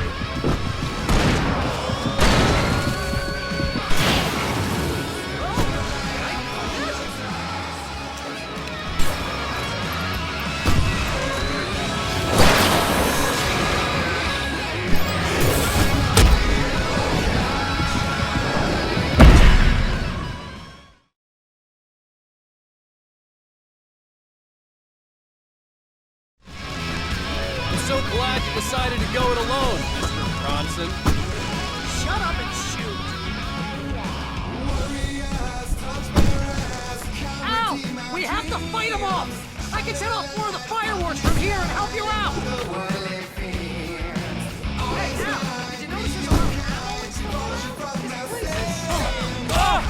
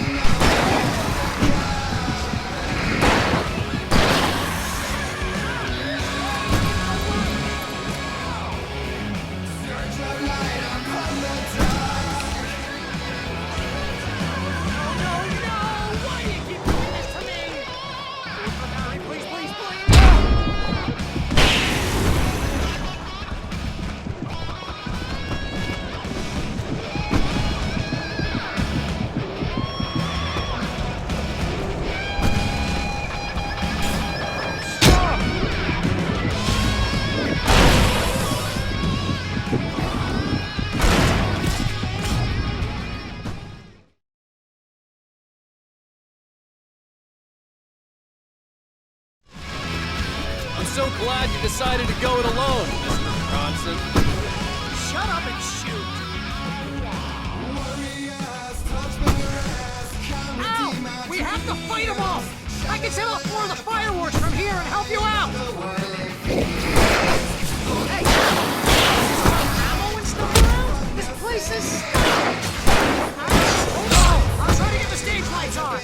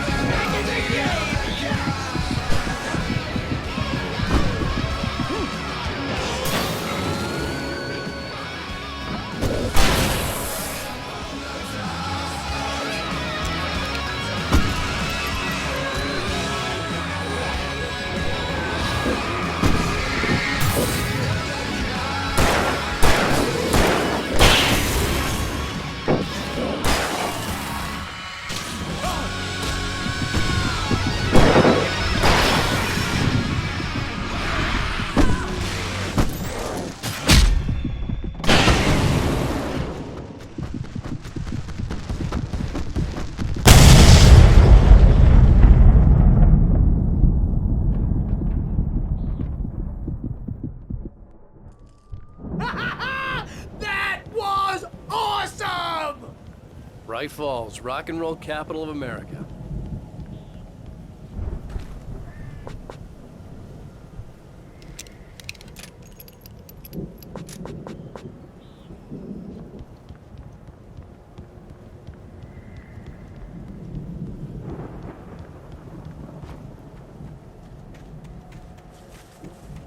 Hey, Al! This way to the farm!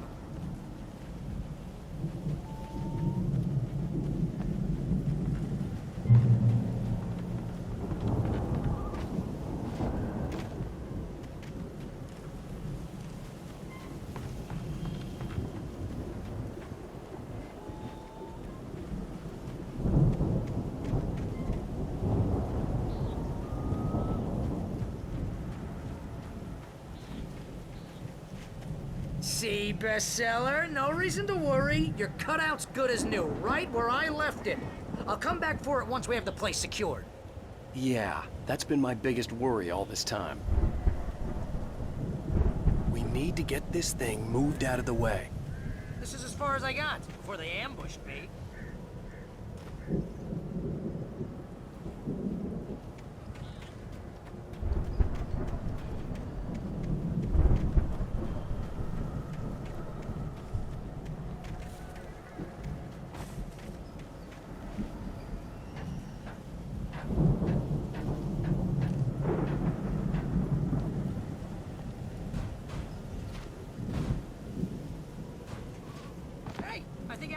Here has something to say. What's that, Al? I'm Alan Wake. I'm always right about everything. If I don't get my way, I'll shut up all day long. I'm always intent. Wow! You look at that thing, Al! They really went all out with this Viking crap, didn't they? Look at all this stuff. They must have done okay for themselves, so how come I never heard of these guys before? And this from the guy who learned about Ozzy Osbourne through reality TV?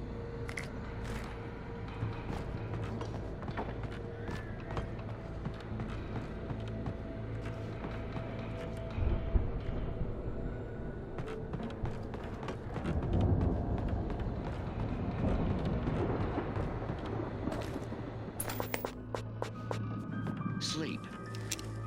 We all spend a third of our Night dreams in Springs. soft Man, embrace, somewhere back between memories. fantasy Hey, and remember when I got you that gig?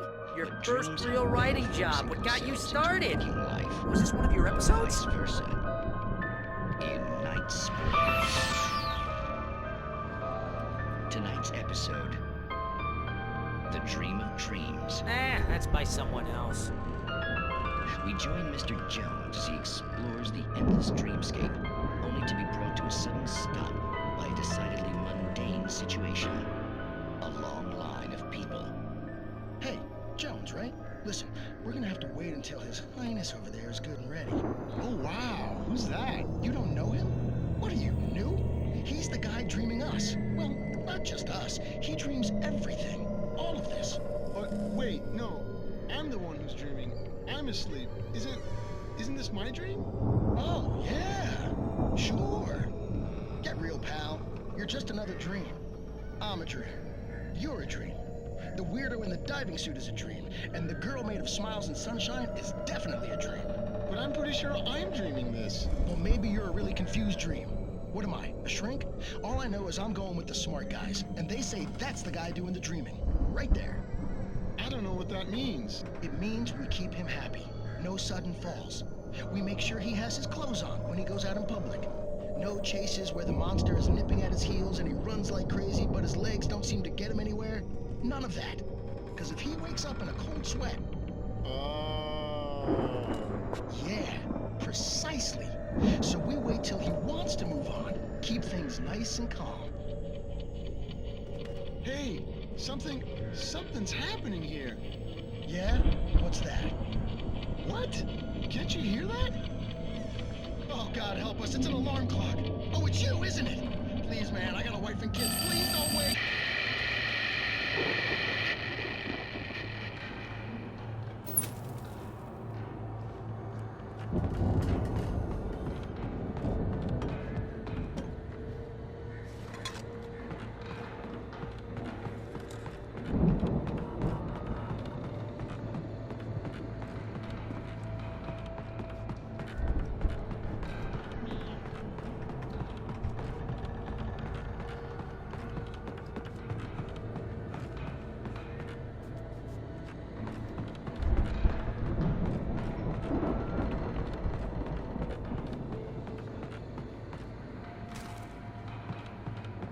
The Viking boat looked imposing, almost like a battering ram.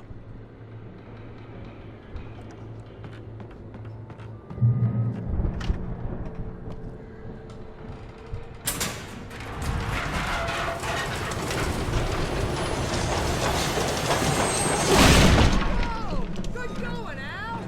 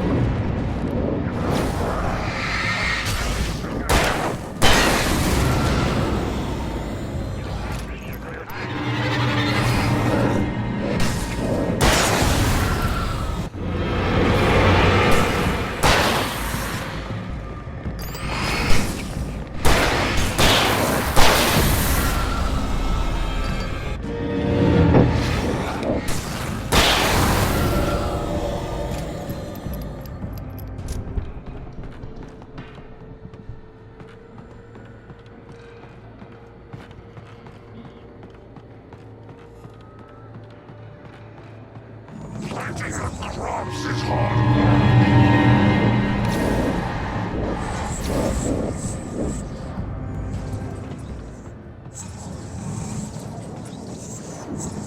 think we can make it through here, Al!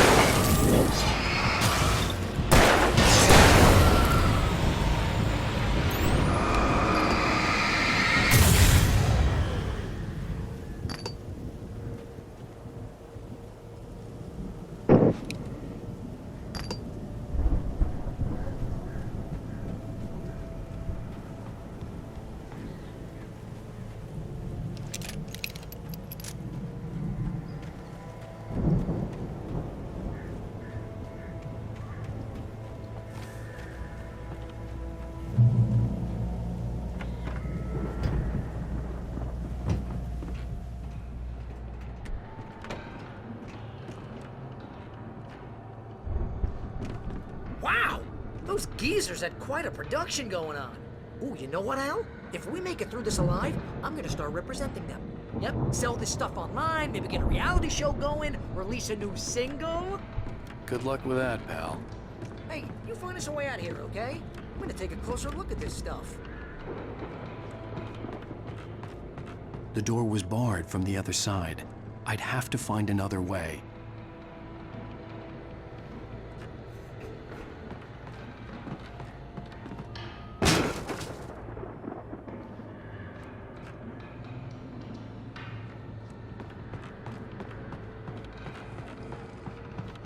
Be careful, Al!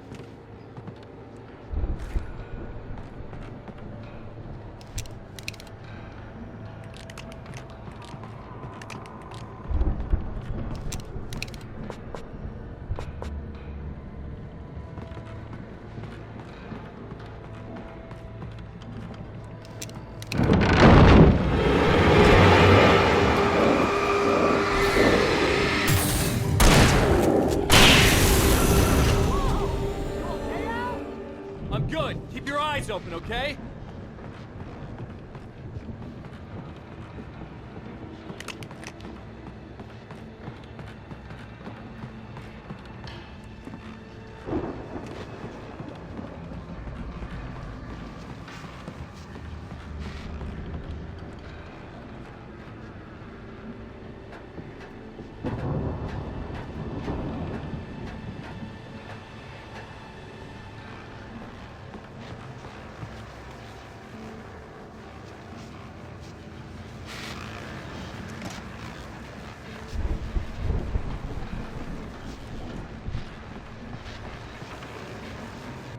As you regular listeners know, I tend to work through the night, but I'm not the only one.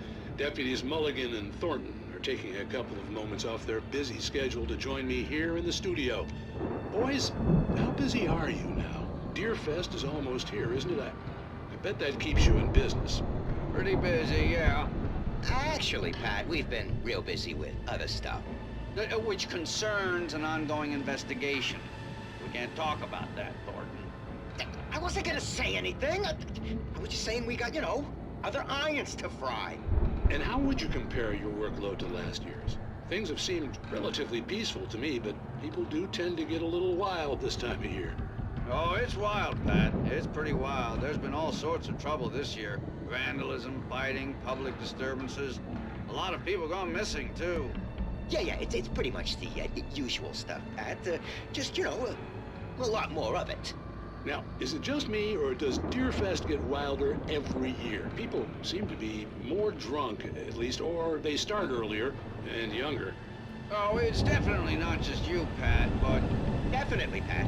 Hey, I'm talking here, Thornton. Oh, shoot, I lost my train of thought. Not just me. Oh, yeah, it's wilder, Pat, but actually most of the trouble seems to be coming from grown men. People who ought to know better, Kids are doing fine this year. Well, that's nice to hear at least. Boys, I want to thank you for stopping by. I'll let you get back to your patrol. Sure thing, Pat. Yeah, sure thing, Pat.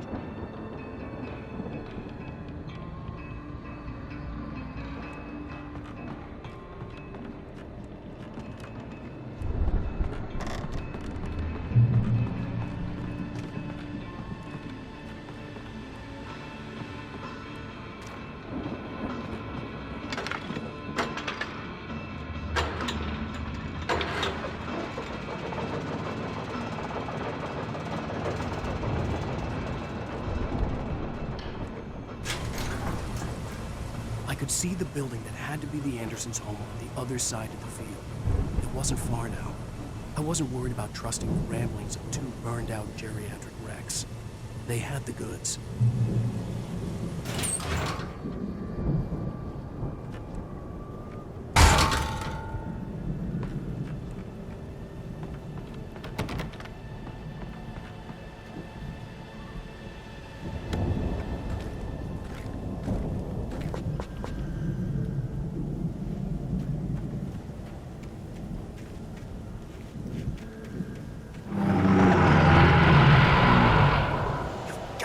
Kidding me.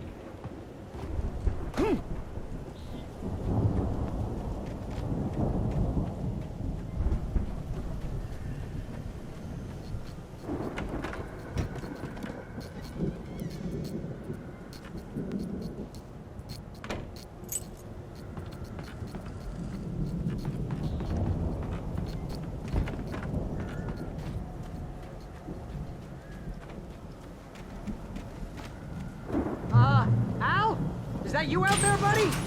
Yeah, it's me. Hey, let's go, man.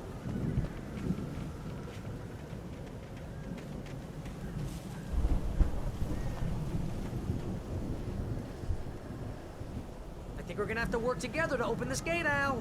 Looks pretty heavy.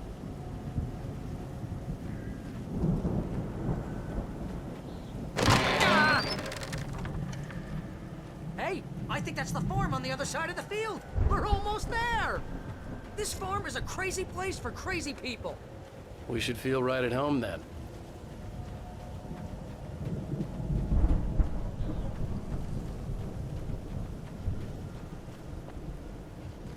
Come on, one more gate. Let's do this thing.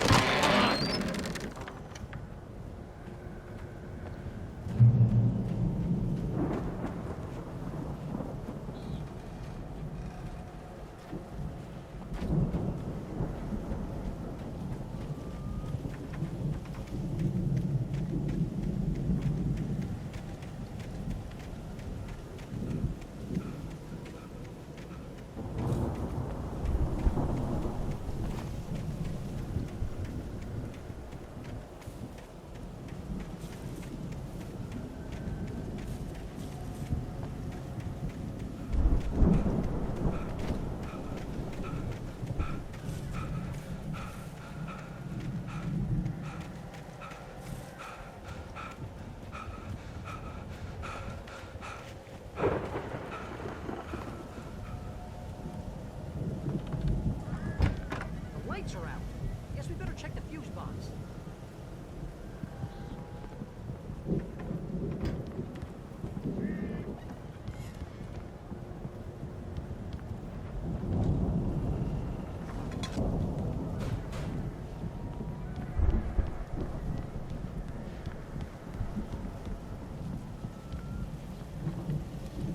The power downstairs was out, but I was sure I could fix that at the fuse box.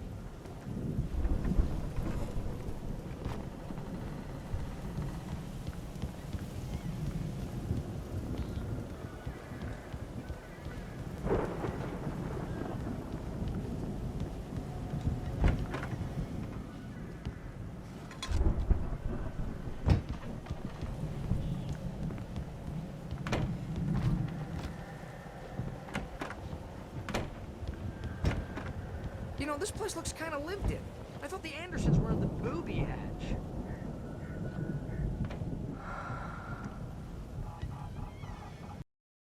Yeah, I don't think they keep too close an eye on them at the clinic. They seem to slip away a lot so they can get wasted. No kidding! Those guys sound awesome.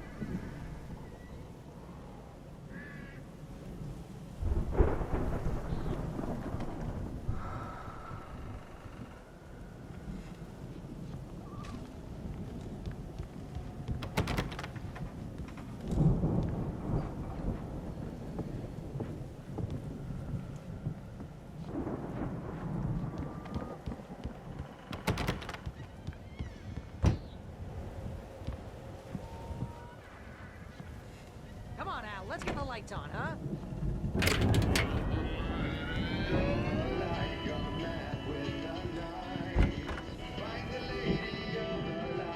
Can you hear that, Al? Music? Of course. We need to find where it's coming from. That's the message the Andersons talked about. That's the whole reason we're here. Lady of the Light? Oh, that's gotta be what's-her-face, the crazy lamp lady from the town. Cynthia Weaver. Right! Must be!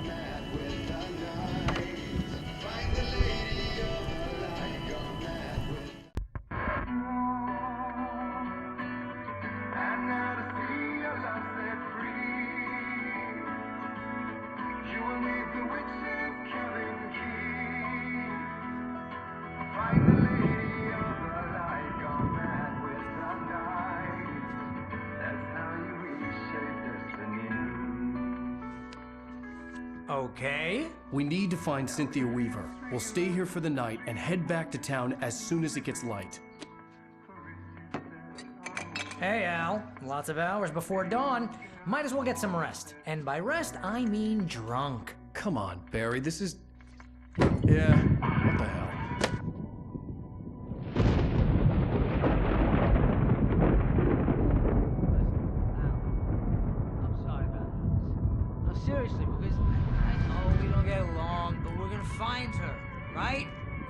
you're a crazy bastard. I'm gonna stick by you, no matter what, ever, Al. Sure, like a brother. I'm a writer, goddammit. Correct.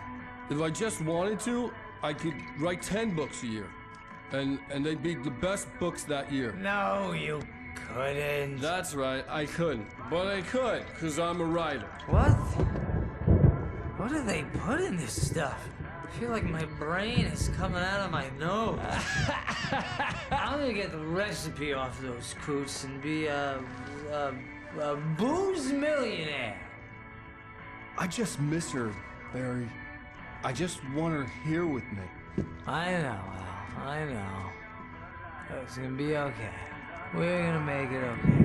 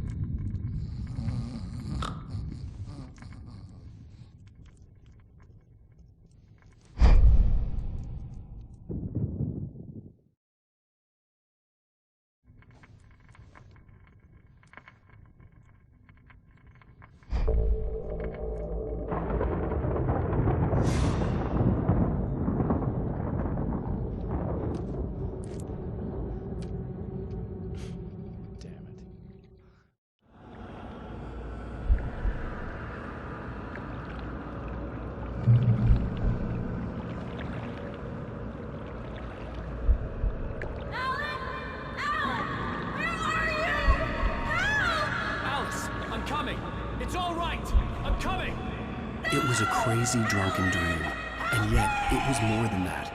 It was the truth, a suppressed memory unearthed by the Andersons' moonshine. I was there, an out-of-body observer.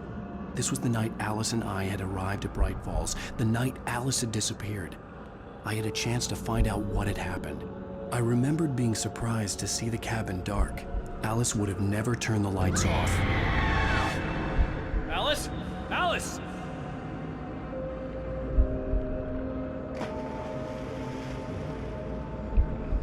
I remembered thinking I caught a glimpse of her form underwater, sinking into the darkness. Diving after her was the last vague memory I had of that night. After that, the next thing I could remember was waking up behind the wheel of the crash car and finding the first pages of the manuscript.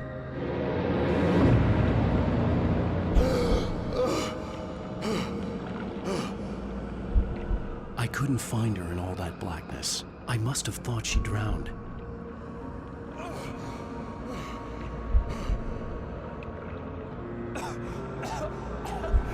Alice! Jagger had Alice, and so she had me.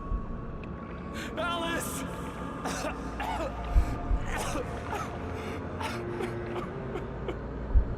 I'd been easy prey.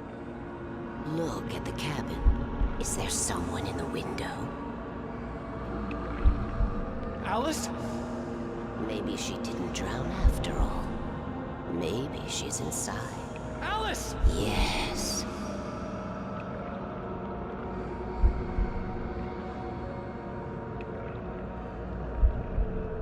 The dark presence had touched me. She had dug her nails into my brain and used me, made me her puppet.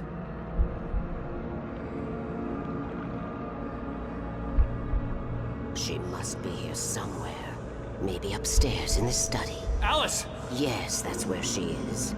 You can apologize. Alice! You'll laugh at the whole thing together and put it behind you.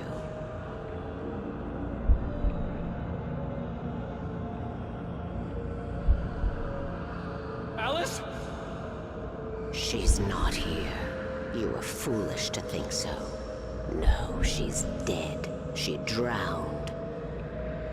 No, no, no! It's your fault your wife is dead. You are guilty. All she wanted was to help you right. You killed her. Oh, hush. There's still hope. Cauldron Lake is a special place. Here, you have the power to change things. She wanted you to write. I will tell you what to do.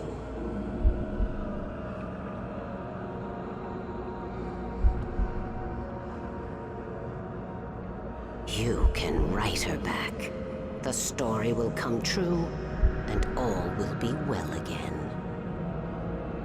She had Alice, and the manuscript was the ransom for her.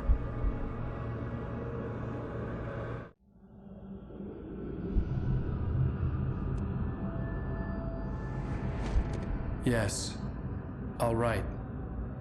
I'll fix it. I'll bring her back.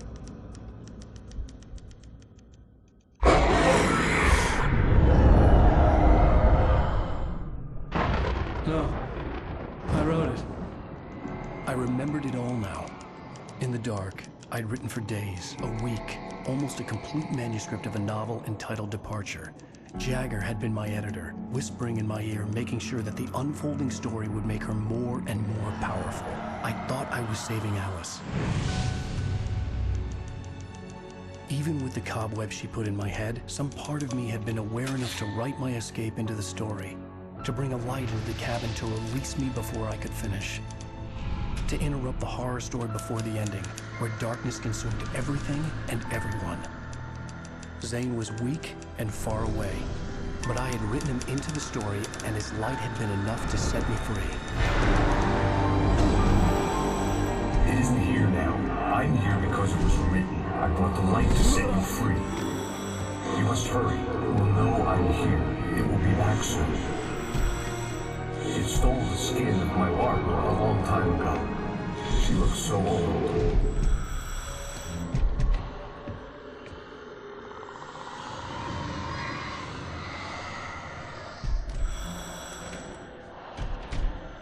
I'd woken up, confused and groggy, my mind consumed by darkness and fear. All I could do was to escape.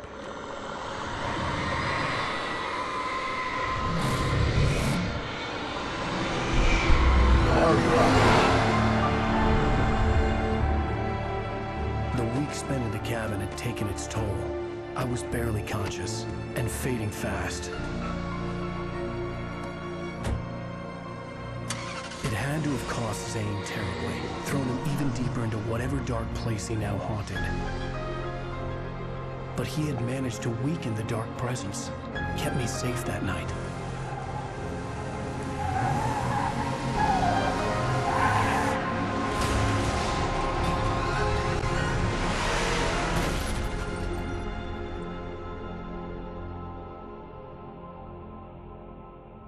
I wrote it.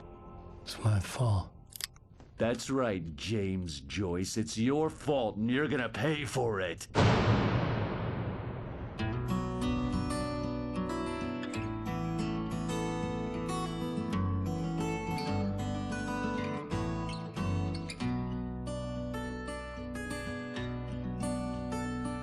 There's an old town road with mystery of Tom the poet and his muse, and a magic lake which gave a life to the words the poet used.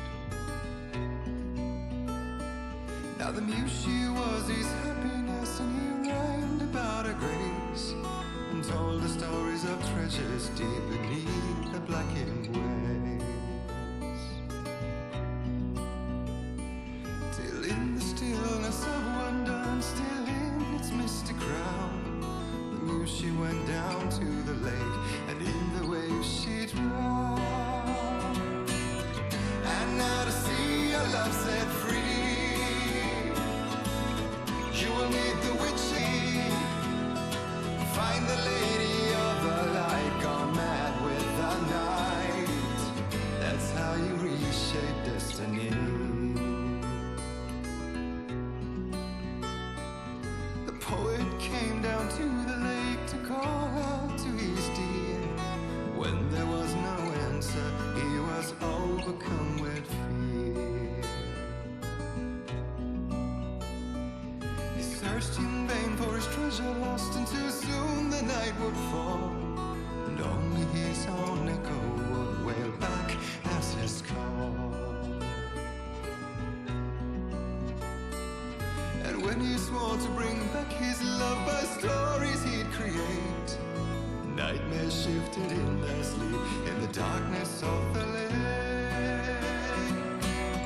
And now to see your love set free,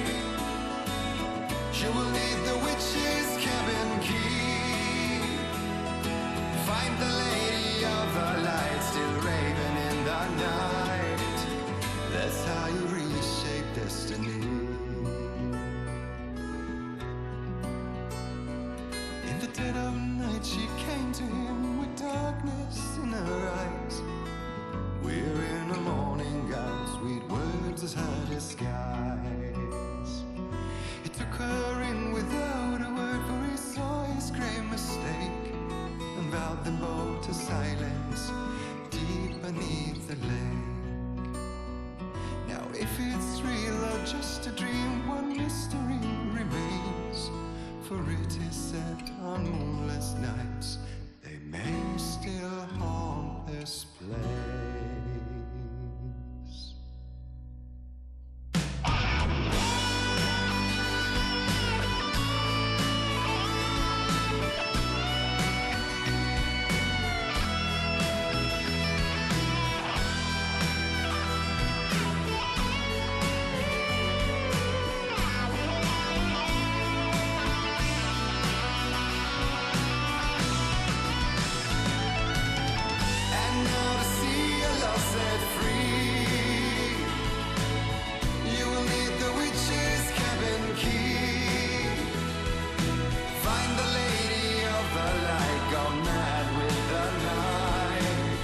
That's how you reshape destiny.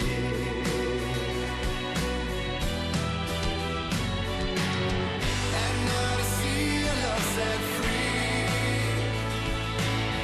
you will need the witch's cabin key. Find the lady of the light still raving in the night. That's how you reshape destiny.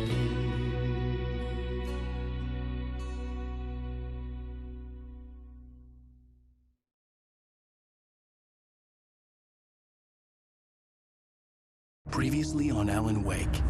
Under the influence of the dark presence, I wrote a horror story that is coming true. Jagger had been my editor, making sure that the unfolding story would make her more and more powerful. Some part of me had been aware enough to write my escape into the story. Together we can create something created here. It makes them come true. My mom gave me this old light switch. The clicker. Alice is being kept in a dark prison. I need to find Cynthia Weaver to fix this. It's your fault, and you're gonna pay for it.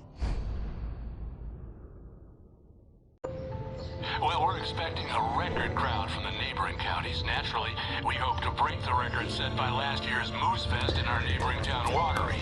Ladies and gentlemen, some people have asked me, what's the big deal about Deer Fest? And I think that this sums it up. It's about friendship and community. We've got a great party coming up, but let's try to hold it in until tomorrow and get through the night in one piece, all right?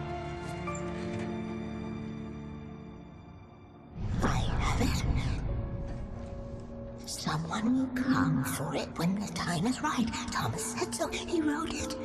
The key is insurance. It's my job to keep it safe. Safe in the light. Always in the light. Hello.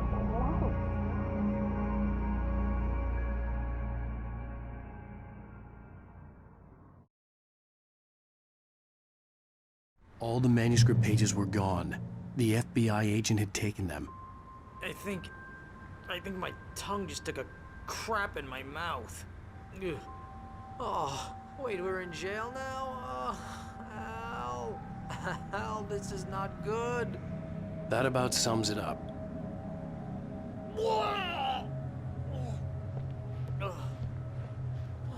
Oh, I am never drinking again.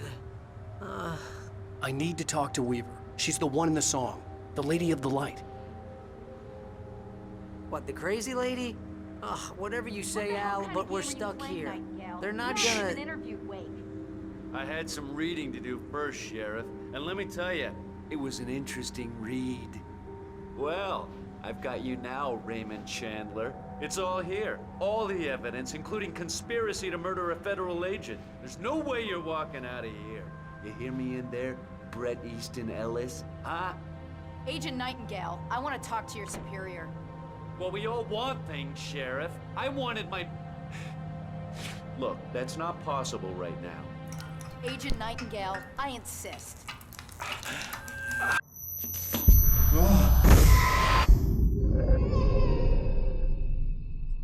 Wake, what's wrong? Lady, are you stupid? It's a trick. It's an obvious trick. Okay, I've had enough of this crap. Wake, I'm gonna trust you with this. You're joking. Agent Nightingale, your opinion would matter more if you were sober and if I actually believed you were here on official business. Whoa! Get back in the cell, Stephen King. The only way you're leaving this place is over my dead... Wait a minute.